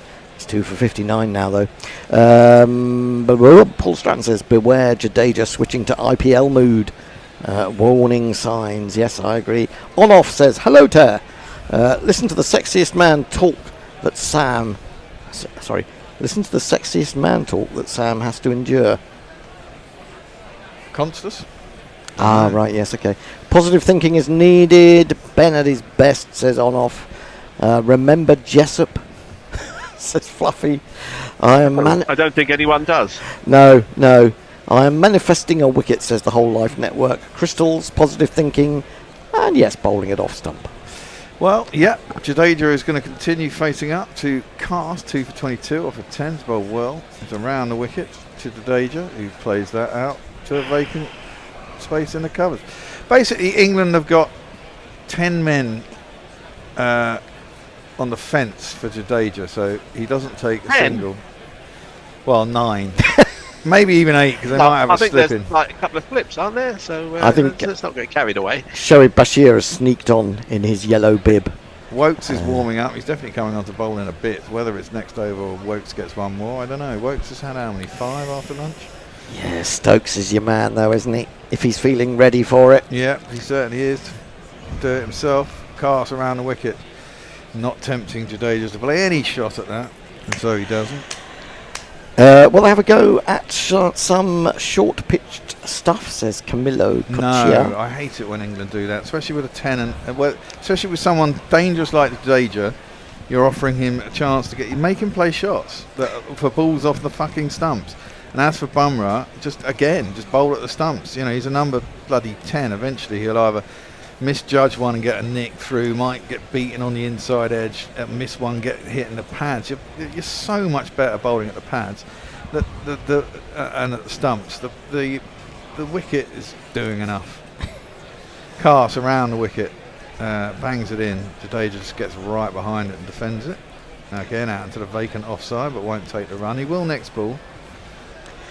Paul Stratton makes me laugh. He says Bashir is playing a blinder for England at the moment. It's a bit like McGrath in 2005. You know, Bashir getting injured might be the greatest thing that happened to England in this match. Well, if someone like Dawson comes in and bowls quite well and scores some runs, then suddenly people might change their mind. But they'll pick Tom Hartley or something. Well, no, not Tom Hartley. Well, they might. Yeah. Cast around the wicket shorts, and there we go. Fourth ball. Jadeja, fourth ball, plonks it out to the deep, gets his single. England get 2 balls at Bumrah.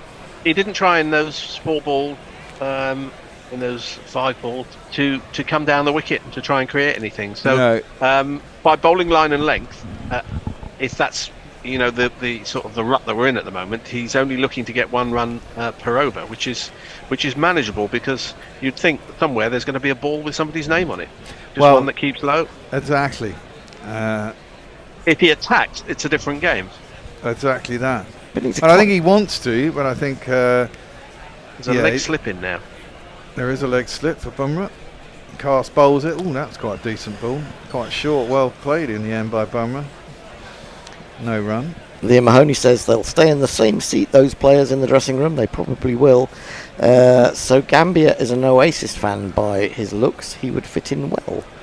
Give him a Parker, says Farong. Get him to sneer in Mancunian. Millionaire B says if England were to lose, they would need therapy. They are too close to the victory to lose. I don't know about England. I would definitely. I'd be very upset if England lose from here. It'd be one of those ones that would be a gut punch. I would. You weren't saying that 6 p.m. like yesterday. No, I wasn't. I was expecting us to lose. That one, Bumrah wants to set off for a single as he turns it around the corner. Jadeja's not having it. End of that over. Bit weird. They had 2 men back on the hook, really, for Jadeja, for Bumrah facing those last 2 balls. And obviously you may want to have 1 back to a possible boundary going there, but 2, that seems like overkill. Okay, fun fact, says Dr. Nivedita Verma, Jadeja has a first-class triple century. I think he also has more. Does he not have more than 1? I think he's got 2. Someone said that. He's not going to get 1 today. No, he isn't going to get 1 today, but he's battering long enough for it. We're getting the change. And it's going to be Ben.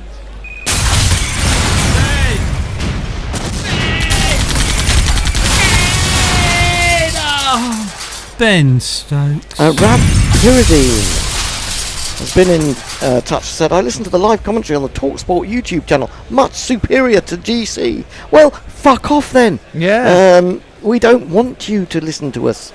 If you think listening to Steve Harmison all afternoon is a good use of your time, feel free. Absolutely. There's room for everybody. Jadeja is there's not room for Steve Harmison. Well, Stokes bowls. And Jadeja just defends out into the leg side, and there is no run. I just done a bit Jan Molby since he retired. I mean, unless you are sort of John Norman under a pseudonym, what do you achieve for yourself in coming over here and saying that? Apart from annoying us, maybe that's what you're planning to do. Well, I don't buy it. Definitely John Norman. And also, you're wrong. You're wrong. And I don't give a fuck. Come on, Ben. Stokes around the wicket to Jadeja. And that one is defended into the offside. Thinks about a run, but it's only the second ball of the over, so I don't think he's going to do that. Don't show us earlier wickets. That just makes me depressed. I want one live, please. Well, we nearly had one, didn't we? That's Stokes LBW. No, Wokes LBW. Wokes LBW. Well, very nearly. That would have probably been it, but you don't know. You just don't know. Hey, Archer was really fired up this morning. He really gave send off to Sundar, didn't he? Love it. Okay, Rav, off you go. I'm seriously thinking of ending my studio Patreon membership with GC. Bye-bye. Bye-bye. If you don't like us, you know, we always say, if you like us, Patreon us. But if you don't, go away. Bye-bye. Stokes defends square out to point, and there is no run, as he's not prepared to do that one because it's only the third ball of the over. Yeah, I think you need to take the iPod away from Hendo. No, I'm just getting really, really... I've been here 4 days in fucking boiling heat. This game is more tense than the tensest thing that has ever happened to me in my life, which is probably a good thing. My sphincter is disappearing. What were you like at Edgbaston in 2005? I'm wondering. Well, Adjit's turned up at the end of his 2 stints late. Stokes around the wicket, clipped into the leg side by Jadeja, out to deep mid wicket, and we'll take the single because it's the 4th ball of the over. Right, anyone thinking of joining Rav? You go with our good wishes. 136 for 8. You remind me of a Yorkshire chairman in the 1960s or 70s when Raymond Illingworth asked for a 2-year contract when they only got 1-year contracts. And the chairman, Brian Sellers, said he can go, and any other booger that wants it can go with him. I will remind you, of course, Rav, that some of us have commentated for TalkSport on a few occasions. Yes. Stokes rolls that into the pads. Bumrah again wants to set off for a single, but he ain't going to get it because Jadeja's not going to let him. And he has a little smile about it. And there is no run, 1 ball left in the over. They're getting basically a run and over at the moment. Have they got enough overs left in the day? If they I think just about. I mean, you know, the thing is, they get within. No, because they need 1.1 something or other. Well, they needed 1.19. Then it came down to 1.10. I think. He's briefly. Getting 1. So that would, possibly when he hit the 6, Jadeja, it came down a little way. Maybe he's calculating that. We'll do it in ones. 57 required. Stokes coming in to bowl to Bumrah. Gets it off the outside half. There's 4 slips and a gully, or maybe 5 slips, and defends that out to the offside behind, and there is no run to the 4th slip. End of the over. 57 done. We got 1 more over, then we'll have a switcheroo. If you're an Indian batsman who's already been out, sitting in the dressing room, biting your nails, obviously, and you're watching Bumrah. Admittedly, it's a softer ball. It's the ball is in its 50 late 50 overs, but he's not having tremendous difficulty keeping the ball out, and they're probably wondering, what's changed since they were out there. Do you know, I think whether they didn't apply themselves quite enough. We are going to have a little bit of spin, funnily enough. Bit of route to Jadeja. This could get dangerous. I really hope he takes a wicket, because this will make me look like a fucking genius. And something's got to be fair. Well, after all this time, something has got to. Finally. Well, if he gets on a bite, he might get a stumping. Yeah. It's going to put some questions into Jadeja's mind as to how he deals with it. And if he wants to attack, I think England will want him to attack. And I think we can also draw a veil over the likelihood of Shoaib Bashir getting onto the field. Well, it looks that way. I mean, he's got to have someone down on the sweep. Yeah, he's got someone down on the sweep. But his voice is high-pitched and ginger hair like a pick, but massive runs he has hit. So there's that. Introduce yourself. Joe Root. Introduce yourself. Joe Root. Introduce yourself. Joe Root, actually. He's got Cow and he's got Long on. Presumably he's got someone out of deep cover as well. First ball's defended. Up towards Long off. There's every chance he bowls a half tracker which goes for 6. Well, he won't do that. I'm surprised Jadeja won't let Bumrah face, because he might be able to swipe Rooty for a 6 or 2. Well, yeah, of course, and also down the hill, effectively. Yeah. That one's angled in at the stumps. Round arm, Rooty, 59 miles an hour, no run. I mean, he's not going to attempt to drive Root over extra cover, Jasperi, but he might haul him over mid wicket with a little bit of turn and. Well, he's not facing a slope. I know he's not. Full toss. There is sort of 3/4 of the way extra cover, wide, long off. And he's not looked to attack yet, Jadeja. No. He's not looked to come down the wicket, which is interesting. Well, maybe he's going to pick his ball. Well, he probably tried to.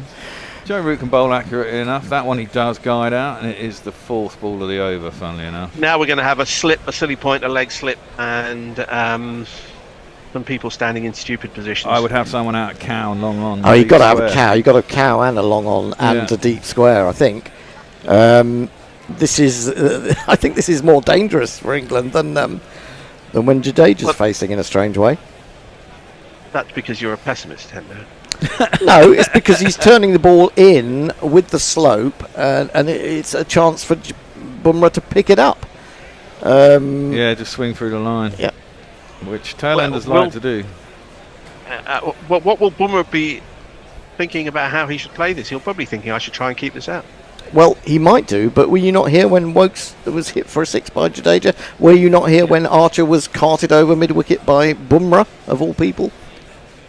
He might just go mad. Well, only 56 required to win. Stokes. Root bowls that on a decent line on off stump. Did I read out that tweet? Because it was very ahead of its time. Paul Axon. Is it worth giving Root a couple of overs? He's a habit of taking the odd wicket and breaking partnerships. Well, he does have that habit. Bumrah facing up. Last ball of the over. Root gives that one a bit of air. And it's well defended by Bumrah. No real turn. No run. No, there's not. Do we get a new ball though? We get a new ball if they carry on at this rate with them requiring about 25 runs. Do we want a new ball? Yeah, probably. Probably. Yeah. Lockie says, just give the ball to Duckett. 2 wickets, bang, bang. Fluffy gives Rav we should have a hug. The whole Life got Network. 2 super chats. Oh, can I just finish talking? Sorry. Anyhow, we are having a change. Messi Jez has come back, and I think I'll be taking the ball by ball. Hi. Good afternoon, guys. Am I visible as well as audible? You will be eventually. Audible. You are audible, and you are now visible. So, hello, Ajit, and welcome back, Messi. And well, this is getting very tight, and it's getting tighter by the over. Yes. I think they're having a drinks break at the moment, so you're not missing any cricket. Messi, if there are any messages, now would be a good time to read them. Okay, I didn't mean to upset Hendo. I was just pointing to the super chats that he might not have seen. I'm sorry, Hendo. Lucky6 sends us $2 and says, "Cheer up, chaps. I love yous all. I will never go." And Zippy Tuna sends $2 and says, "I'm just here thanks to Stockholm syndrome." That's all right, Zippy. We very much enjoy your company, I must say. In case anyone's listening, we have not kidnapped anyone. No. Everyone is here of their own free will. It's a digital Stockholm syndrome is what I believe. Yeah. The whole Life Network says, "Great reply, Gorillas, to negative comment. Go away, yes." But Bear, I don't give a fuck. Good song. Alternatively, you don't have to read them out. We can just ignore them. Okay, this is a drink break. It's also a time for both teams, the England team and the Indian batsmen, to regroup, have a little think.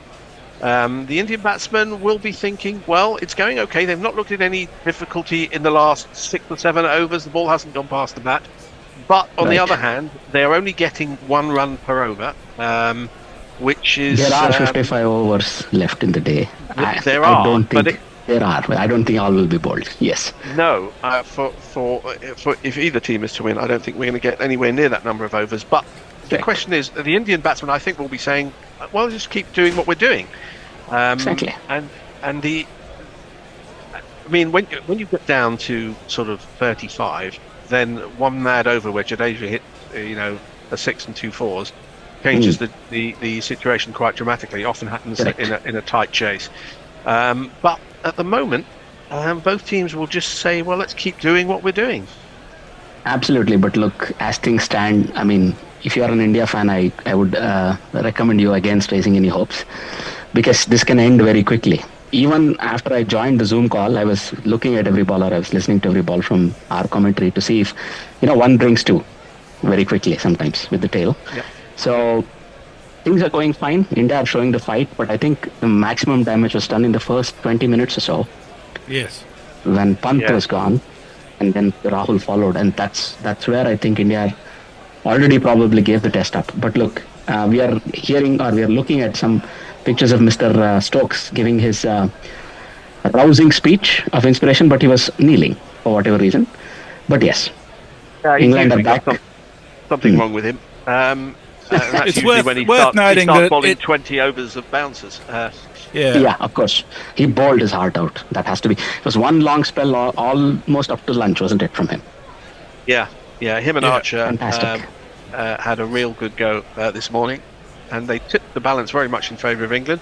But since then, Bumrah, when the 8th wicket fell, Indian fans would have been very down. But having watched Bumrah manage to keep the ball out and not really be looked in any trouble, that will ignite the hopes. Anyway, But look, Bashir eventually, is back on the Bashir field. is back on the field. Yeah, I saw I'm it too. not I sure was about whether to mention it.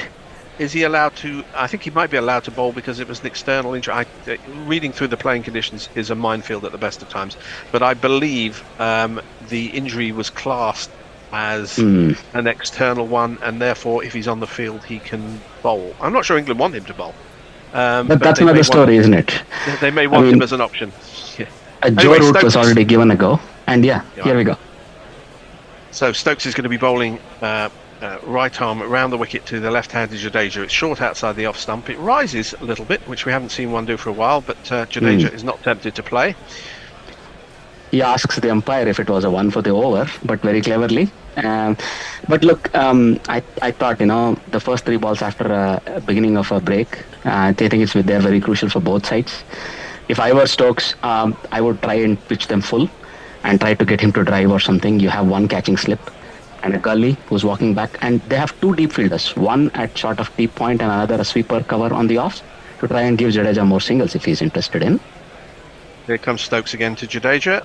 It's a straighter ball, turned off his hip to backward square leg. They are not going to take. There's no chance of a 2, so they're not going to take 1. Let's put it that way. I was also asking you, if Jadeja were to be left with the burden of scoring all these 50+ runs, would he do it himself, or would maybe Bumrah pitch in somewhere? Not now, but maybe half an hour down the line if they're still there, and Bumrah is seeing the ball as big as a pumpkin or whatever they say. I think Jadeja has to assume that he has to do 95% of the work himself, and all he'll be asking from Bumrah and possibly Siraj, if it gets to him, is to keep the ball out. As Stokes is in again, and this is full and straight and defended by Jadeja into the covers. No run, even though there would have been an easy one there had they wanted it. At this point, Stokes is probably thinking, what am I going to do with my 2 balls at Bumrah? Exactly. There you go. That the bit of cat and mouse. You're waiting out the first 4 balls. Both sides know what's going to happen. Come the next 2 is when any fun things. Unless Jadeja, who's probably played 100+ balls now, sees the ball clearly in his arc. He's also a good IPL player. Let's see. Stokes in again, and this time again nudged into the covers, and they do take the single. Yeah. So, so it's going to be 2 balls at Jasprit Bumrah. The field is going to come in quite dramatically, I would have thought. And Stokes, Stokes gave his rousing speech to his bowlers. Now has the opportunity to put that rousing speech into action with his bowling. Pope has come up with an idea, and he's come up to talk to his captain at the end of his run-up. Pope is the vice-captain, I believe. Yes, absolutely. England and never used to have going all the way back vice-captains to gully or leg gully, I think. Oh, right, we've got a leg gully. slip. We've got 3 slips and a gully and a leg 4th slip or gully as Stoke comes a little bit wider of the crease, bowls to Bumrah. Full and straight, and Bumrah easily gets forward and defends this to mid-off. No run. 1 ball left of the over. I'm expecting a short lifting ball into his shoulder here to try and get him a little. Ribs. There's no short leg. Is there a short? No, there isn't a short leg. There's a catching mid-wicket, however, and a leg slip, as you said. So, looking at that field, I mean, if you were Stokes, at least you are setting Bumrah up maybe for the 1 or 2 overs down the line when you get him again. So, just put it in his side, right? You can be bounced. Let's see what England's captain rustles up for this last delivery of the over. He's up to the crease and bowls, and it is a little bit shorter. Again, Bumrah has no difficulty getting behind it. He seems to have all the time in the world. He plays the ball comfortably off the middle of the bat. The end of the over, 55 runs still required. Jadeja's 39, Bumrah 4, and that's the end of Stokes' over. Messi, do we have any messages? We do indeed. Fluffy says, I love yous. Varong says, I correct it. It's now 55 runs from 54 overs. A single every over plus 1. That'll do it. Hello. The whole Life Network says, agreed, Hendo. People don't appreciate the Gorillas. You are here for the joy of cricket, not the negativity of India biased support. I find the Gorillas honest and experienced watchers. We do have our fair share of negativity, but the news, Messi, in that there's a change of bowling. We're not going to have a jingle for him because the jingle chair is unattended at the moment. But Bashir, having come back onto the field, will be bowling his right arm off spin to Jadeja. Is Jadeja going to be tempted to try and show who's boss? We get to see the injury that was caused in the first innings where Jadeja came down the track and smashed one, and that looked really painful. Yeah. Anyway, so let's see. Bashir has a slip as he starts a new over to Jadeja, who just nudges this square on the offside. No run. That ball was full and straight, basically. Didn't see any great signs of turn, but it was pretty full. Didn't give it a huge amount of air. Bashir, as we know, has a very high release point. That's why he's in the team. No one's discovered this as a mechanism for deciding good bowlers before, but come on. It helps, I think. Well, you need to have some talent, and he's got some talent, but I'm not sure he's there yet. So next ball is full and straight and defended by Jadeja. Again, not showing any inclination to come down the track to him or to try and carve him. I think he's bowling really well here. He's bowling full. You have the same two sweepers on the off to give him all the singles he wants and catching slip. This next ball is slightly towards the leg side, but again defended back down the track by Jadeja. This, in the next over or the over to come, he'll probably sweep hard or try to lap it. He's just going to look through this over and get a single off the fifth ball if possible. I'm more worried about what Bumrah will do. Well, if it gets to that, we will see. In comes Bashir. Very tall man. Right arm round the wicket, the left hand to Jadeja. A little bit shorter, catches him in front on the knee roll in front of the pads. Did he get some bat on that? If not, that looked like a very good shout. But Stokes is signalling that he has managed to get a little bit of bat on that, and they are not. Jadeja looked very nervous as well, huh? Jadeja looked extremely nervous. Yeah, he got an inside edge, a fairly thick inside edge, but the ball struck him in front of middle and leg stump, and he was back on his stumps. If he had not nicked that was that, I think. Yeah, good start by Bashir. He's doing well. He's He's avoiding the other hand. He made Jadeja go back, which is interesting. Now the field comes up to save the single, which gives Jadeja a chance to attack. Let's see what's going to do. There's still a deep square leg for a lofted sweep. As Bashir, with 2 balls left of this over, bowls outside the off stump, and it's cut, but straight to a backward point. He hit it hard, but now they're expecting it. I think. Wow! Now this he's calling them in further in. This is a big ball because he's prepared to give up a boundary to start the next over with Bumrah on strike. And let's see what Jadeja does. And Jadeja could try and chip it over the infield and take a single. That's exactly what I would say, but you have to be careful not to either hit it too well or hit it too not so well. We've got a ring of fielders saving singles at every possible part of the infield. As Bashir is in for the last ball of the over, and this is driven straight to extra cover. Bashir has done his job, and Bumrah will be, for the first time I think, will be on strike at the start of an over, and a bowler will have a chance to have a good look at him. Okay, good over from Bashir. Yeah, good over from Bashir. Yes. We have a super chat from Ombre Nuevo of £1.99 for the love of all GC's cast work. Thank you, Ombre. Paul Stratton says, come on, Joe, pitch it. 10 hits from the Jadeja, game over. Come on. Well, if Kapil Dev at a test match in England at Lord's in 1990, India needed 24 runs to save the follow-on. Hirwani was at the other end who couldn't hold the bat. He didn't know which end to hold the bat. And Kapil Dev hit 4 consecutive sixes of Eddie Hemmings into the building works, which then became the Compton and Edrich stands. So there is some precedent for that kind of thing. He was only avoiding a follow-on. In that case, he was only avoiding a follow-on. In this case, 4 sixes will not do anything for India. England will give 4 sixes if that means India gets out. It's going to be sorry, Messi, this is too crucial. Sorry, I'm going to cut you off there because Stokes is bowling to Bumrah. 3 slips and a gully and a leg slip. As England's captain bowling to India's number 10 is up to the wicket now. Bowls a shorter ball, and it's played comfortably into the leg side by Bumrah.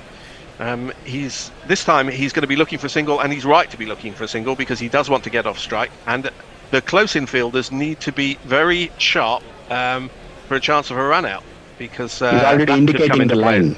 Stokes is already indicating the line he will be going in at. I'm going to expect a bumper now, if not the next ball. And that leg slip and that catching mid-wicket may come into picture here. Oh, you're hearing high-quality expertise in the summary chair from Ajit. As let's see whether Stokes goes along with that plan as he bowls. No, it's a full-length ball and off stump, and Bumrah defends. Not yet. So that's going to be next ball.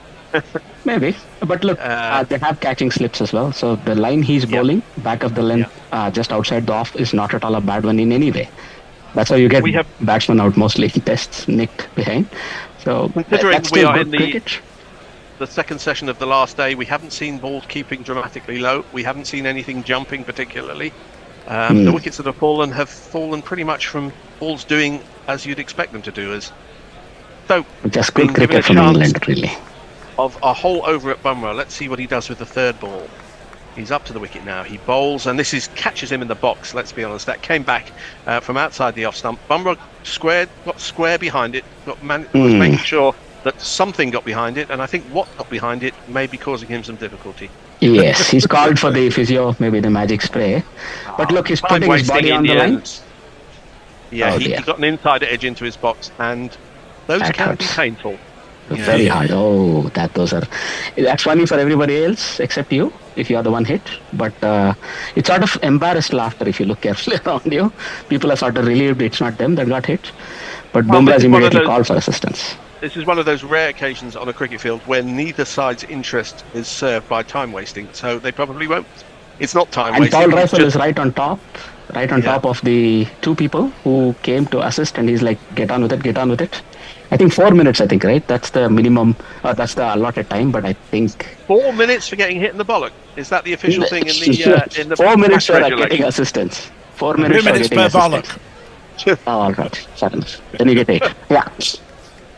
Well, again, it gives England a chance to have a think, have a discussion. Root and Pope and Stokes, the brains trust of this team, are going through the options, and whatever Root suggested, Stoke does not agree with because he's shaking his head and saying, no, I don't want to do that. I'm going to stick with what I'm doing. And Bumrah, once he's sorted out his manly accoutrements, is going to have to face 3 more balls. I think from that discussion, it looked too friendly to be anything about cricket. Probably they're discussing what to do in the evening after the game is wrapped. No, I think it's all tactics at the minute. I think it's I'm all just teasing. tactics. Of course. I'm just teasing. We haven't seen a short ball. We haven't seen a short ball. 3 balls on this over. I think that's the discussion. They're discussing about putting somebody deep in fine leg, or at least that's what Joe Root seems to be indicating. We see some field change here. All right, let's see how this plans out before the next delivery. If you're listening to me in the green room, it might be nice to have somebody in the jingle chair in case something happens which requires a jingle. We haven't had a jingle for a while because we haven't needed one. There haven't been any boundaries, there haven't been any reviews, any wickets, but this is gripping cricket nonetheless. Jadeja still does some gardening. Bumrah was on his way back to the crease from square leg because he's not really into gardening, I suppose. So we've now got a short leg. Discussion. The slip has come out and the short leg has come in because they've seen Bumrah inside edge one and can easily go onto the pad and just lob up into the air. But we've got a gully and a point, no slip, and we've got. There's also a catching mid-wicket. Leg. Power short leg, a catching mid-wicket or a mid-wicket, and somebody who's halfway to the fence between mid-wicket and short leg. And we've got a long stop. We've got a very, very fine third man on the boundary as this is a short ball, and Bumrah does go for the pull with absolutely no conviction whatsoever. He then pretends he was trying to ramp it, which he was. Well, then he practices the ramp. Because I think somebody was caught on the long stop, wasn't it? Was it Sundar or somebody who was caught in the first innings at long stop? I don't think Bumrah. It was a well-directed bounty. It was just above his eye line, which is where batsmen get into trouble. Batsmen who are better than Bumrah. Yeah, that's way too fast for him. He had no chance. Yeah, he didn't have a chance of playing that, and he certainly didn't have a chance of playing the shot. Jadeja was shaking his head.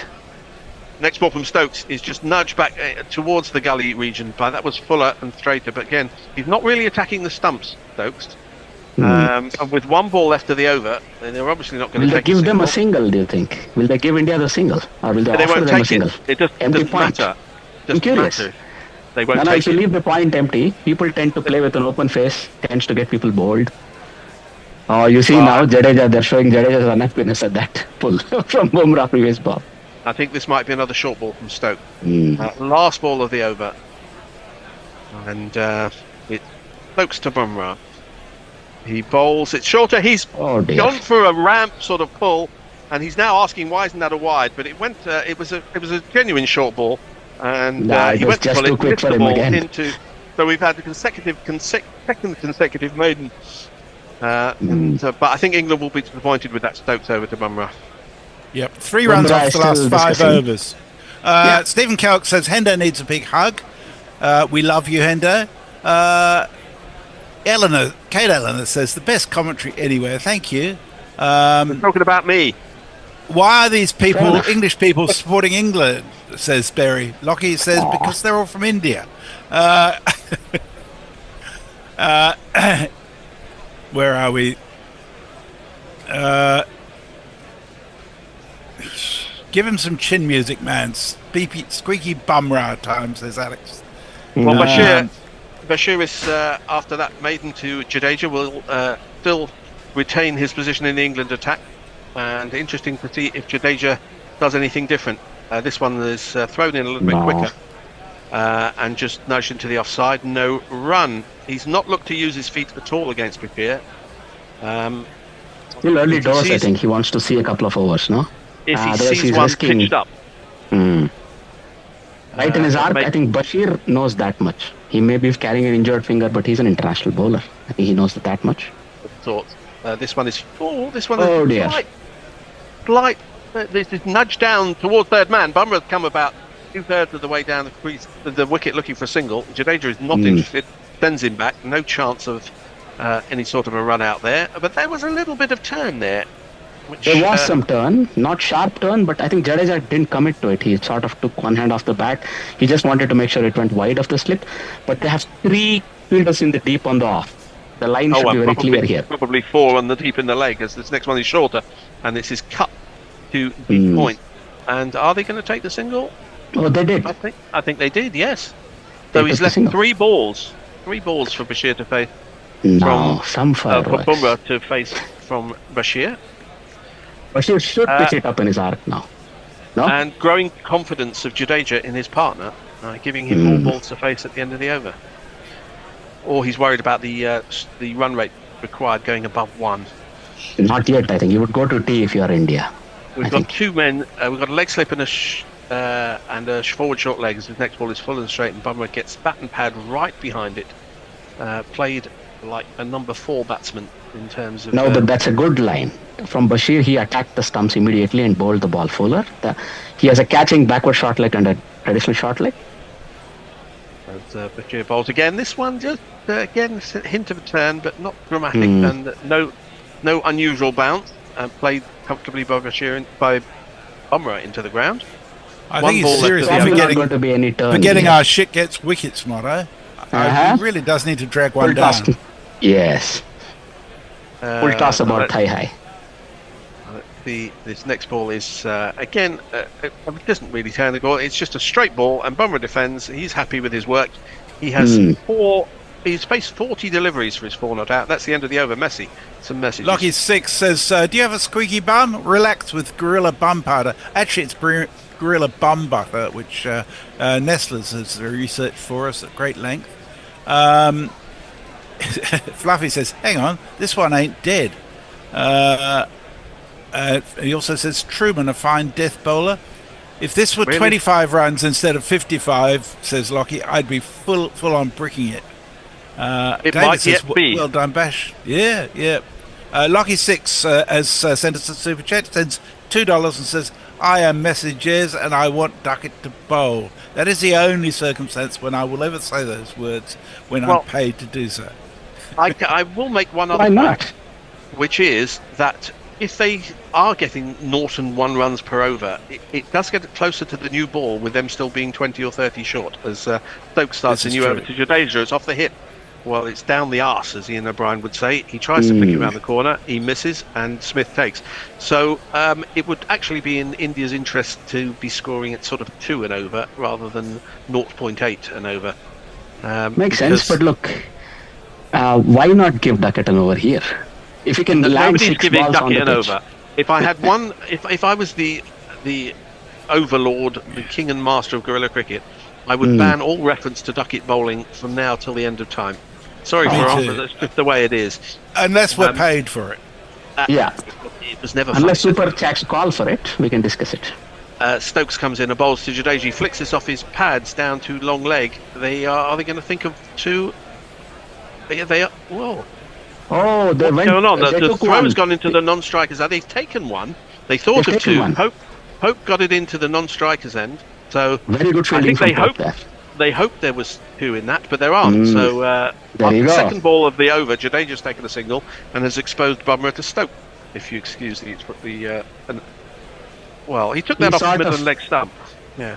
He plays that very well, but Pope, I think, did wonderfully well. I think he covered 25 yards or so in no time. Jadeja had even come back for like second run, but then Bumrah sent him back, I knowing don't that think there was it would ever be a chance catastrophic. of 2 there, and I'm surprised he took the 1 actually. I think they would have erred on the side of caution. But on the other hand, Bumrah has shown that he's playing quite well. So the only problem Stokes is likes the commitment from his deputy. quite right too. And let's see what Stoke has got up his sleeve for Bumrah. There is no slip. But there's a catching deep there is point, a catching long cover. a long stop virtually behind A long where stop. first slip would be, which suggests a short ball. We've got a shortish leg. I expect a double bluff here. Expect a double bluff. I think you may just be a bluff. restricted to one bluff rather Just a than the bluff. double bluff. You don't even have to go 2. Just a bluff. And you would- All the and way you would if full you're Yorker listening. length ball. Hitting the stumps. Maybe. Let's see. In comes the Ginger Colossus. Bowling a shortish ball. It was neither one thing nor the other. And played comfortably on the back foot by Bumrah into the offside, no run. If you look at the last 2 days, most of the balls that have taken wickets have hit the stumps or are LBWs, which are going to hit the stumps. I think that's where the majority of, let's say, chances lie. And we will see that as the one. I think he's setting Bumrah up here by bowling a couple of short balls.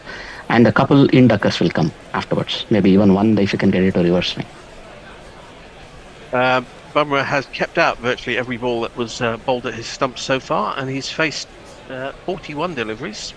Let's see what he can do with this one from Stokes. It's on the leg side. He tries to turn it around the corner. Would have taken the single, but there isn't one there. It just dribbles its way towards the leg slip, and the keeper fields quickly.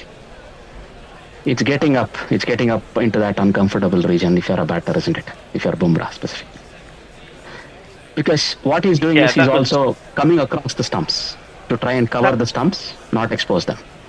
That was sort of rib height, which is not really a bouncer, but can be difficult to play. There is a long leg and there's a short leg.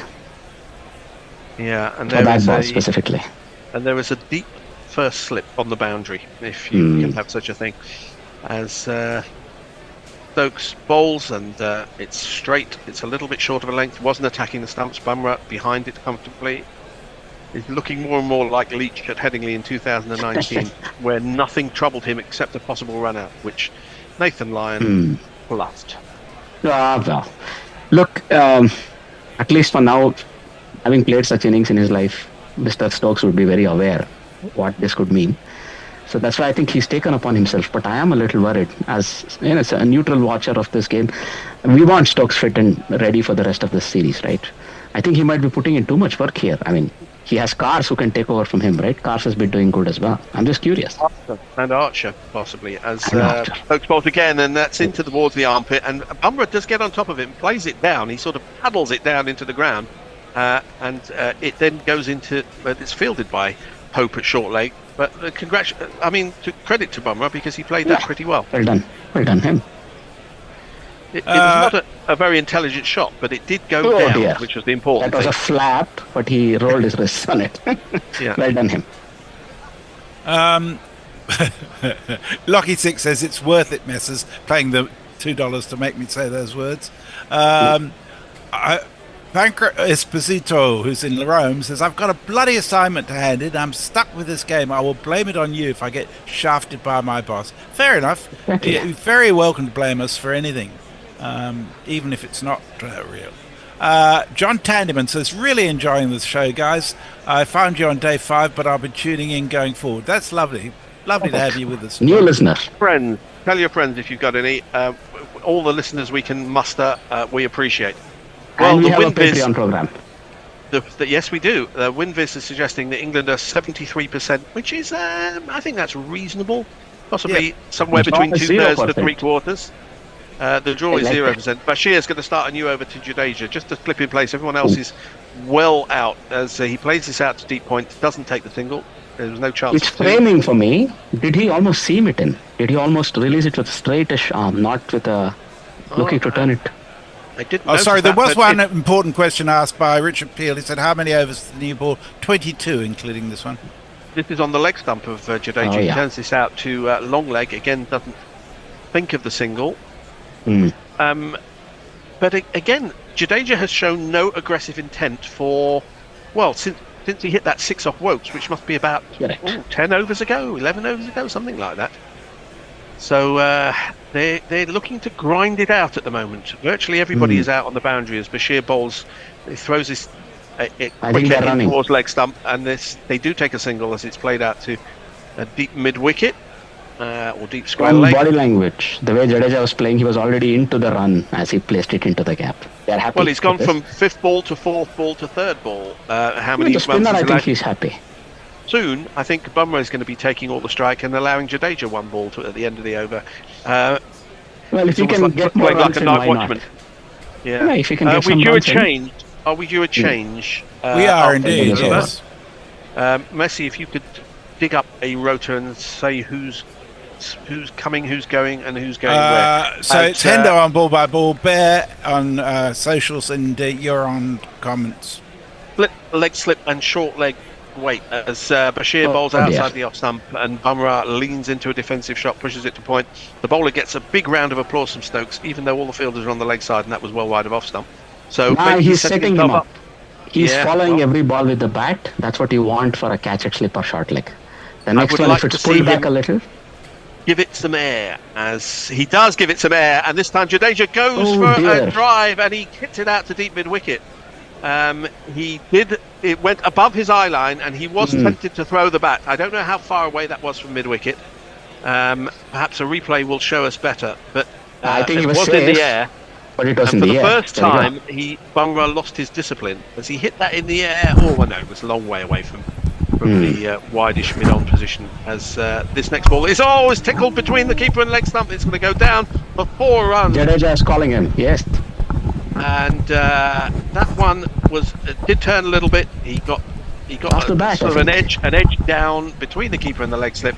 4 runs. It's the first boundary for ages, and that's the end of the over. And we're going to have a break. Thank I'll you. do a couple of messages. See you later. Eric J says, Messi's blue pencil of censorship should be worn down to the stub banner.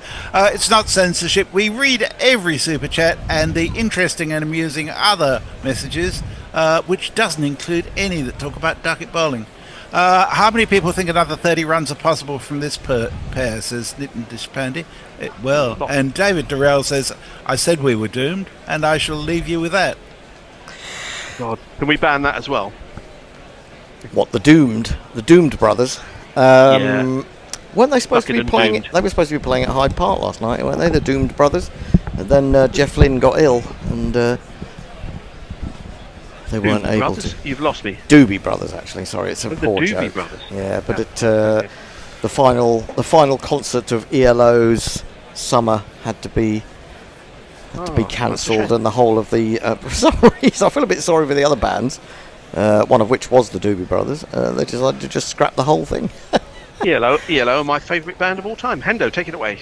Stokes in. Is it getting away from England? It's looking as if it might. 48 required. Bumrah is out there. He's been out there for 47 balls. He's got 4 runs. Jadeja's been out there for 124 balls. He's got 42 runs. Was that last one a leg? That last ball, who got the 4 off the last? I think it's leg by. It must have just. Looking at the replay, I thought he maybe got a bat on that, but wasn't given to him anyway. Stokes needs a miracle. He needs to do something incredible. He tries to get it up into the armpits of Jadeja. He almost succeeds, but it's a little bit too far down the leg side, and Jadeja lifts his hands way above his head.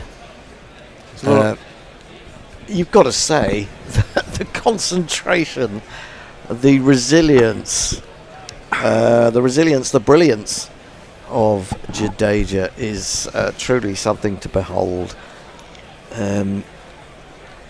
Really wonderful stuff from him. But, underrated is the role of concentration in the modern game, but this puts it back centre stage, defended into the onside. He's not going to bother to take a run. Stokes can wander over and pick up the ball without fearing further reduction in the target. How many of these two put on now? Not a huge amount. But about 25. That's 25. Maybe 35. It's basically 1 and over. Yeah. With a couple of 4s. 23 off 20 overs. The Stokes wide of the off stump. Jadeja thinks about reaching for that, decides better of it. And it's through to Smith. Compulsive viewing, despite the lack of strokes. And I suppose this is something that, if you are brought up on the 100 and only really consider T20 to be cricket, then you're kind of going to miss.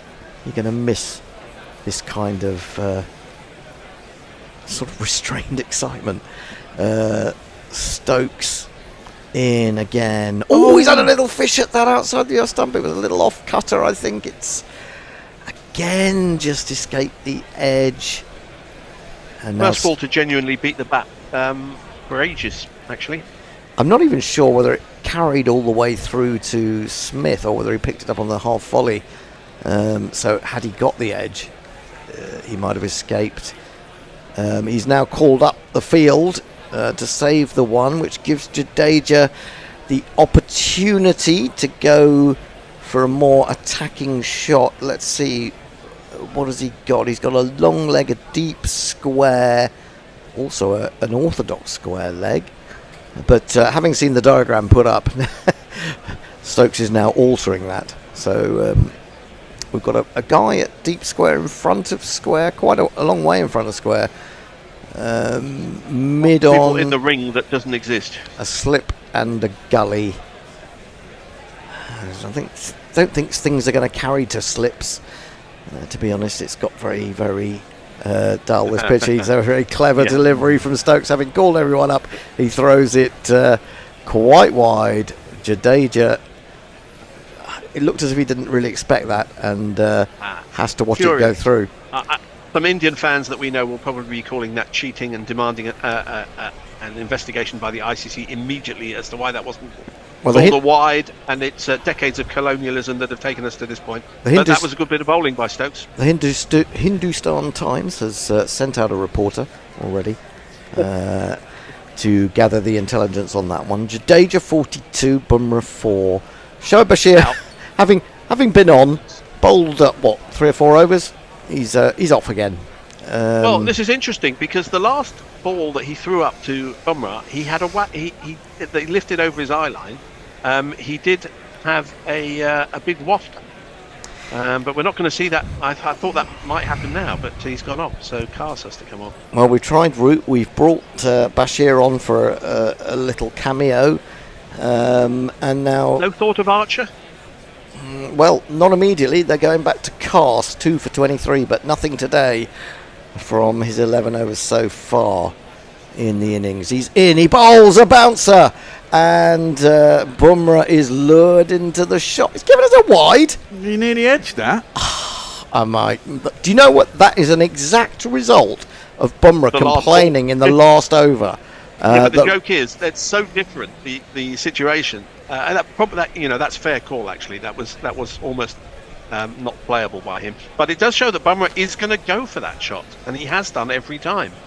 He's tried to pull, he's tried to ramp, so he if he is going to play it, then keep bowling there. Short leg in now, no slip. He goes again. This is certainly lower. I'd be rather despondent if Rifle has been encouraged to call that a wide as well. 47 to win. Jadeja's just calm down. So what do we get Jadeja next? always wants to take the heat out of the situation.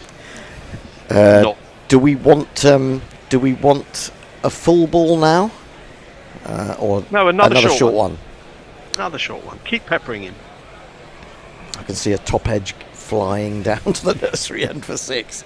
Cast in. It's not as short as the previous 2, but it is hitting the deck hard and hitting the bat hard, but down into the ground, not hitting the middle of Pope's hands without bouncing. That's what England want to see. He's at forward short leg, almost silly mid-on. He's also got a deep square in front, a deep backward square and a long leg. Also an orthodox square leg. We are into the short ball attack, aren't we? Effectively, we've seen it a lot of times in this series, although on this occasion Cars is pitching it up. He seems to be angling pretty much everything, whether fuller or shorter, into that leg stump in the desire to get him to just swing either with the angle of the ball or hook, as we saw earlier in the over. You can really see that thudding into the splice of the bat, that one, as Bumrah came forward. Brave position for Pope to be in, and once more he comes in, he goes back to that, pushes, he wants a single, my goodness me, he wants to face more, and Pope chases after it towards mid-on, and then fails to regain his feet in throwing, and rather sends it off in a wayward direction. Could have brought overthrows. That was a slightly strange decision from Bumrah, wasn't it? With that being the 5th ball, maybe he fancies it up the other end. Well, the roles have been reversed. It's now Bumrah's protecting Jadeja. Yeah. Which is a bit weird. Fancies taking on Stokes. How short are we of a new ball potentially? I don't know. They've stopped taking. Why have they done that? It's the 19 overs after this. Oh well, I mean it'll be done by then, I think. It might be. I think it will be, because I think if they get within last 30 overs 20, tend to go. The last 30 runs tend to go quickly. Yeah. Well, we haven't got long before tea, and a tea is advantageous to England, surely, as well. I thought I'd be home by tea. Yeah, Cast round the wicket to Jadeja. Don't give him the single. They don't. Stokes is clapping. The mid-wicket is in. Oh, there's still a ball to go. Well, now's the time for another contested non-wide. Yeah, Cast is the man who's got to do that. Crawley is at fly slip for the uppercut. And at the moment, while changes are being made in the field around him, Jadeja is content to just stand away towards square leg and lean on his bat. You've also got a very fine leg. Almost 2 backstops. What's Cast going to produce? He's in. There is a forward short leg. He defends. It's a good straight, good length ball, really. And Jadeja can't do anything spectacular with that, or even pick up a single from it. 147 for 8, 46 required. Bear. Lockie 6 says, wicket out. Stop trying to fool everybody, Lockie. It didn't happen. What have we got? Whole Life Network says if England had batted better in the second and India hadn't bowled so well, and India were at 4 down, not 8, this is a different game. Of course it is. What happened to India batting? Off and away, yes.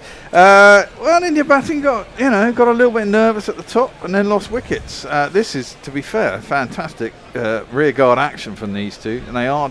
I mean, when do they come together? They scored 30 runs between them. They came together straight after lunch. Yeah.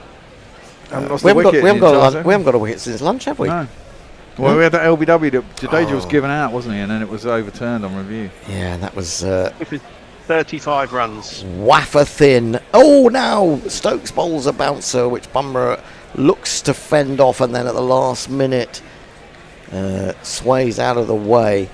That is the thing about this pitch. Although when you put it on a length sometimes, goodish length, it will rise. But if it's a little bit shorter of that, it will stick in the pitch a little bit.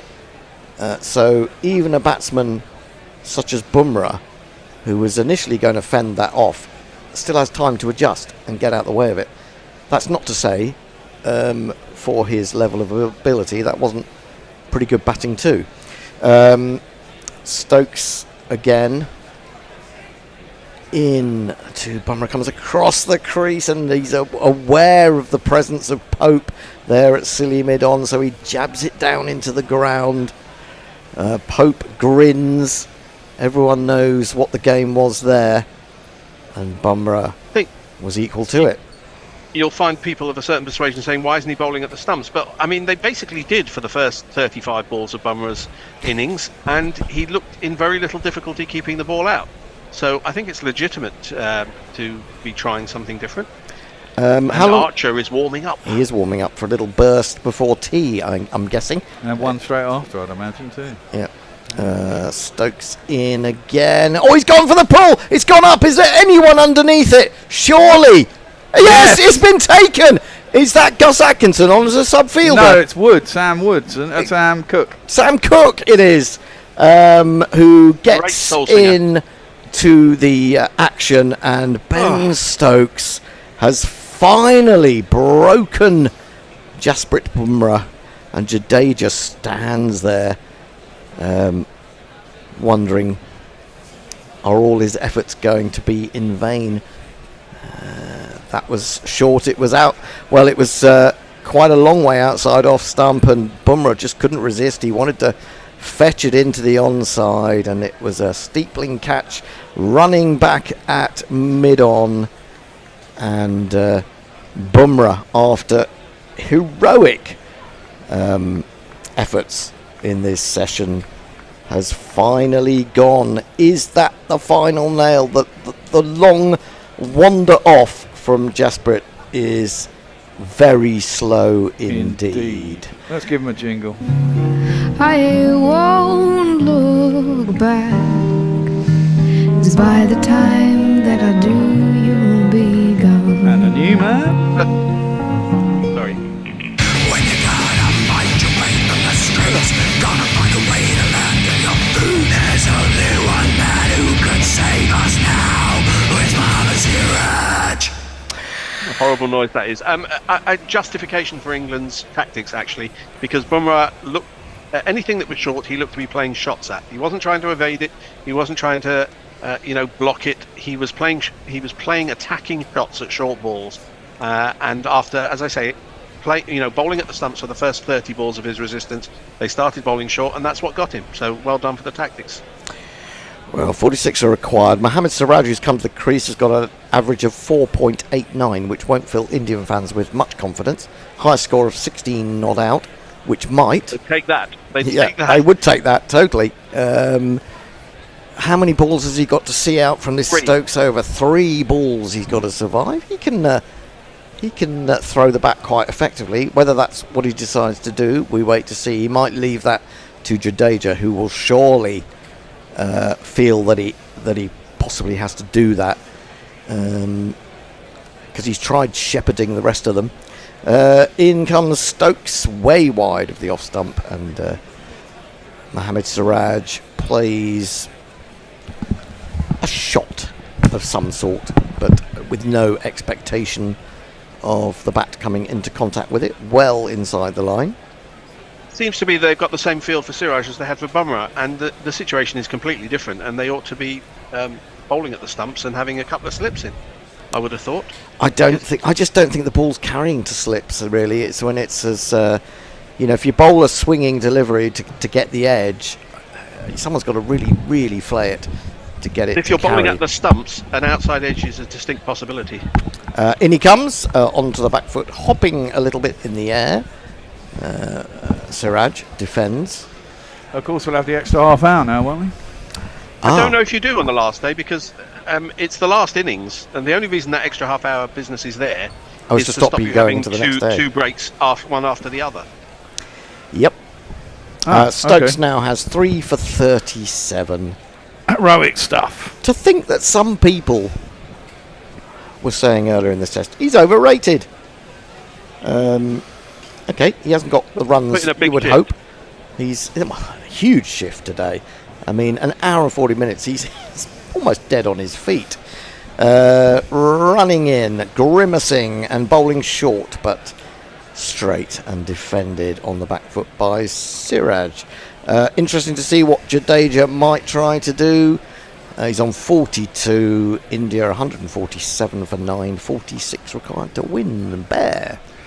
Well, Paul Stratton says, can anyone explain how Bumrah in at 10 looks a better test batter than Crawley?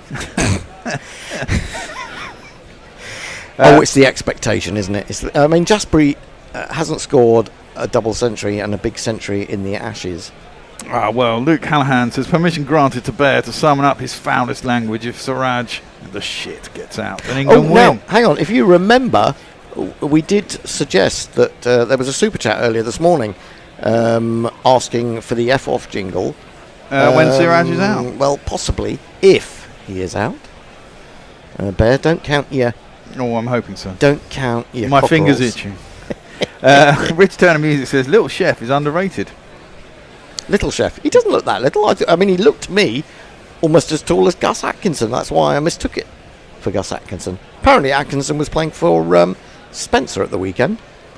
That wouldn't have been... Spencer...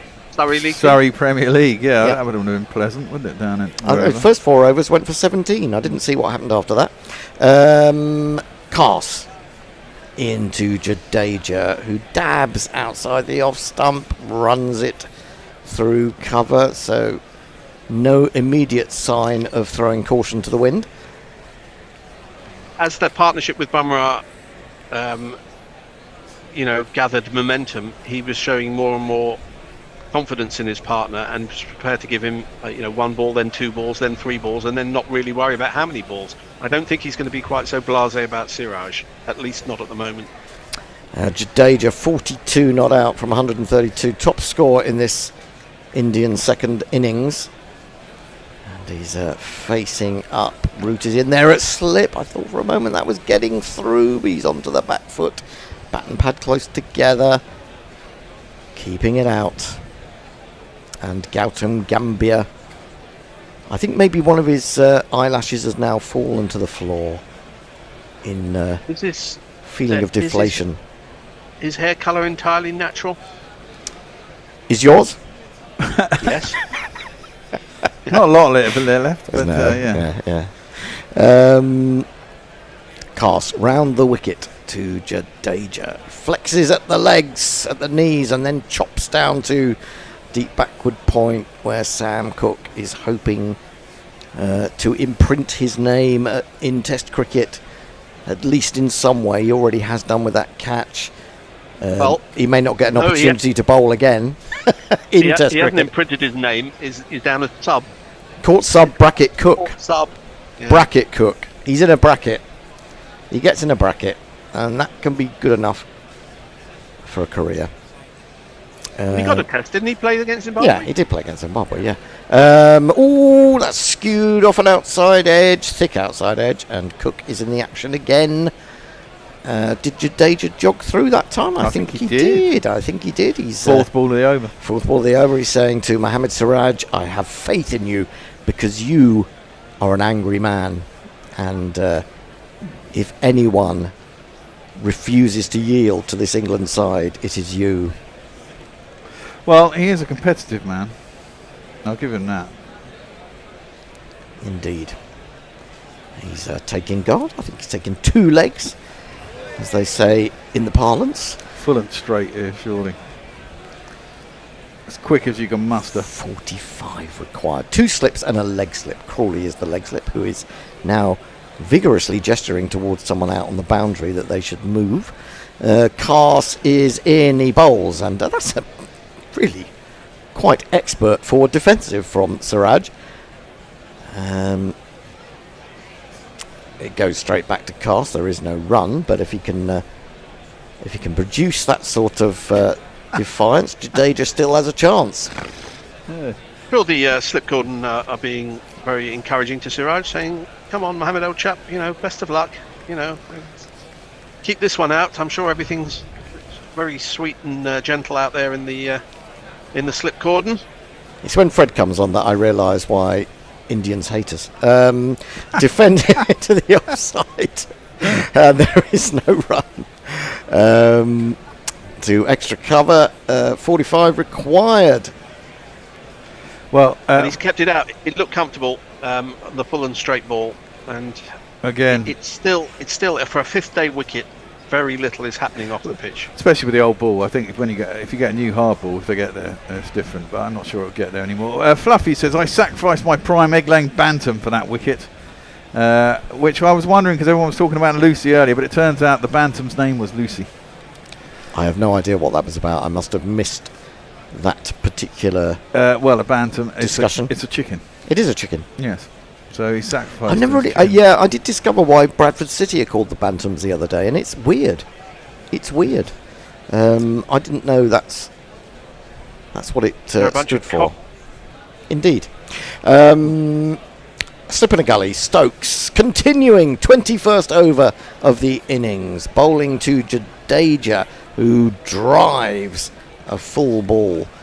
Can't really time it. Gets it too low on the bat. Got a sense that Jadeja may have moved his guard over slightly to middle and off, but he's not actually moving across in the way that Bumrah was, just taking guard in a slightly different position to further over towards off. In comes Stokes, and he whips that away with a swordsman's elan, and still won't get a run. Crawley's out there on the boundary, or was it Cars at mid wicket?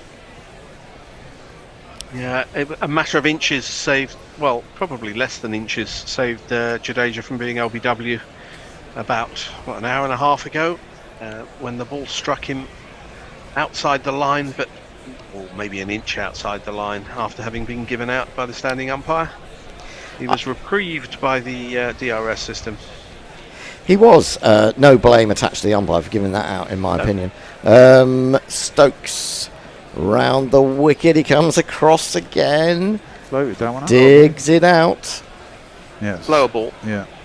70 miles an hour, correct. But he's not trying to play attacking shots, really. He's not trying to use his feet, and if they're going to get the 45 runs, he's going to have to get most of them, unless some come off the edge of Siraj's bat.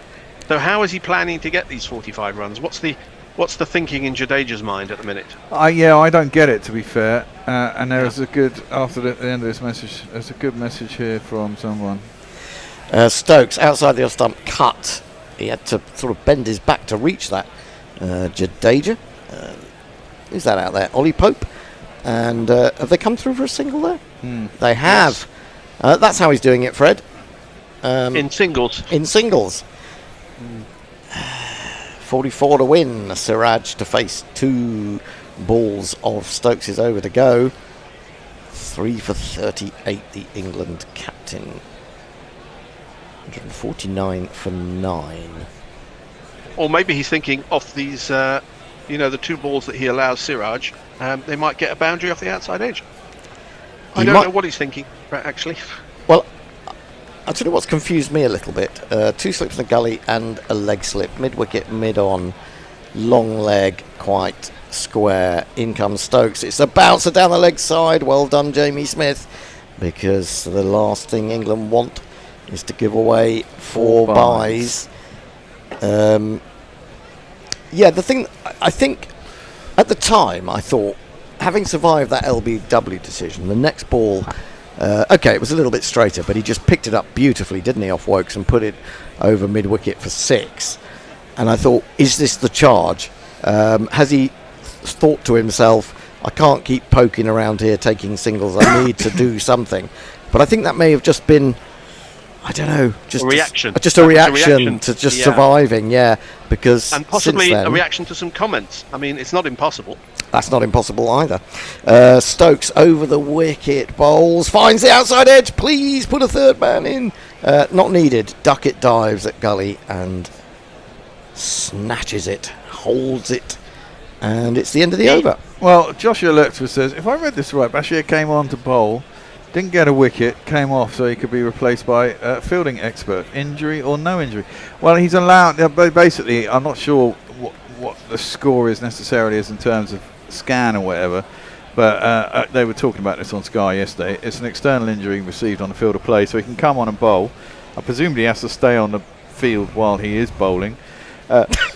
But hard to bowl from the pavilion. Well, yeah, no, I mean at the when his next over, well, he can't just come on, go off, come on, go off. No. So he has to stay on for the spell that he's on. But they don't want to risk him in the field at all. Clearly, the injury is it's more likely that he actually aggravated his injury, which is why he went off for the second time. Carse in, driven, punched by Jadeja. The Stokes is out halfway to the boundary at mid-off. If you're looking for conspiracy, you say Bashir might not have caught that, but he would have caught that. He's a pretty good fielder. He's taken some fantastic catches. You could argue that with his dodgy little finger, he might have dropped it. Well, no, but substitute fielders, that ship has sailed a long time ago. Everybody has substitutes for absolutely anything nowadays. Well, I mean, if I don't agree with what's gone on with regards to Bashir just coming on and bowling at 3 or 4 overs. It's just tucked into the onside again. They eschew the run. I do think something, it's something that maybe when they have one of their 4 yearly meetings or whatever it is at the ICC, this is something they could look at. Because I don't really think it was fair the way that that punt was used either. Because he's basically, all he's done is as a session of half a session of wicket keeping, and then he's just batted for 74 in the first innings and 9 in the second. Defended. There's no suggestion that anybody's done anything wrong. No. Obviously, at every stage, the umpires and the referees and whoever is made aware of what's going on, and they explain what the rule is in this situation. Whether the rules need to be tweaked is another question. Whenever there are rules and there are rules changed, teams always take advantage to them, all teams, to the best of their ability. But tweaks may be required. But I don't think there's been anything underhand in any area. Not at all. Pushed out into the offside. Off the fence comes Pope, and that is the end of the over. They've taken a single. No, it isn't the end of the over. Still 2 balls to go. 2 balls to go. 150 up for India. The Indian fans are on their feet, trying to pull Jadeja and Mohammad Siraj across the line. Quick info is saying it would have been key now, but play will continue as the last wicket needed. I think that's bollock, because it completely ignores the reason why you have an extra half hour when 9 wickets are down. If it should be tea, and if, for example, it rained, after when the tea interval would be, it could be important. But I think that's just the rule of being misapplied. I don't think it seems right to me. Carse in to bowl to Siraj, who turns his back on that, flaps at it, it doesn't get up, hits him probably somewhere around the hip. He didn't like it. Next one will be very full. He might decide that could have gone anywhere. It's hard to play that worse. Well, it didn't go up in the air, so he did play it he's starting to duck it, and then of course it's not getting up. It's not getting up, so it's really hard for anyone, let alone a tail ender, to play that. 4 men round the bat. It's short again. This one way over his head, and ball it wide. That is the end of the over. Jadeja can do this. I think he can. Well, they are carrying on. They're not going to tee. But that question about doesn't make tee, any sense. I mean, does that mean that if it's potentially petering out to a draw with 3 runs required, can they finish 20 minutes early? It doesn't make any sense. There is no reason for them not to go off a tee at the appointed time. I agree with you. And I think there's, these things and breaks like that are part of the game, aren't they? They're part of what can turn the impetus, the momentum. And you may say it's actually an advantage to India because the batsmen are in, and having a little break is probably good for England. Stokes into Jadeja. He cuts. Is he going to take a run from the first ball? No. I doubt it. Did we not see Archer warming up? But we haven't had any Archer yet for a little while. That was before the wicket fell. I think we saw him warming up. Right, okay. And Stokes still believing that he could be the man to bring this India innings to a close. 3 for 38 from 21.1 overs. He bowled for an hour and 40 minutes straight off this morning. He's come back this afternoon.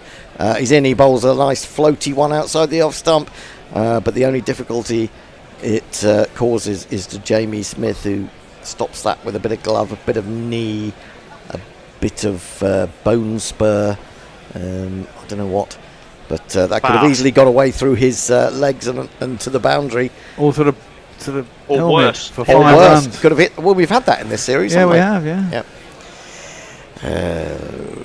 This is every time I feel like I can relax a bit, and I think, right, we got it now, England. I can feel the doubt creeping back in. Stokes in to Jadeja, who does pull with some intent this time. There is Duckett, though. He's hit it well, but he's hit it straight to the fielder. He's not going to get a boundary. He's not going to bother with the single. Ben Duckett. What are we doing with these rotors, if anything, or are we just ignoring? Oh, I hadn't really thought about that, to be honest. Good point. Should we just carry on? Just carry on for a little bit. Do you mean you swap? You do another I'll do couple of another overs. yeah, okay, see how it goes. Commentators roulette. Well, we Remember could do those that. days? I do. And we haven't done that for a long while, have we? Stokes into Jadeja. Oh, he's edged that, has he? Ooh, well, if he has, it's gone well short of the keeper. I need to see that again. Because the way that he played at that, you thought if he did get an edge, that was one that possibly could have carried. Well, he flicked his back pad with his bat, so it didn't come through quick enough. It's an odd one, isn't it? What does Jadeja do now? Does he go for... I mean, there was a comment earlier, I can't find it now, saying they've gone too slow. And this is the first time, actually, I've seen England for a while be this patient.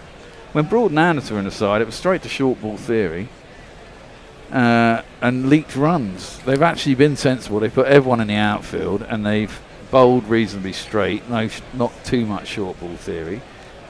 They got a wicket with it in the end by changing up from bowling straight and at the stumps to short ball, and finally got Bumrah. But they have been patient, England, and India probably haven't.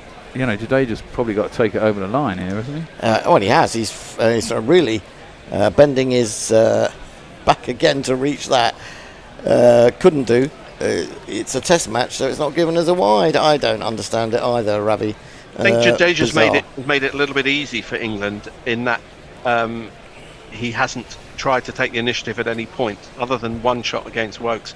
So it's fallen into a predictable pattern, but actually plays into England's hands. It almost feels like it's a kind of stalemate in some respects, although with one wicket to go. Yeah, one wicket. Yeah, changes. Yeah, yeah.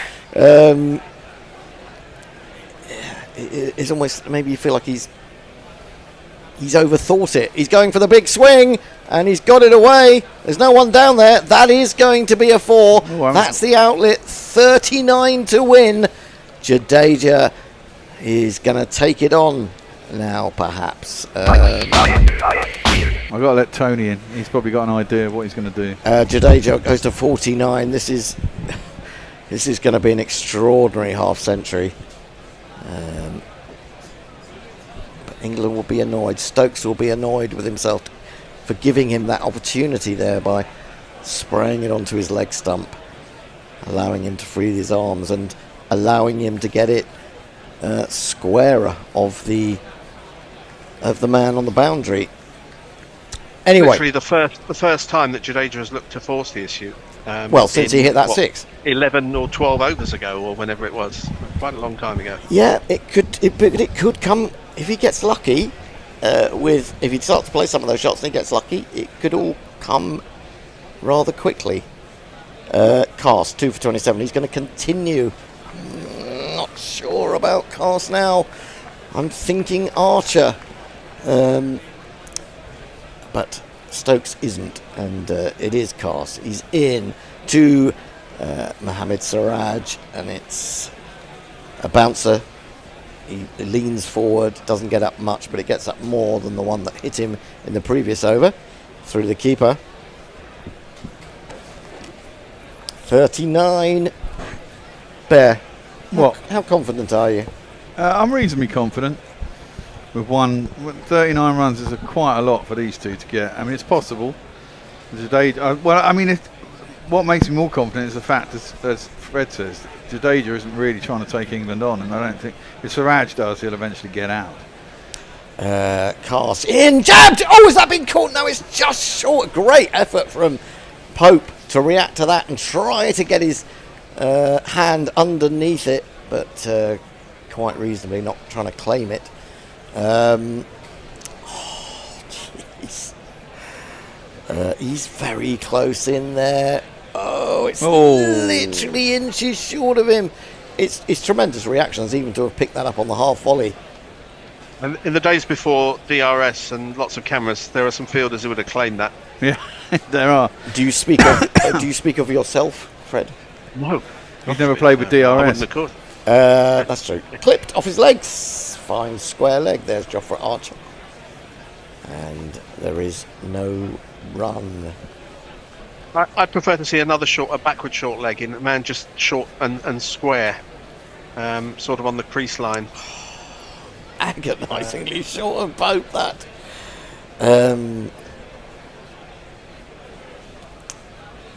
He's fending it off the front foot if you can do such a thing. He doesn't look comfortable against the shorter ball. Unsurprising. He's a number 11 with a test average under 5.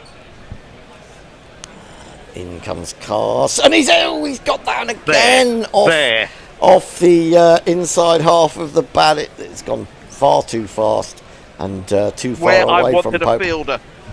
I agree with you, Fred. I agree with you. That's where James Taylor would be back in the days when he was playing. Oh. Let's see exactly where. Oh, that's straight to the man there, isn't it? Well, yeah. I suppose if you have him really tight.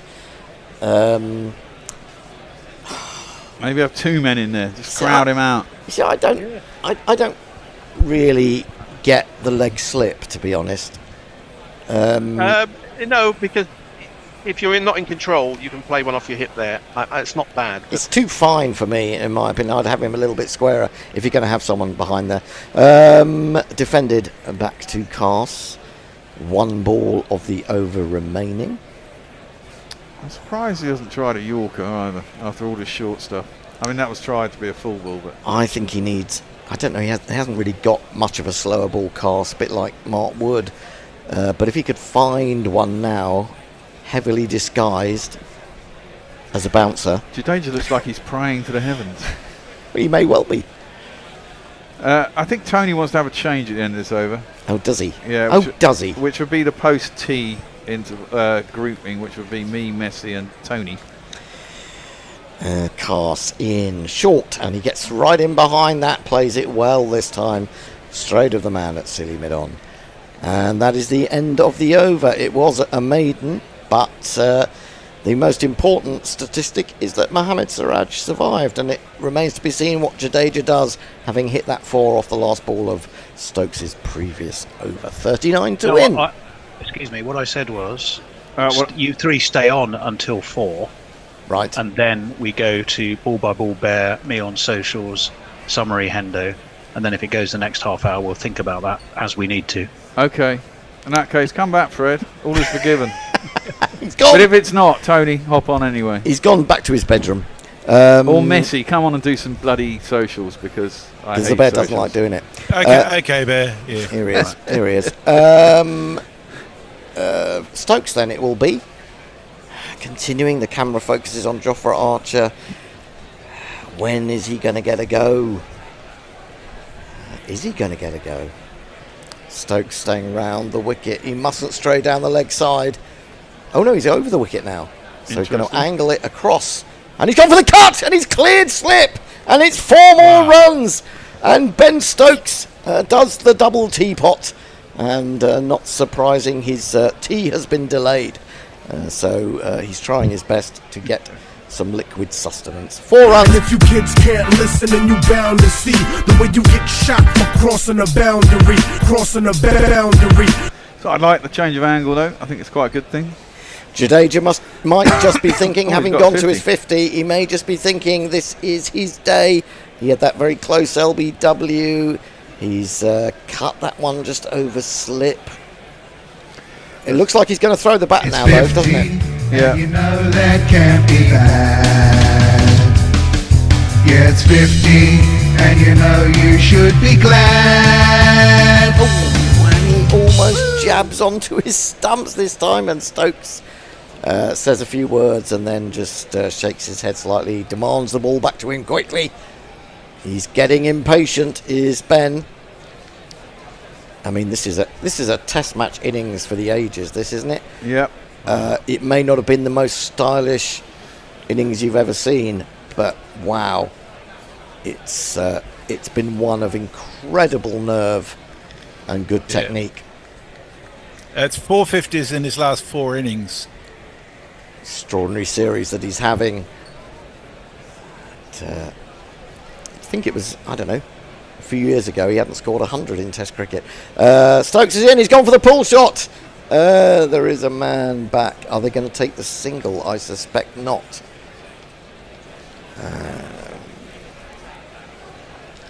I think Stokes should come out of the attack, get Archer in, probably get Wokes back on. Yeah.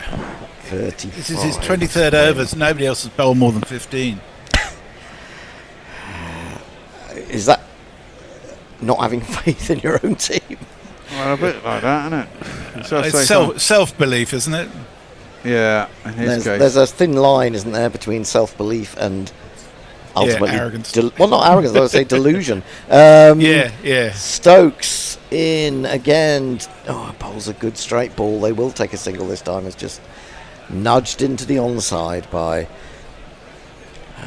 Jadeja, and Stokes really has to get rid of Siraj with one of these 2 balls. What are they going to do? What is he going to do? Jadeja onto 54. 34 to win. Oh, this is gut-wrenching. And this is just the most intense cricket. I'm trying to remember how you were at Edgbaston 4 years ago, Hendo. 4 years ago. It was equally, what was 2 years ago? In he comes, bowls. Oh, he played that off his hip. There is a leg slip. There's a worry if that gets past the leg slip, it's going to be 4 more. But Crawley sticks out big paws and prevents it. What happened at Edgbaston? Cummins and Lyon. Who, when they took it over the line, they scored about 60 to win, didn't they? I think I probably erased that from my memory. Yeah, and Stokes had a big chance in the outfield, didn't he? He caught it and it bounced out of his hand when he hit the ground. That's right, yeah. His elbow bashed the ground, didn't it? Yeah, and that was the game, really. Stokes, 1 ball remaining, 2 slips, a leg slip, it bowls a short one, jabbed into the ground. I think basically Pope is going to have to burrow under the ground and sit beneath Siraj if he's going to catch one.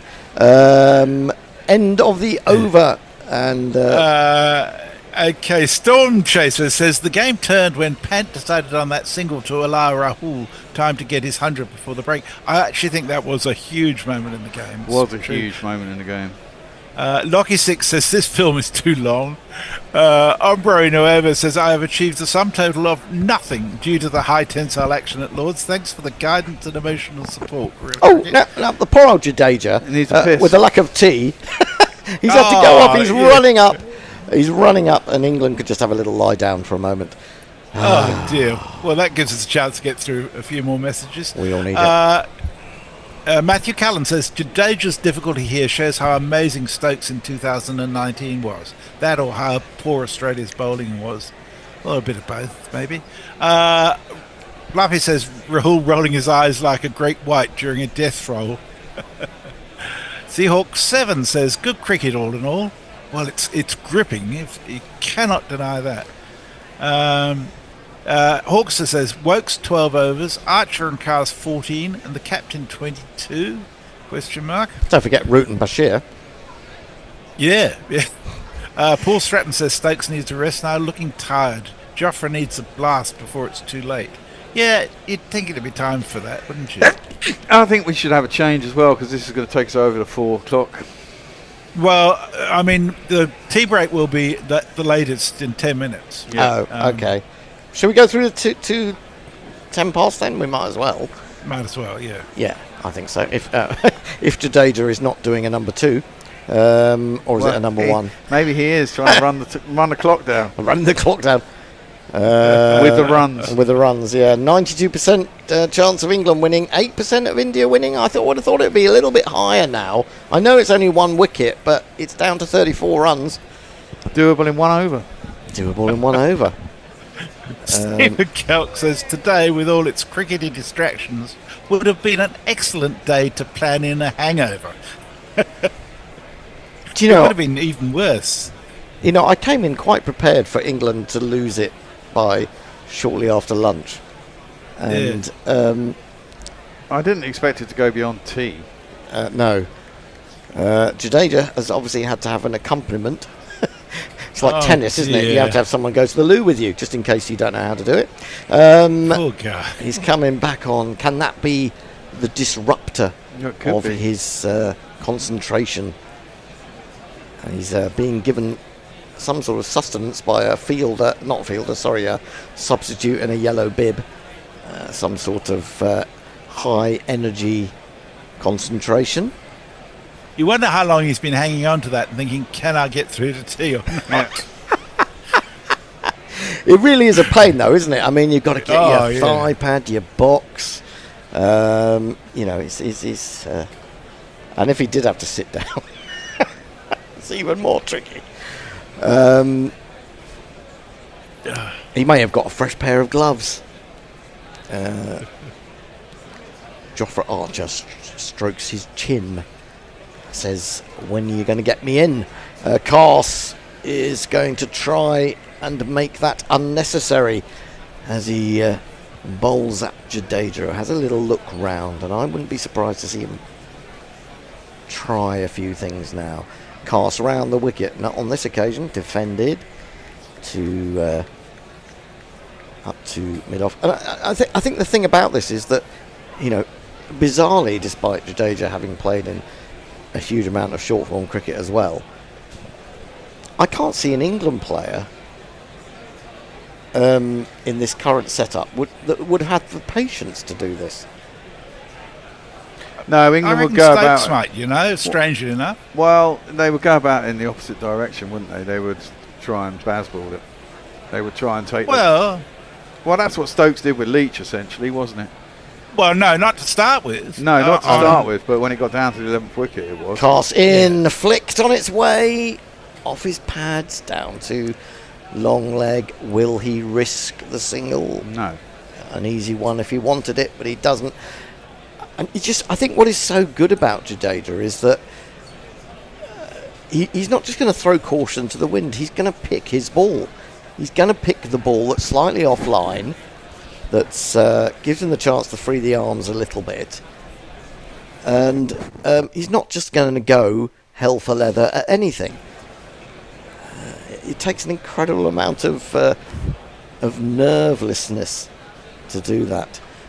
Short and swaying out of the way of that one, although in the end slightly toppling over Jadeja.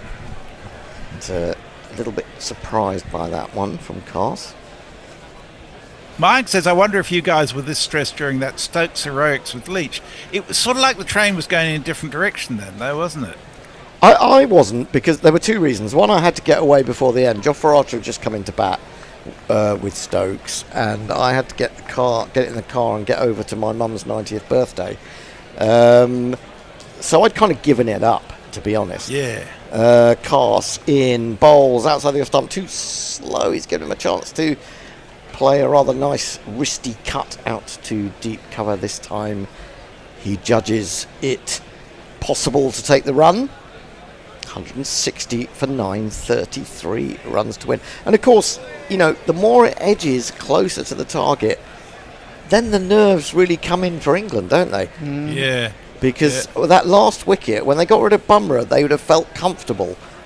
And again, the denial that Jadeja has shown has, taken the wind out of them a little bit again. Go square a Pope. Yeah, I think he needs to go square. Stokes has come in at a straighter silly mid-on. Pope is at short square leg just in front. Cars is in, and he's whipped it on his way.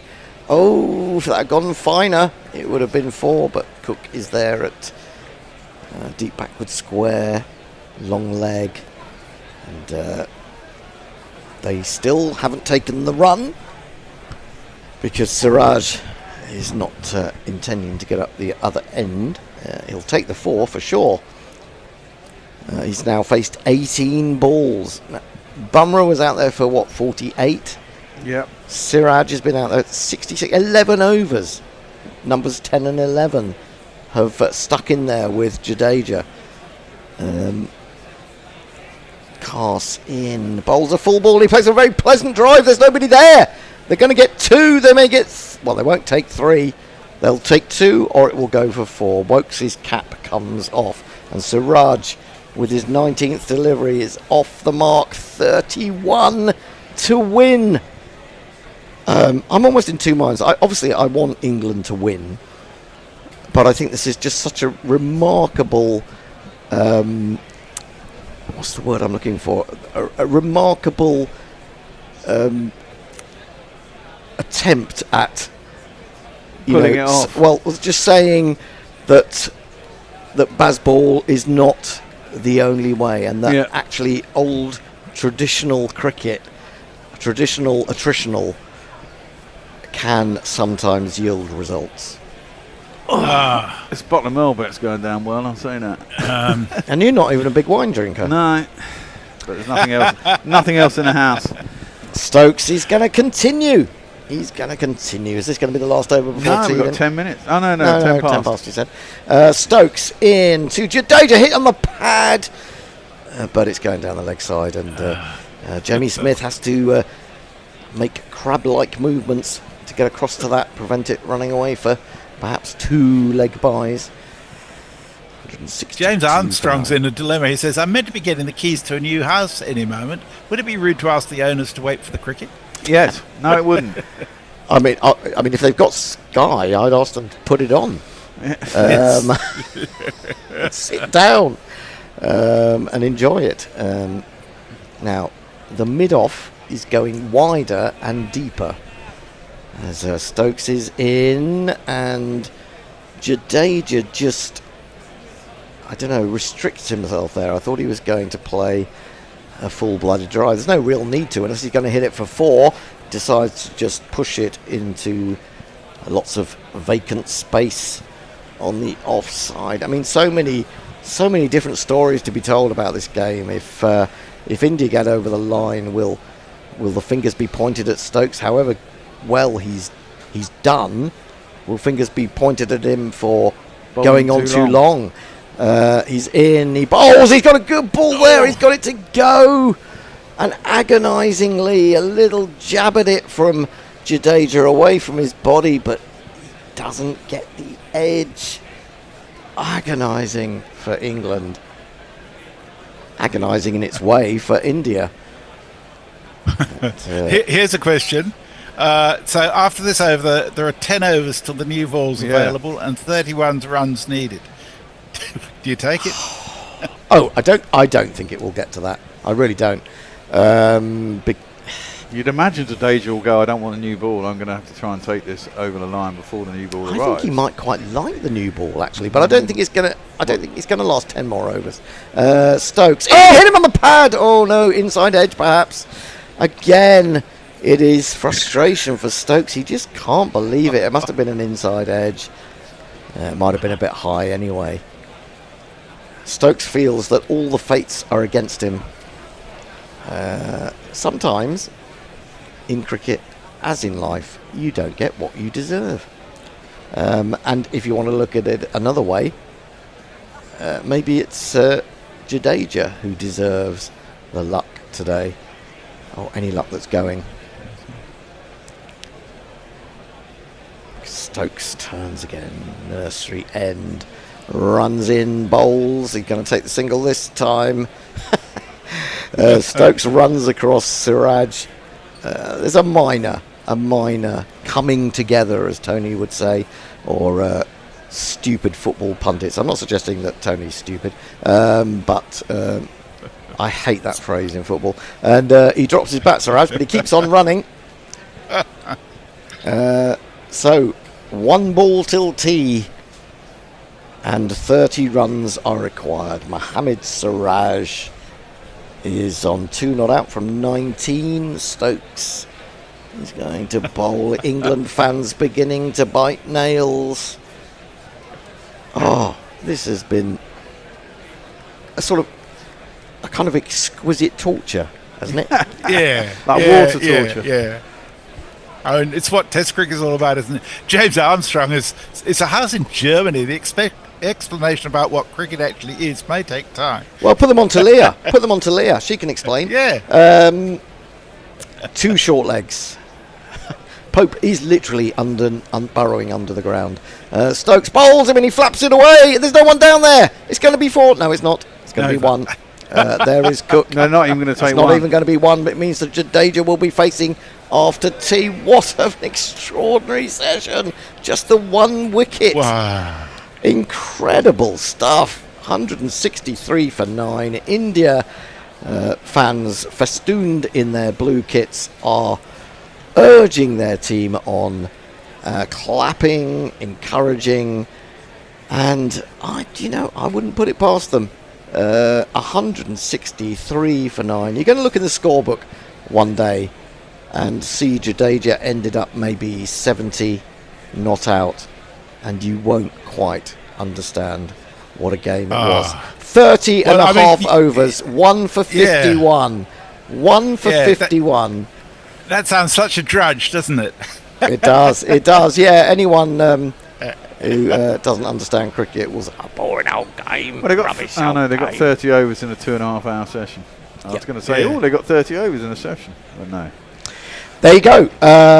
Any more tweets before we take a well-deserved Well, there's been a rest? lot, but Will Reynolds says, can you bring pints up from the pub? Chris the Choir said, if it was going to be a finish like this, you just knew Jadeja would be involved. Franco Esposito says, is Archer retired hurt or what? I think he'll bowl straight after tea. Archer retired hurt. I think he may have taken a bruising to his ego. I've not been called up yet. And Hawkster says this, you'll agree. He says, Hawkster, exquisite torture is being an England fan. Well, that's true. Well, no, it's normally just pure torture. This is a little bit better. Exquisite torture, I think. Look at that scorecard. No one apart from Jadeja has got past 50. Highest score apart from him was Raoul, who was out ages ago. Wokes 1 for 21, Archer 3 for 52, Stokes 3 for 48, Cast 2 for 30, Root none for 1, off 1, and Bashir was taken out of his plaster cast, brought on, wheeled on, and bowled 3 overs for 2, which is actually quite a good performance from him. Yep, indeed. There we go. I'll finish with this one because I think it's lovely. Stephen Kelk says, if you combine this run rate with Bazball, you get a matter-antimatter explosion. Wow. Very true. Right, we're going to go back to Who's That Weirdo for 20 minutes, which is a bit of a come down after all this excitement. But, yeah, we got to put something it's on. It's me and you and Hendo. That's not bad. Oh, okay. Fine. We'll be back in 20 minutes. And the denouement awaits. Yeah.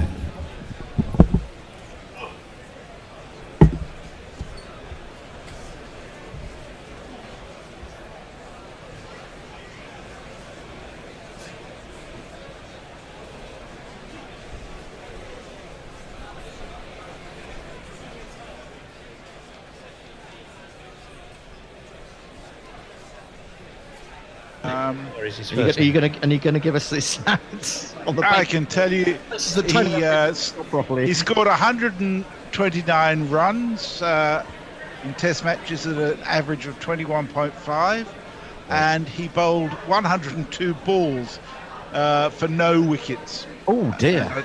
I don't know what it cost, but he doesn't really have any stats at all, does he? He doesn't have an average if he didn't take any wickets. No. It's hardly worth knowing about his stats, really. 6 tests, no wickets, and he was supposed to be a bowler. Did it tell you how many runs he went for? No. No, not on Wikipedia. I can He get was him. an attacking batsman, medium-pace bowler, and a great fielder. If you look it up later, we're doing...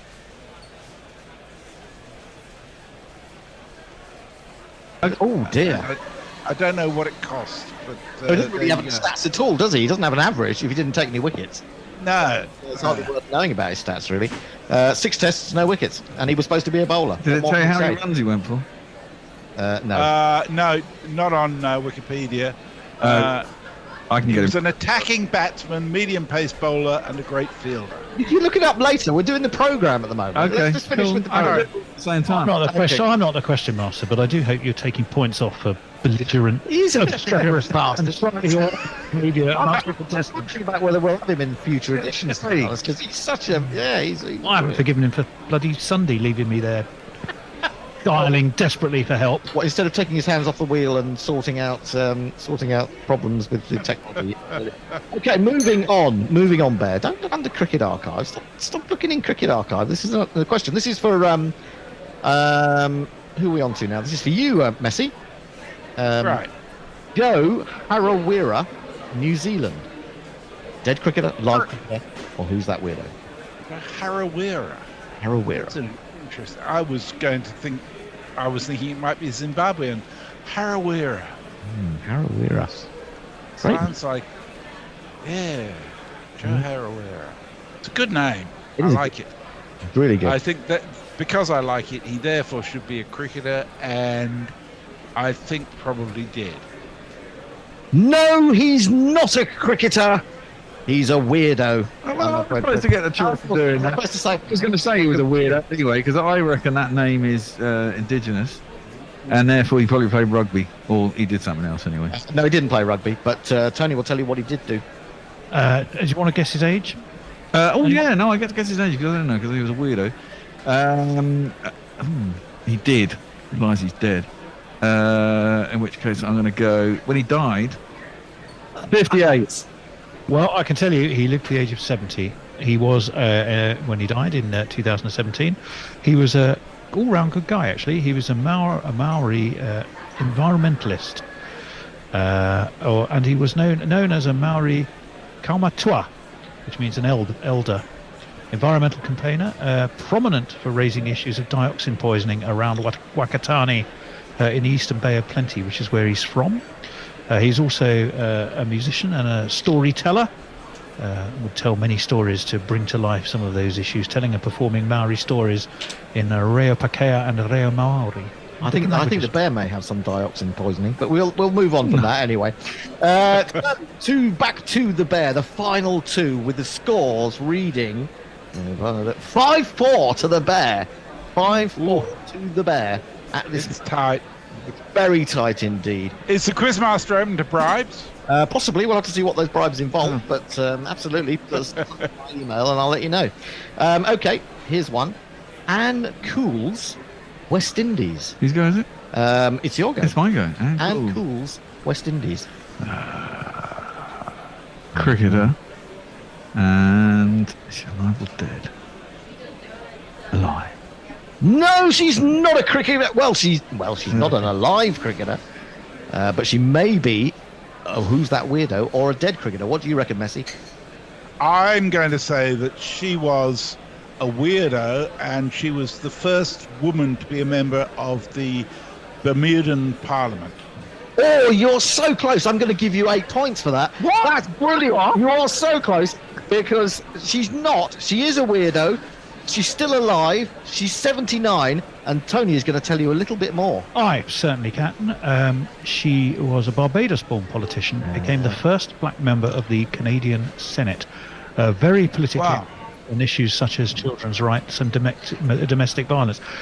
She's a bit rebellious, and she said something I think which is really interesting. She's a very strong advocate for women and against domestic violence. I'm pro domestic violence victims.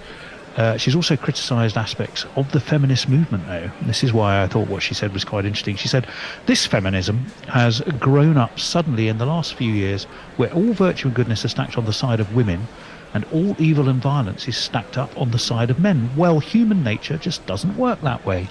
And I thought, well, fair enough. Controversial. I would say in this day and age, absolutely. But well done, Messi Jez. You were very close there. I mean, I like the way you went Bermudian. You obviously thought of my Bermudian connections that I had nabbed that straight out of the. I did. Didn't you? But you weren't that far away after all. Quite incredible stuff. So we move to the final name on today's Who's That Weirdo, with the scores reading: the Bear 7, Messi Jez 9. Can you make this complete? Can you win, Messi Jez, for Australia? Because they've done nothing else of recent vintage that's been good. Knocked out the tournament, amongst other things. Now, what do you think? Wajahatullah Wasti, Pakistan. Wow. Well, I mean, we Australians are not good in the death overs, it's true. But I'll just toss one up there, and in the hope that Wajastahuli is in fact a dead cricketer. You're not right. I can pass it over to the Bear. And now, if you can get this right and then get the age, you will take today's contest. It's all down to you, Bear. Are they a dead cricketer, a live cricketer? What's the name? Wajahatullah Wasti. Wajahatullah Wasti is a weirdo. No! You have disappointed all of England. You allowed Australia to win by 2 points. I did a South Africa. Wajahatullah Wasti is a live cricketer, aged what, Tony? Well, to give him his full name, Saeed Wajahatullah Wasti. Is 47. If you'd have told I knew you were going to say that. He's 47 from Peshawar. Right-handed batsman, played 6 Tests and 15 ODIs for Pakistan in 99 and 2000. Made a ton in each innings against Sri Lanka at the Gaddafi Stadium in 1999. 133 and 122 not out. But no other scores of note there. No other scores. What was his average? His average, since you asked me, was 36.56, but that's only really jacked up by those 2 big scores. If you really, really desperately want to know, I'll give you his other scores. No. Just the average is important. You're being so bloody belligerent, I thought I might just give them to you anyway.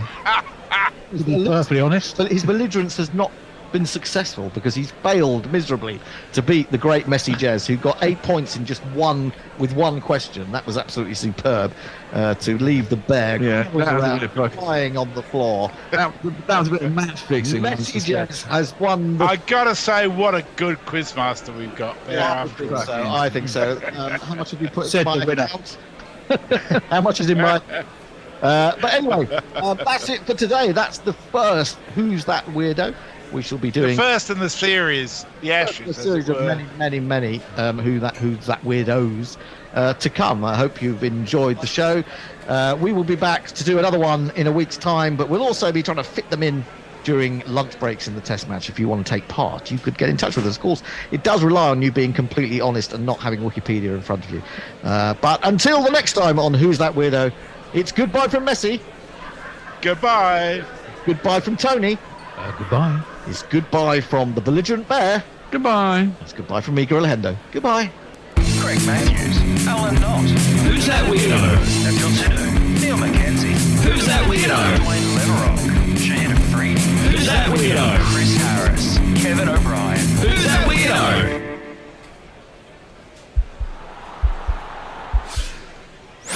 This podcast is part of the Sports Social Podcast Network.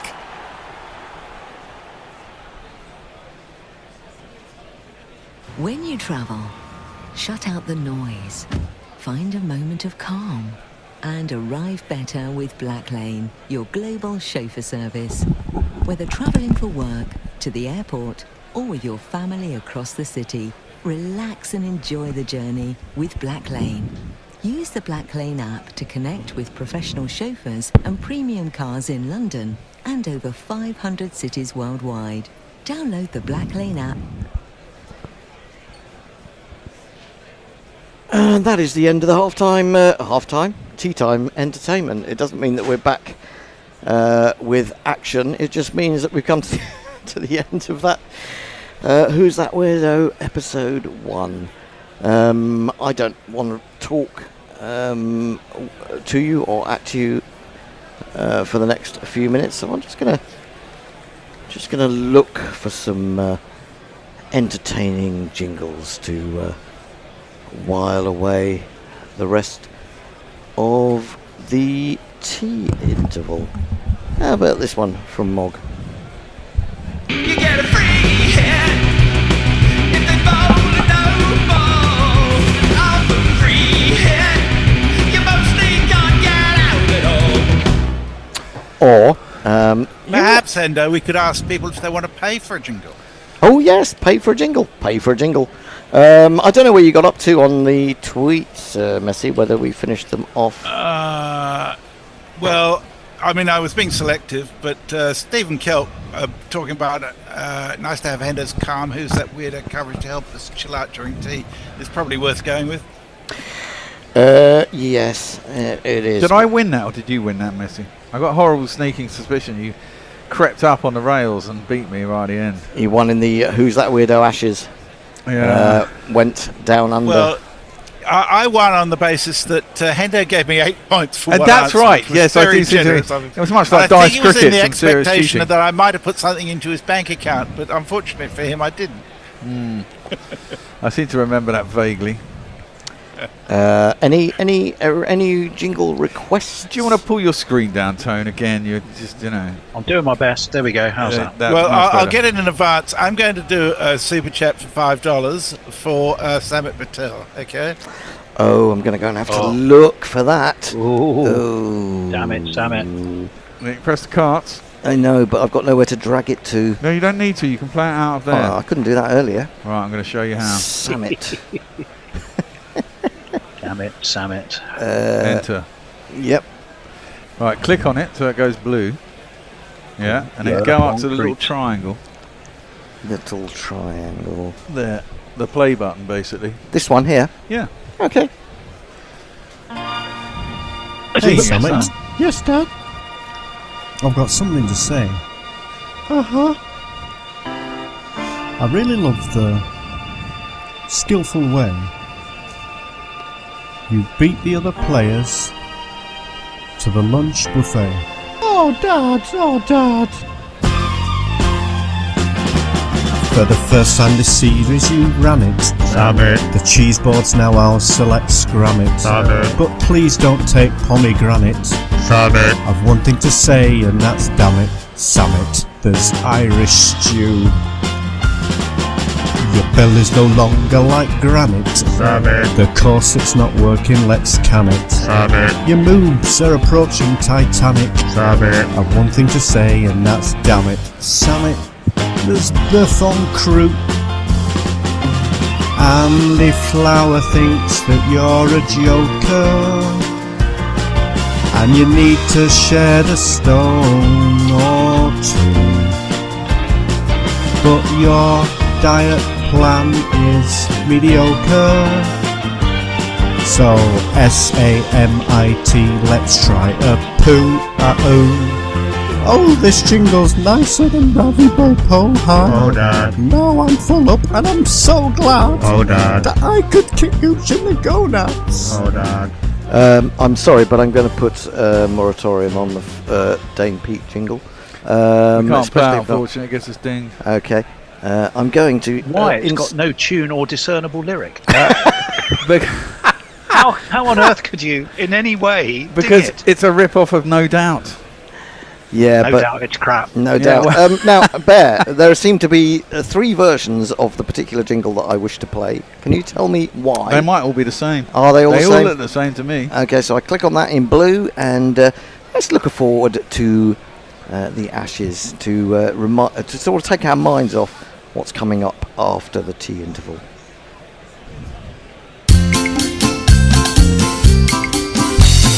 Once an Aussie captain was facing heavy defeat under the cloud of a stairwell affair. And he sang as he watched and waited till AB declared, "You'll come ball tampering Bancroft with me. Ball tampering Bancroft, ball tampering Bancroft. You'll come ball tampering Bancroft with me." And he sang as he watched and waited till AB declared, "You'll come ball tampering Bancroft with me." Got to stop it there. They're back out. They are back out. Oh, And you know who's going to bowl straight after tea? It's my Shoaib word, Bashir. I can't believe this. I cannot. I cannot Oh, I believe can. this. I really can't believe it. Oh, Everyone's out on the fence. apart from the slip. Apart from the slip. And there's a filthy delivery down the leg side. Give it some fucking air. Very good take though from Smith. It was. Shit ball from Bashir. 65 miles an hour. Nonsense. We'll play the rest of the Bancroft jingle another time. I thought we were going to have to fill, but no. Bashir over the wicket. Oh, he goes back. Need that one to just die in the pitch. Go on and hit the pads. Big appeal. LBW, but it hasn't. Goes back. Is he thinking and about the new defends. ball? I mean, we've been craving a spinner, but he's been off. But is he thinking about the new Well, ball? we've got maybe? 9-10 overs till the new ball now. Can't be thinking the new ball. That one's on the leg stump again. It's worked into the leg side. It will get a single. Now, Siraj, what would he do against spin? Do you think he'll try and give it some hump to it? It's possible. 29 to win. Shorter, slightly shorter boundary, I think, down to the tavern. With the spin, if there is any, down the slope. I would have a long on and a cow out, and I would give it a little bit of flight and see what he does. Toss it up outside his off stump. But I think he's under orders. Don't hit anything, Mohammed. So Yeah, I'm sure but that'll tail work. enders eyes light up, man. He goes back and defends. And he's got to get it up above the eye line if Exactly. he's going to tempt him, hasn't he? Yeah, he has indeed. 29 to win. 1 wicket for England. It's as tight as an at's chuff. And Siraj is facing up. That one's... Ooh, now that's the kind of ball you want. Turned a bit. Did turn a bit, but turned from the straight. You want to turn that up. You want to put that up outside off stump. Well, he kind of did, actually. Turned quite a lot. From outside off or about off stump, down leg side. Glad he didn't get a little bit of face of bat on that because Smith spilled it. Yeah. That one is tossed up outside off stump. That's where you want to bowl it. Get a bit big turn, actually, outside the off stump if he gives it some air. Was that the end of the over? Was that It 6 is, balls? that was Fuck quick. me, that was quick. Very quickly, you do have a super chat. It's Mark Zip. It's £2, and it's Ian Bell jingle. That should take up some time. We don't need it to now. We don't need it Thank you, to. So Mark. we Anyway. can't. Can we take? Are we taking? Are we not taking the $2 under false pretenses? No, If well, we I'll don't tell you play what, the we'll play Ian it Bell next jingle, time. play it next time. I'm Yeah, sure play it. Sippo will go along with that. I've written it down in my to-do list. Well, I've written it down in the Bears to-do list, to be honest. What have you written down in my to-do list? I didn't hear that. Playing the Ian Bell jingle. I fucking hate because- that jingle. I'm well, never playing unfortunately, it. Mark Zip, at request of you and Hendo, well, and me, has paid good money to hear it. So Well- you can't not play it. Pain will break your helmet, break your heart. Hotter than lava, cooler than Bogart. In your face, at your stumps, on your toes, on your mum.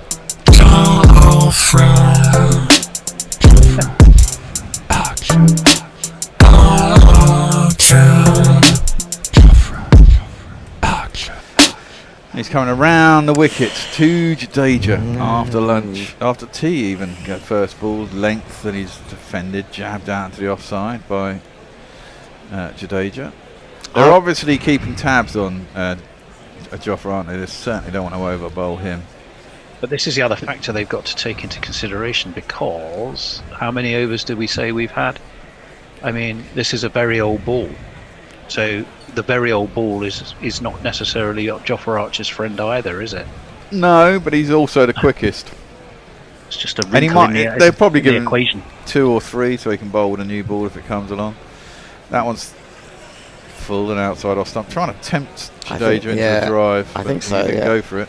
It's only 80 miles an hour. He's quite slow to get going, Archer. I mean, I suppose the adrenaline of that first over back in Test cricket on whatever day it was, day 2, got him firing from word go, but he's eased himself into these. He does seem to be up and down it as well. We keep thinking, oh, that's a slower spell, and then he sort of comes back and bowls a 90 mile an hour, now 92 mile an hour. He does seem to have control a bit over his pace. That one is short and wide, tempting again for Jadeja. He mishits it into the ground. I mean, this is the chance to get Jadeja here. He's had 20 minutes off. He's got to just get his eye back in again. See if he can, draw a mistake out of him after the break. Going to have a chat with Mohammad Siraj. I wonder what they're talking about. I mean, you would have thought they would have got their tactics spot on, although Just keeping each other calm, I guess. well, yeah, and also the fact that they may not have expected Shoaib Bashir to come on and bowl. Well, that too. That one, ooh. Tony, can you not do that? Yeah, Yeah, sorry. that's right. Yeah. Jadeja sort of tries to jab his bat down. It keeps a little bit low and quite easily got a little nick through to the keeper, but once again he didn't. Tony, turn your microphone off until you're talking. Yeah. I can't help it. I've got a crystal ball and a glass eye and a wooden leg. Yeah, and rather appealingly, when you look up to the roof, it looks like you're a little dog calling for his dinner. I assume that Batman's gone to sleep, so I'll have to take his place. Well, yeah, Archer. Quiet now, around the Tony. wicket. Into Jadeja. They go for the quick single. They make it. Jadeja will only have to face one ball of Archer. Sorry, Siraj. At this end of this over, one run got. This will be what? How many overs done? Is this the 63rd, 73rd? Is it? Where are we? Yeah, 72nd. 72nd. So if they go run and bowl, I know they're going to need 20 with a new ball. If they carry on at this pace, surely Jadeja's got to go. I need to get the runs before the new ball comes. Because the new ball will do stuff on his surface. It will suddenly become a lot harder. But it might go for runs too. Yeah, exactly. He can slash at a couple then. At the moment, he can't really. Well, short leg is in, very short. It's Pope who's ready. There's 2 short legs, and Archer is in. He's going to do the double bluff. Doesn't do the double bluff. It goes down on the leg side. They won't take the single, one presumes. Oh, they did. Did they take the run? No, surely not. No, Siraj got sent back. Correctly Right. so. Another super chat, folks. You just want to read play it. a jingle, or shall I just read it? Just read it. It's from a Mr. Grover of Sheffield, who hasn't actually asked for a jingle. He simply said, I feel privileged to live on the same planet as GC jinglers. Wow. I think that's heartfelt too. To be honest, Joe, I don't think you do live on the same planet as Well, GC jinglers. was that off the gloves? It was off the gloves, wasn't it? Difficult to say. Would have Probably. Well, Siraj wanted the single. They did go for the single. Did they go for the single? Well, surely then. Stephen Kelk loves the Bancroft jingle. Then Siraj is going to face up. Okay, Siraj is happy facing up to Bashir. Oh, okay. Yeah, So that makes Siraj sense. has already got 3 more runs than Jack Leach got. I wonder if that's somewhere in the back of Ben Stokes' mind. Do you not well, have I a- did it. There's no deep square. There's a deep mid wicket, but no deep square. Maybe they're trying to tempt him. How do we know? Oh, Tony! Sorry. That one's off the pad. They scoot through for a quick single. Out to the offside, and there is no run. They shouldn't have been able to get a run there, They should shouldn't they? have been able to get a run there at all. Well, it's a run off the first ball of the over. It was tossed up, turned back into the pads. Ooh, nah, it's going down leg side, isn't it? It's probably hit him in line, you know. Everyone was too busy appealing to actually think, Get the ball. I should go and get the ball. And that's a loss of concentration from England. 26 required, 1 wicket required. Whew. Bashir was about to run around a wicket. And just keep your mouth shut, Tone. Whatever happens. Bashir tosses that up on the leg side. Attempted sweep by Jadeja, but it bounces and hits him in the chest. He rubs his chest and there is no run. One of those just loop off the top edge and plop into Slip's hand would be nice. I think Tony should be banned. Yeah. Because I'm going to cover him up. Well, yeah, that one's defended into the offside by Jadeja, no run. 171 deliveries. Can we switch him off the 72. monitor? No. Damn. Well, I could, but I'd turn him off on the feed as well. Yeah, well, I know, yeah. We can just mute him. Bashir around the wicket. Straight, decent delivery. They go again for another single. Oh, they throw it at the bowler's end, hit the heel of Jadeja. So that's 2 off this over. 2 balls left in the over. Interesting stuff. Got right forward and just pushed it into the offside. Safely home anyway, Jadeja. Yeah, no problem at all. Is anyone backing up? Presume there was some down at Long Arm. Even.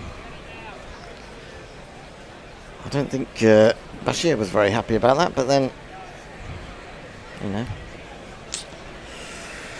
So everyone is really on tenterhooks in the ground here, everywhere, following this match. It is a crazy close finish. Bashir tosses that one up, defended by Siraj into the offside, onside, sorry, and there is no run. The Indian fans getting their fans up. England fans nervous. Well, I mean, you know, England were almost home and dry. Well, they have been. The ball has got old, and it's been difficult to prize anything out of it. They had, of course, that LBW that they got given on Jadeja, which was overturned on DRS. That one's defended, and there is no run. End of the over. Okay, Tony, you can speak now. Jay wanted Bapara. Steve late. Kelp loves the Bancroft jingle. Dr. Nivedita Verma. Not as many shots as in Stokes' classics from Headingley, but as tense for sure. Lockie 6. Greta is sailing across the channel as we speak. We're saved. Thunberg, I guess. If Archer's not on next, something's wrong, says Dan De Castro. Well, he is. Chris Steebs says, would a Kyle Abbott jingle ping the copyright for future reference? Don't know, can't remember what Kyle Abbott is. Not sure. No, Is maybe it- he's thinking is of creating one. Isn't it one about him pissing on a golf course or something? Well, that Stephen probably won't Tubbs. do. Come on, Joffre, make it stop. Please, please. Please make it stop. So many people piling in, not surprisingly. John Tandyman, that's a new name for me. I'm a Sheffield lad. Literally, I played for Sheffield Boys under 13s and Michael Vaughan was our captain. Did you like him? Yeah. Oh! Well, yeah, surely! No, he's got an inside Has he got an edge. inside edge? Yeah. Oh, man. I thought he just got pinged on the stumps, on the pads. Oh, if that hadn't been, has there been Well, no look, at bats? If you're not sure, review. You've got 3 reviews left, for No, fuck's have sake. they got 3 or they got 2? I mean, I think they know it was a big inside edge, to be honest. That seemed to keep a bit low, didn't it? Did keep low. It's just not going, is it? It's not going. Oh yeah, it was a big inside edge. If he would had have missed it, he was absolutely stone dead. Alex says Bashir's looking tired after a long spell.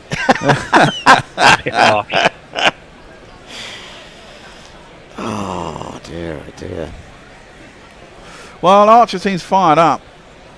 I think he's disappointed that Ball's doing fuck all, actually. But, I mean, that's not surprising. It is 70-odd overs old. And as we've seen, that one's short and Jade just sways out of the way.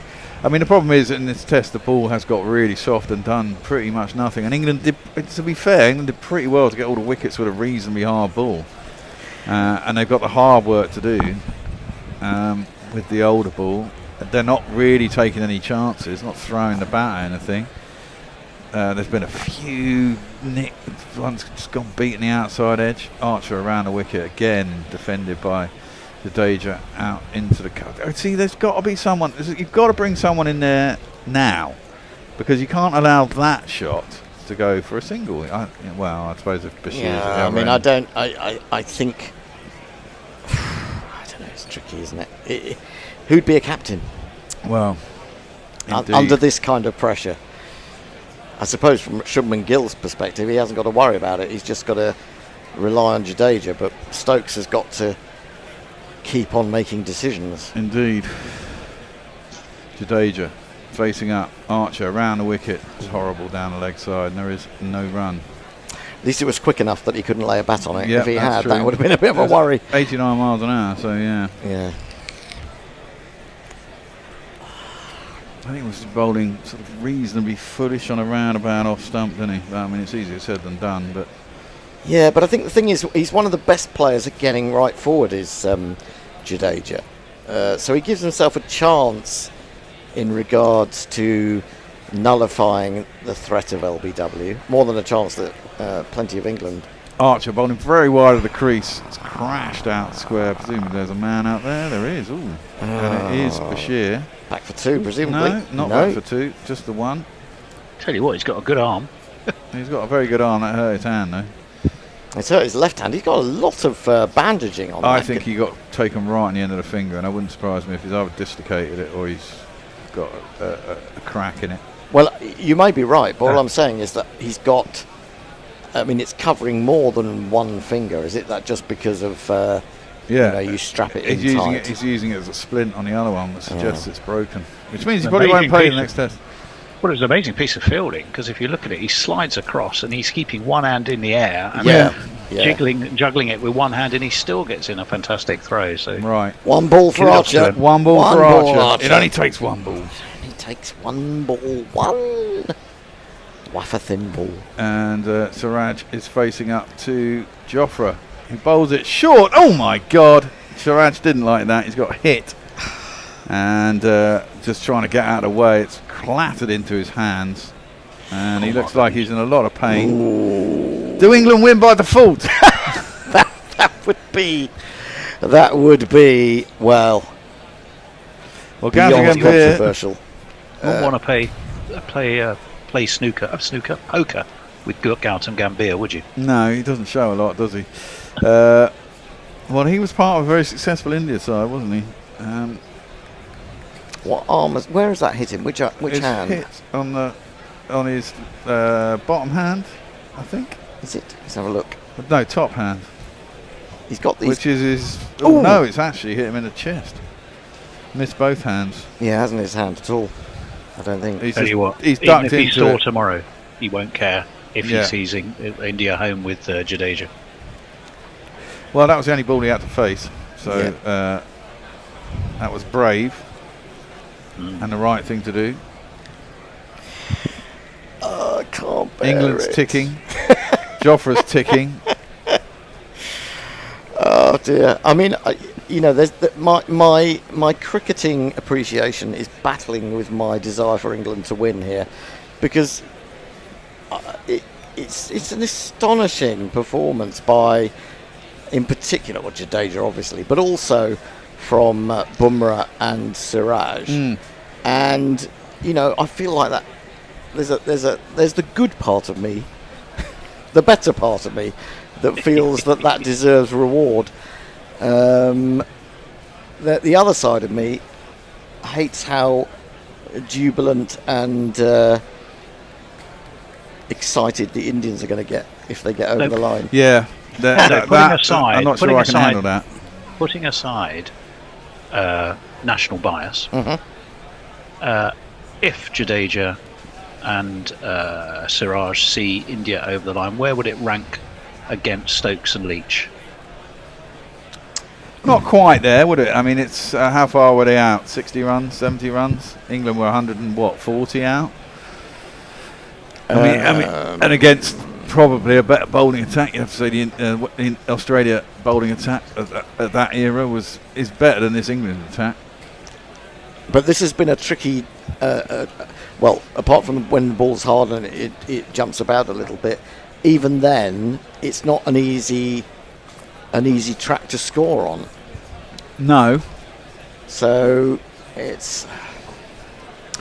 Well, there's 6 overs to the new ball and it still requires 24 runs. This is going to get interesting. Is he going to get to the new ball? I think he's going to go downtown, straight. Has he got someone straight? Probably.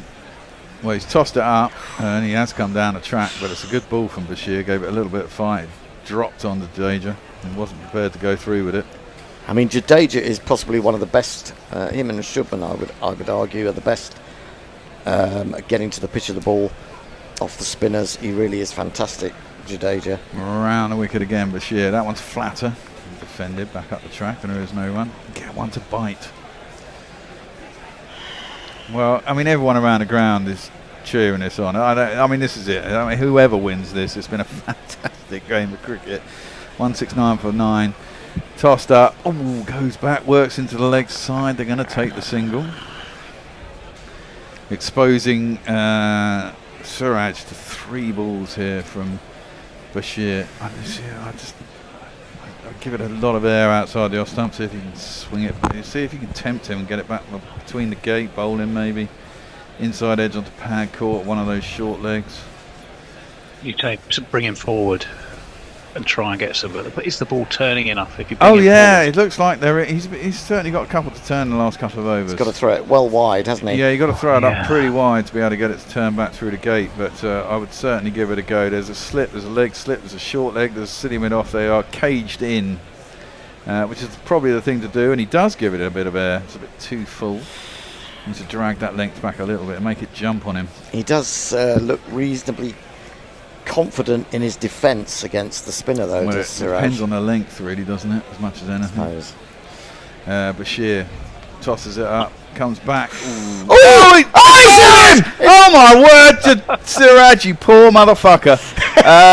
Siraj has gone back, defended one quite easily. It was short. He's gone back. It's dribbled back onto leg stump. It's knocked off the leg bail, just about barely. You have to feel for Siraj there. He had it covered. Bashir has come on with his fucking broken finger and taken probably a wicket with a worse one. Not what a worse ball, but I mean, it wasn't a terrible ball, but it was too short, really. Should have been easily defended on the leg side. Gautam Gambhir looks hound dog in his expression. Crawley. Yeah, you have to go up. Siraj is gutted, and that's really I got to hand it to England, considering the animosity in this game.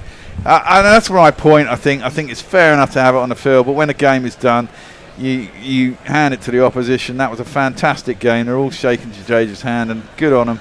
And I hope they do. You know, after this, you got to take it with a pinch of salt on the field, and you have to feel for Siraj. He looks downtrodden, but I suppose England were favourites when there were 2 runs required and a lot of runs required. There was 100 odd required when the last 2 went. I mean, they've done really well to take it down to 22 to win. A nice hug there from Stokes on Jadeja. Indian fans feeling that no doubt. And you know, some people will say, how did England get over the line? But they must have won.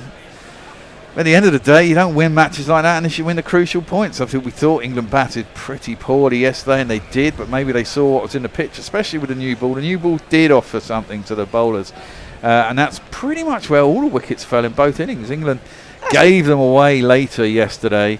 I mean, I remember watching Stokes get out yesterday, and I was fucking furious. He just swept a 4 and then swept another one. That's unlucky. I think you're being a bit unfair to Bashir there. He's thrown it up outside off stump. It is a little bit short because he has plenty of time to go back. But look, it does turn, and look how much it bounces. And that is probably what has that's what's meant done it. That has, the revolutions on the ball have sent it back towards the stumps. That said, watching that, it seemed to happen in slow motion. Yes, he didn't know where the ball had quite gone, did he? And as it was rolling, I thought, this is going to hit the stumps, but the bail's not going to come off. Yeah. Well, imagine me living in the future. I was trying to control my emotions for even longer because of the time the ball took to Sodding will roll back. Well, I mean, this has been absolute drama. It's dragged out. Certainly, like I said to the missus, I'll be home before tea. There's no way. I did. India have only got to get 100 and something, and England have got to get this many wickets. Either way, it's not going to go longer than tea. Jadeja dragged it out. You have to say maybe Jadeja. I mean, this is the tricky thing in this situation. If Jadeja goes hard, does he give one away? I think he was back with a towel, and he probably thought, to be fair to Jadeja, he probably thought this ball now is old. It's like soft. It's not doing anything off the wicket. We can just stay in the game. Give me the opportunity, and you guys just make sure you don't get out. And although it's hard against some of the faster bowlers, the pitch really wasn't doing anything, and they thought they could get through. But I do genuinely think they probably had to get it done before the new ball came. Or 12 runs off the new ball, and they might have been able to scoot it with a couple of flashy outside edges. But I do think the new ball would have done stuff, and it would have been fascinating to get there. 12 to win one wicket require a brand new ball archer steaming in at 90 miles an hour. But we haven't got there. Siraj is the last wicket to fall, and England win, and they take a 2-1 lead in the series. And who thought that at tea yesterday? Well, I mean, it is. I suppose I'm trying to think really. There was a burst last night where England got those 3 wickets. There was a burst this morning where they got 3 wickets. But then India had similar bursts, didn't they? Yes. What I don't understand about India is that they seem to me, generally speaking, to have batted better than England. But they've ended up losing, and I can't quite work that out in my head. Well, that's England would argue that's the passivity versus baseball. Well, I mean, they would say, look, we went after it.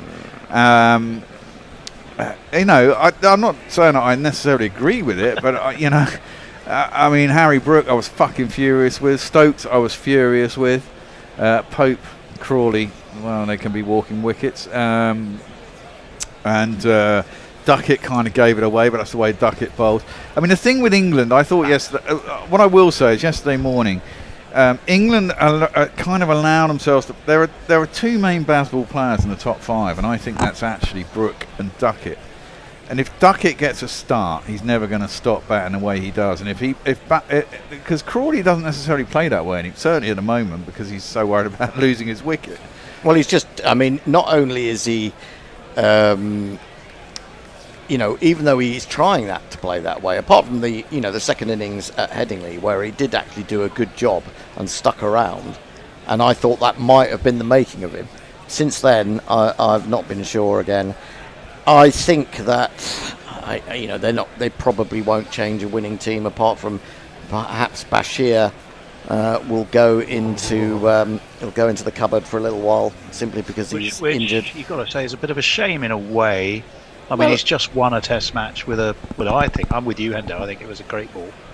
I think it was a great ball. It was a great ball. It took a wicket. They're all great if they win you a Test match. Well, if it's only seriously bruised, he might well be back. I mean, I don't know. Has anyone read reports? I actually think it now is the best time to make a couple of changes, and I think they can potentially now leave Jofra out of the next test and give him, and if they lose the next test, then they bring him out for the Oval. I suppose you could argue bowl him and he wins you the test, and you don't need to roll him out for the Oval. Well, it's Old Trafford next, which generally does favour Pate. There's a bit of spin. Well, I don't know whether it still is. I mean, it has been at times. I'm thinking of someone like Peter Such. That's going back a long way, I know. No, it is. I'm trying to think of other great spinning performances at Old Trafford. Swanee must have had one there on a recent. Well, I'm going was about to say Jim Laker, but if you're talking Oh, for recent, goodness sake. Oh, sorry, it's the one everyone would think of first. Swanee must have done May I, something there, as hadn't we he? reminisce as far back as Yeah, but it has no 1957. relevance to today, does it? No, Jim it doesn't, Laker in especially on a 1958 dodgy or whatever. Yeah, on an uncovered Got wicket. Yeah. I mentioned one or two super chats. Yes. I can group them together if it helps. Yes, go for it. Well, actually, we'll some of play them are one saying- jingle so- for them all. Hold I'm on. going to play. I'm going to play do the it to jingle and long. I'll read all the super chats. I'm going and a to few do others, 'cause the there's loads and the loads and long loads of the people. long form jingle. YouTube comments were not getting a mention. Too many lonely folks needing some attention. You post your super chat and then you pay the price.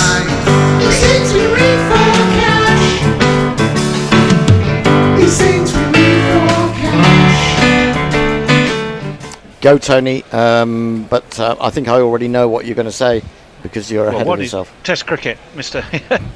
Jeremy Henderson, $5 Aussie, Test cricket at its best, guerrilla cricket at its best. We like that. We made some new friends. And Mr. Grover of Sheffield for Tony's rectitude and fortitude and Hendo being happy. There you go. Who says I'm also happy? Who says well, I'm Mr. happy? Grover does. And for a fiver, if he says you're happy, you're happy. Oh, I'll pretend to be happy then. Yeah. All right. Mr. Grover as well. I'm Nesh. What does Nesh mean? Any idea? Well, he's Nesh anyway. Strange £2. Sheffield dialect. 23rd of July. What are we on now? For £2, he can be Nesh. Today's but 9 this- days for the next test. 14th. So but it must this be. is the best series, he says. That's true. That's true. We've made loads of new friends on YouTube. I'm going to mention a Mr. Tandyman who's popped up this afternoon and who kindly said, "I'm so glad I found this community.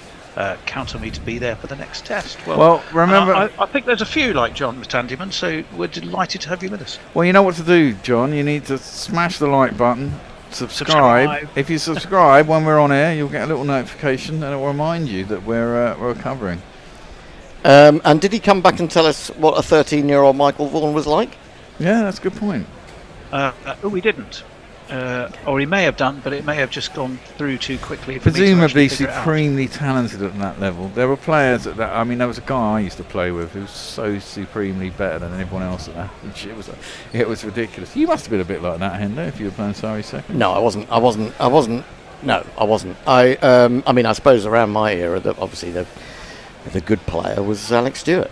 Yeah, I mean, the guy I knew played for South of England schools.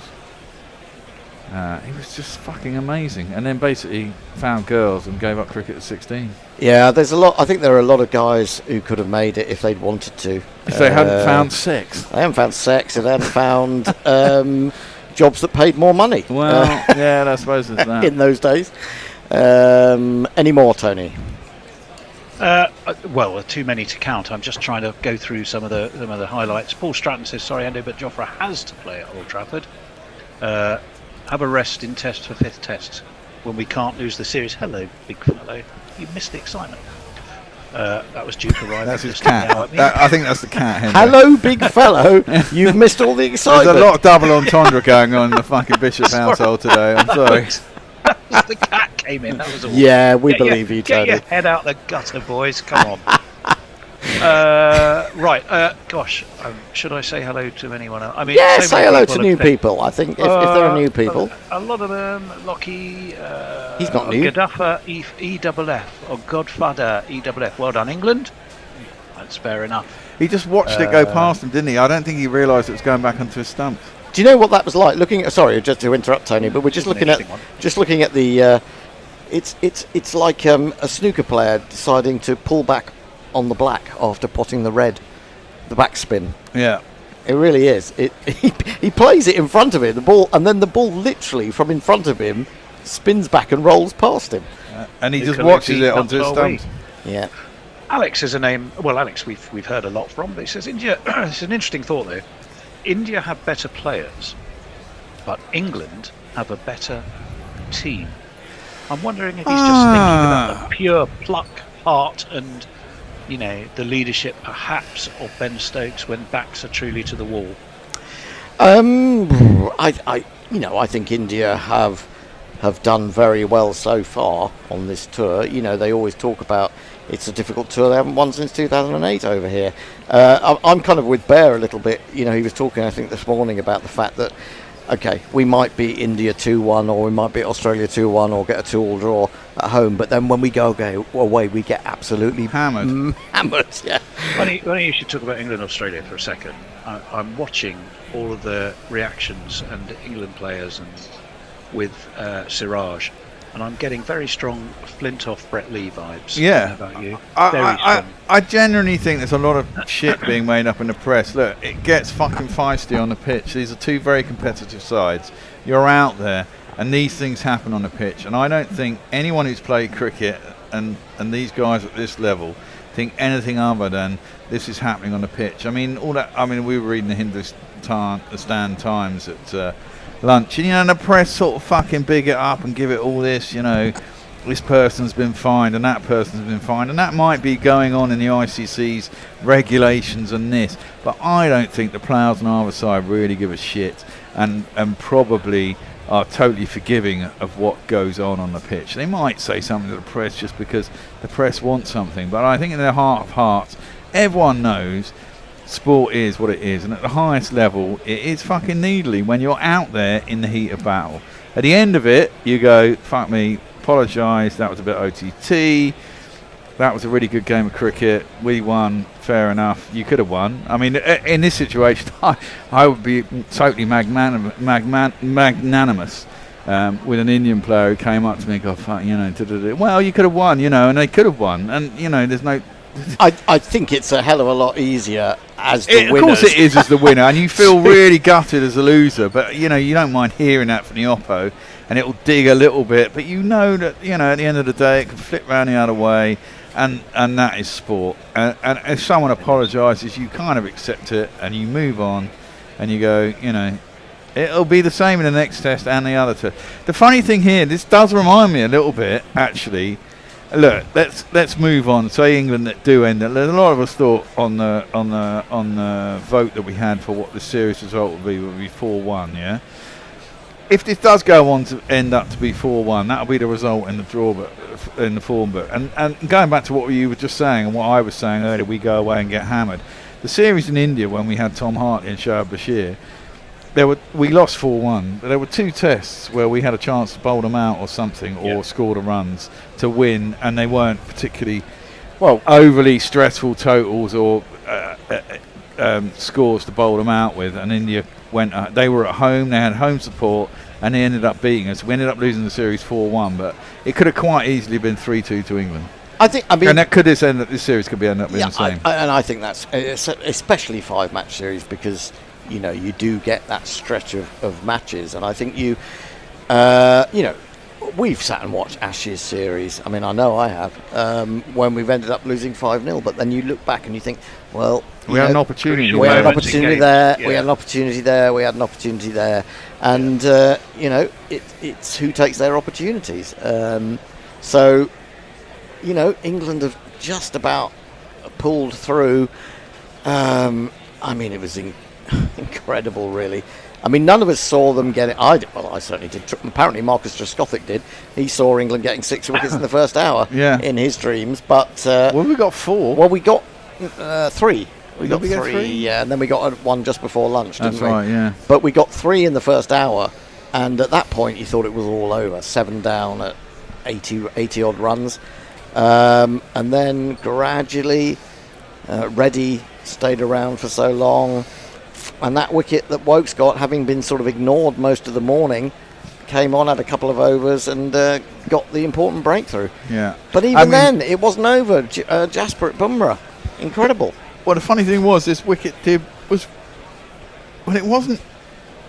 There was certainly not a lot in it for the bowlers. The only thing that you could say about it was slow even. Yeah. And it was very difficult to score for the first 2 or 3 days. There wasn't a massive amount in for the bowlers, and then all of a sudden, after 3.5 days or 3 days, it did start to give something back to the bowlers, especially with a new ball when it was hard. It was inconsistent bounce, and there was some jag back. And so it became a kind of different day. I mean, there was 14 fucking wickets yesterday.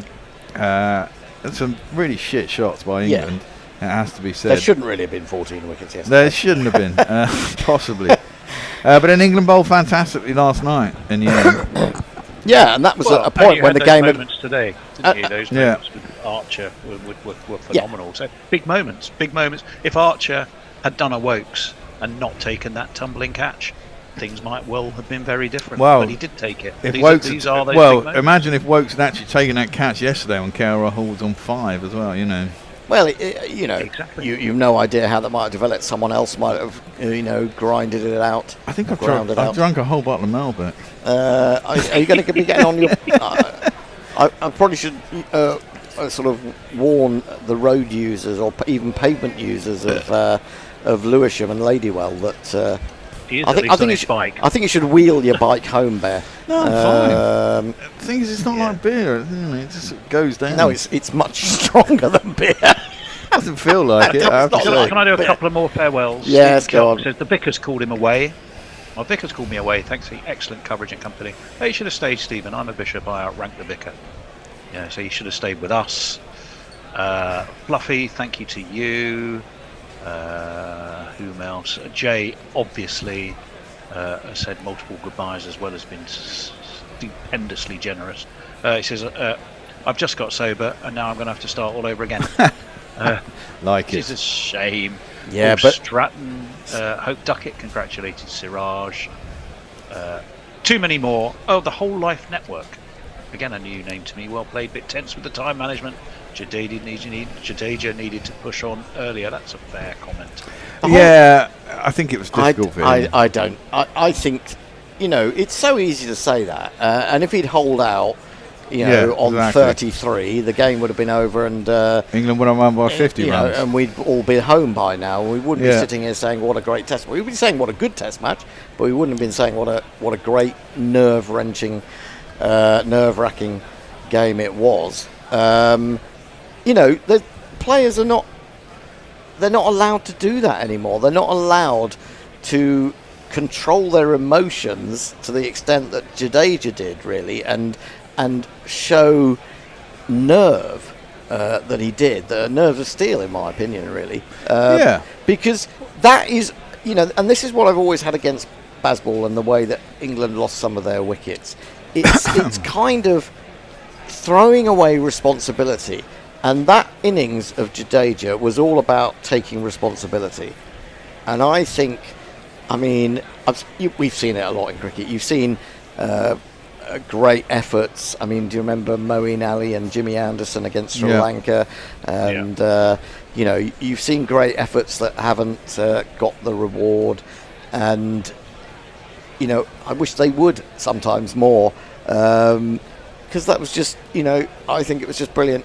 To keep as calm as he did for that length of time is just phenomenal, and you can give I wouldn't take 35 Zach Crawleys for one Ravi Jadeja. I really wouldn't, because there's no comparison. I might take 35. No, I really wouldn't. If each one of them gets a run, 2 runs, they get more than Jadeja gets. You can only play 11 of them at a time. And also he can't bowl. So, yeah. As far as we know.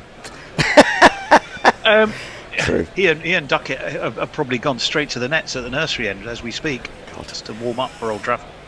There was, I'll tell you, probably a discussion for another time, but Mr. Forth of this parish, a wise man, I think said something on our WhatsApp group. He said, great series and great matches are not always played between the very best teams.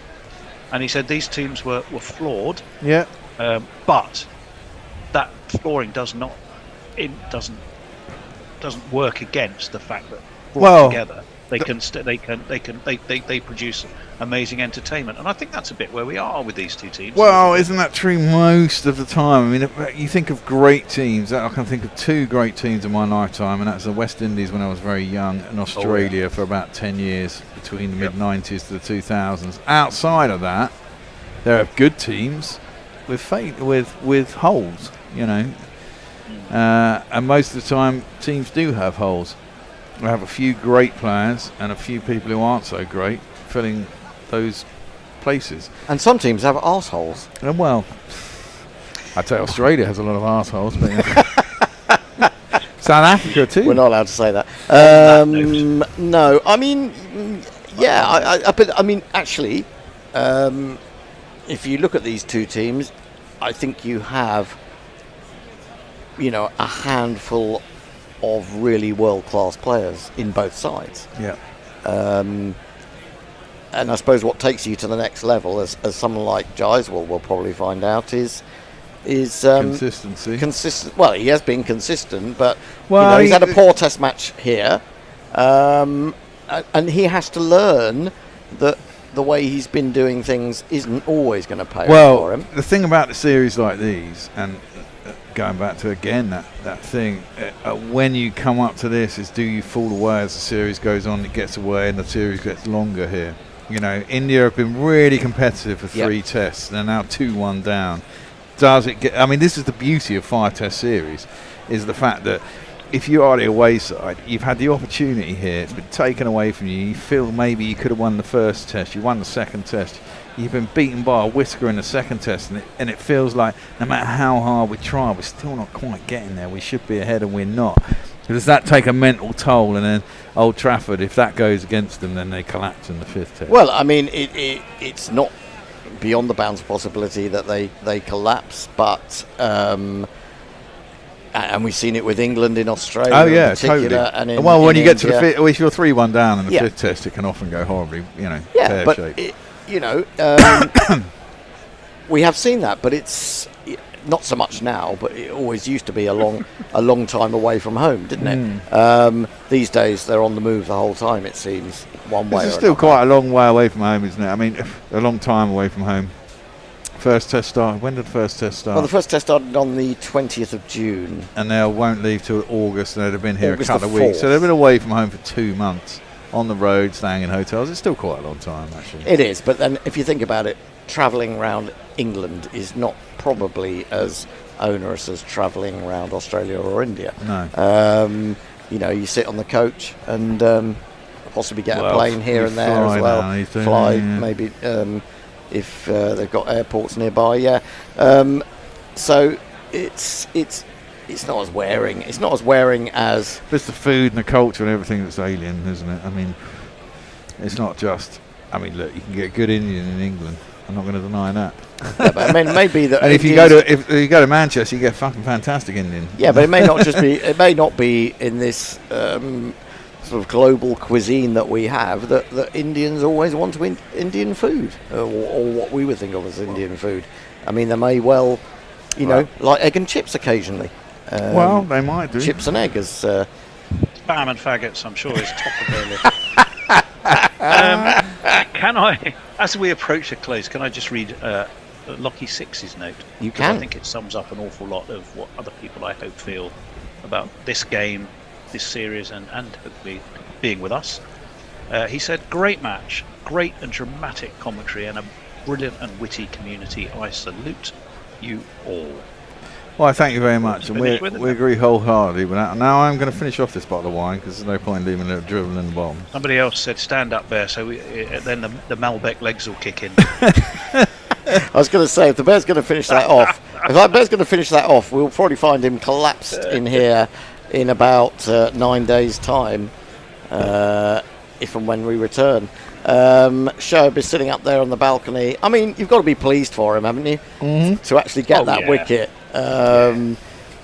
We all looked at each other, didn't we, when he came on after tea, first thing? Yep. After 3 overs, he was brought on to bowl 3 overs, went off again, and then... taking a crucial wicket. The crucial wicket. England decide to go with him straight after tea, and he's repaid them.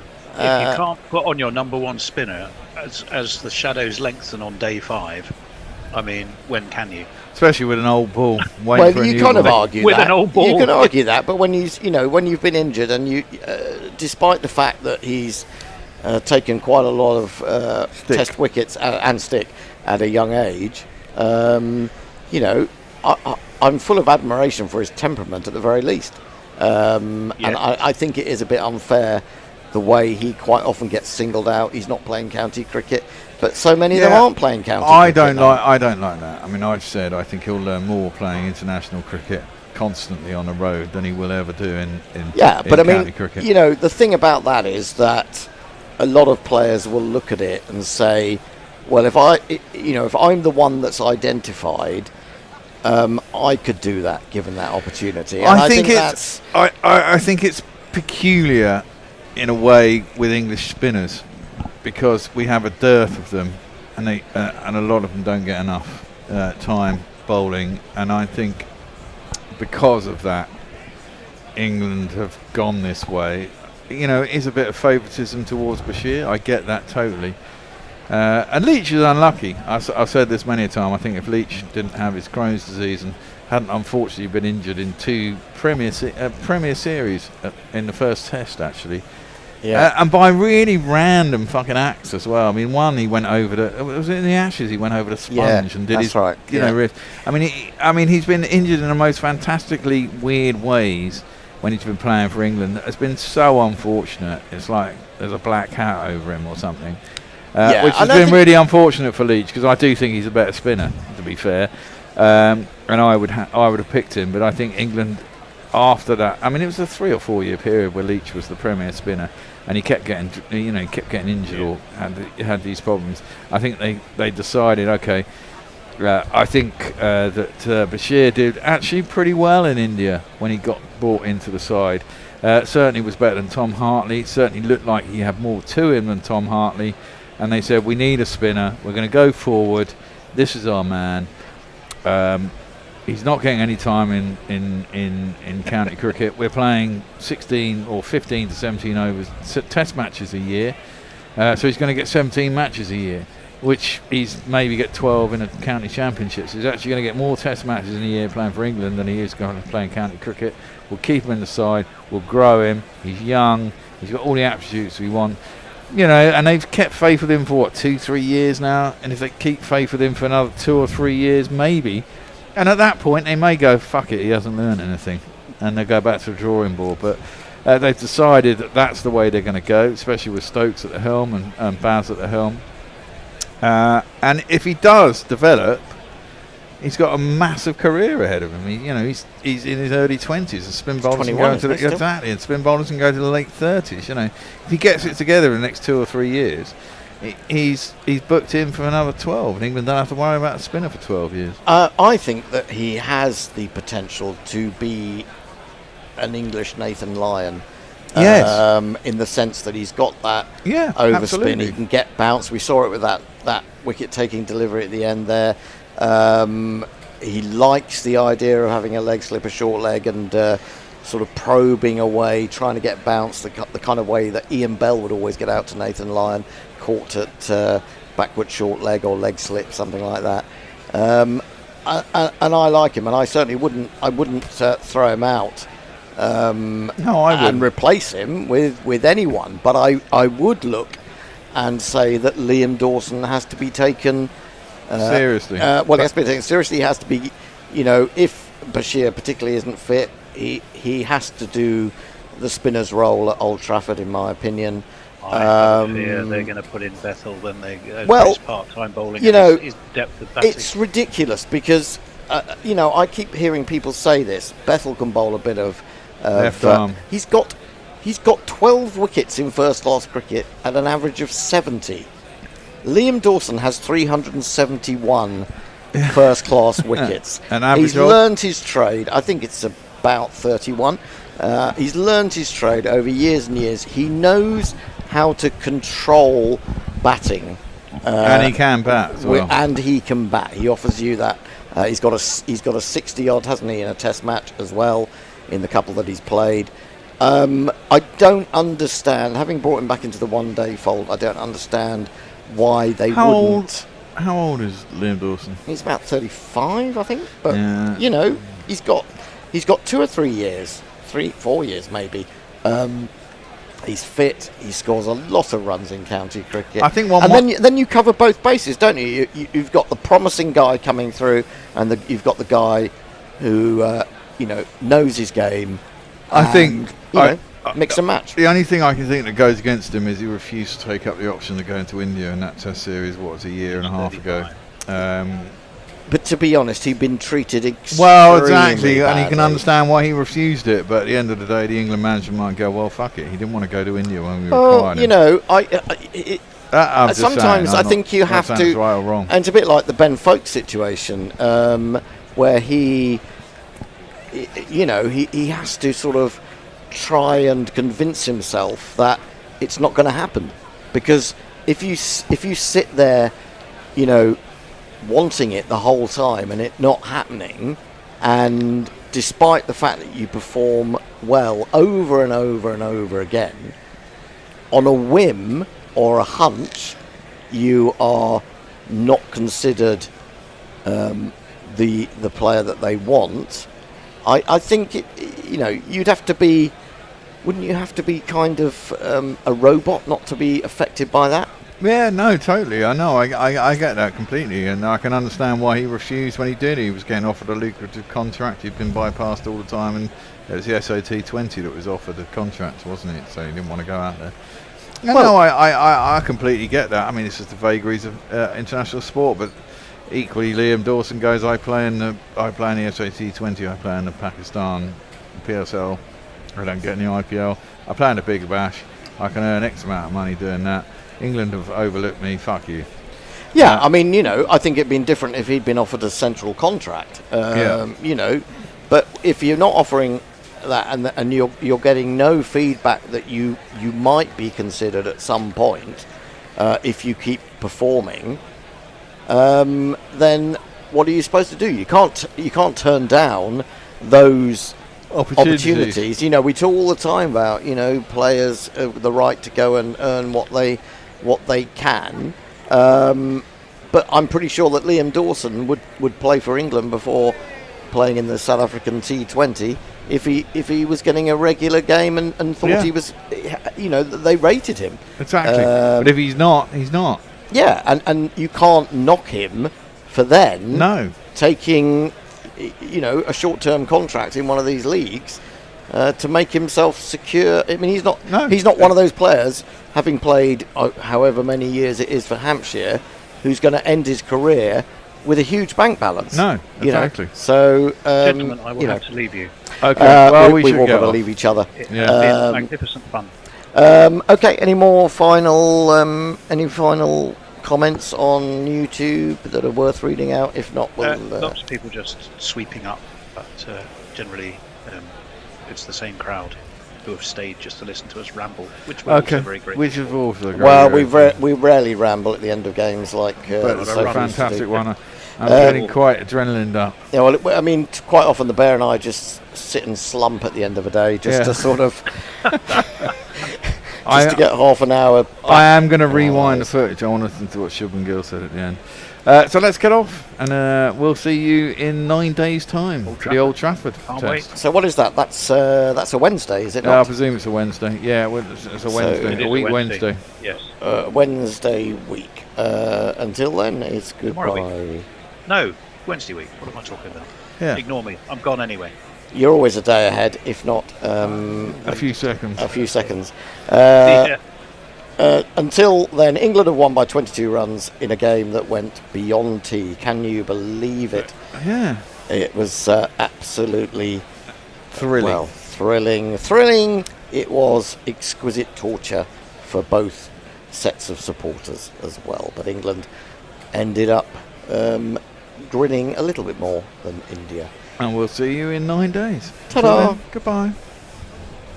Guerrilla crickets. Whoa. Guerrilla crickets. Whoa. Guerrilla. Take guard, man the barricades, patrol the cover boundary. At last the time has come, this is a cricketing emergency. Hear this call to arms for every cricket revolutionary. Take up your bats and stumps for the test match insurgency. At first they tried to silence us, but we would not be silenced. They threatened us with lies, so we threatened them with violence. Che Guevara, Sangakkara, Joseph Stalin, Douglas Jardine, Robespierre, Darrell Hare, Vladimir Lenin, O'Brien Kevin, Guerrilla cricket. It's not about the winning, it's about how many rules you break. Even in cricket commentary, this is the best advice to take. Pick guerrilla cricket, it's the finest choice you'll ever make. There's so much more to cricket than rev counters.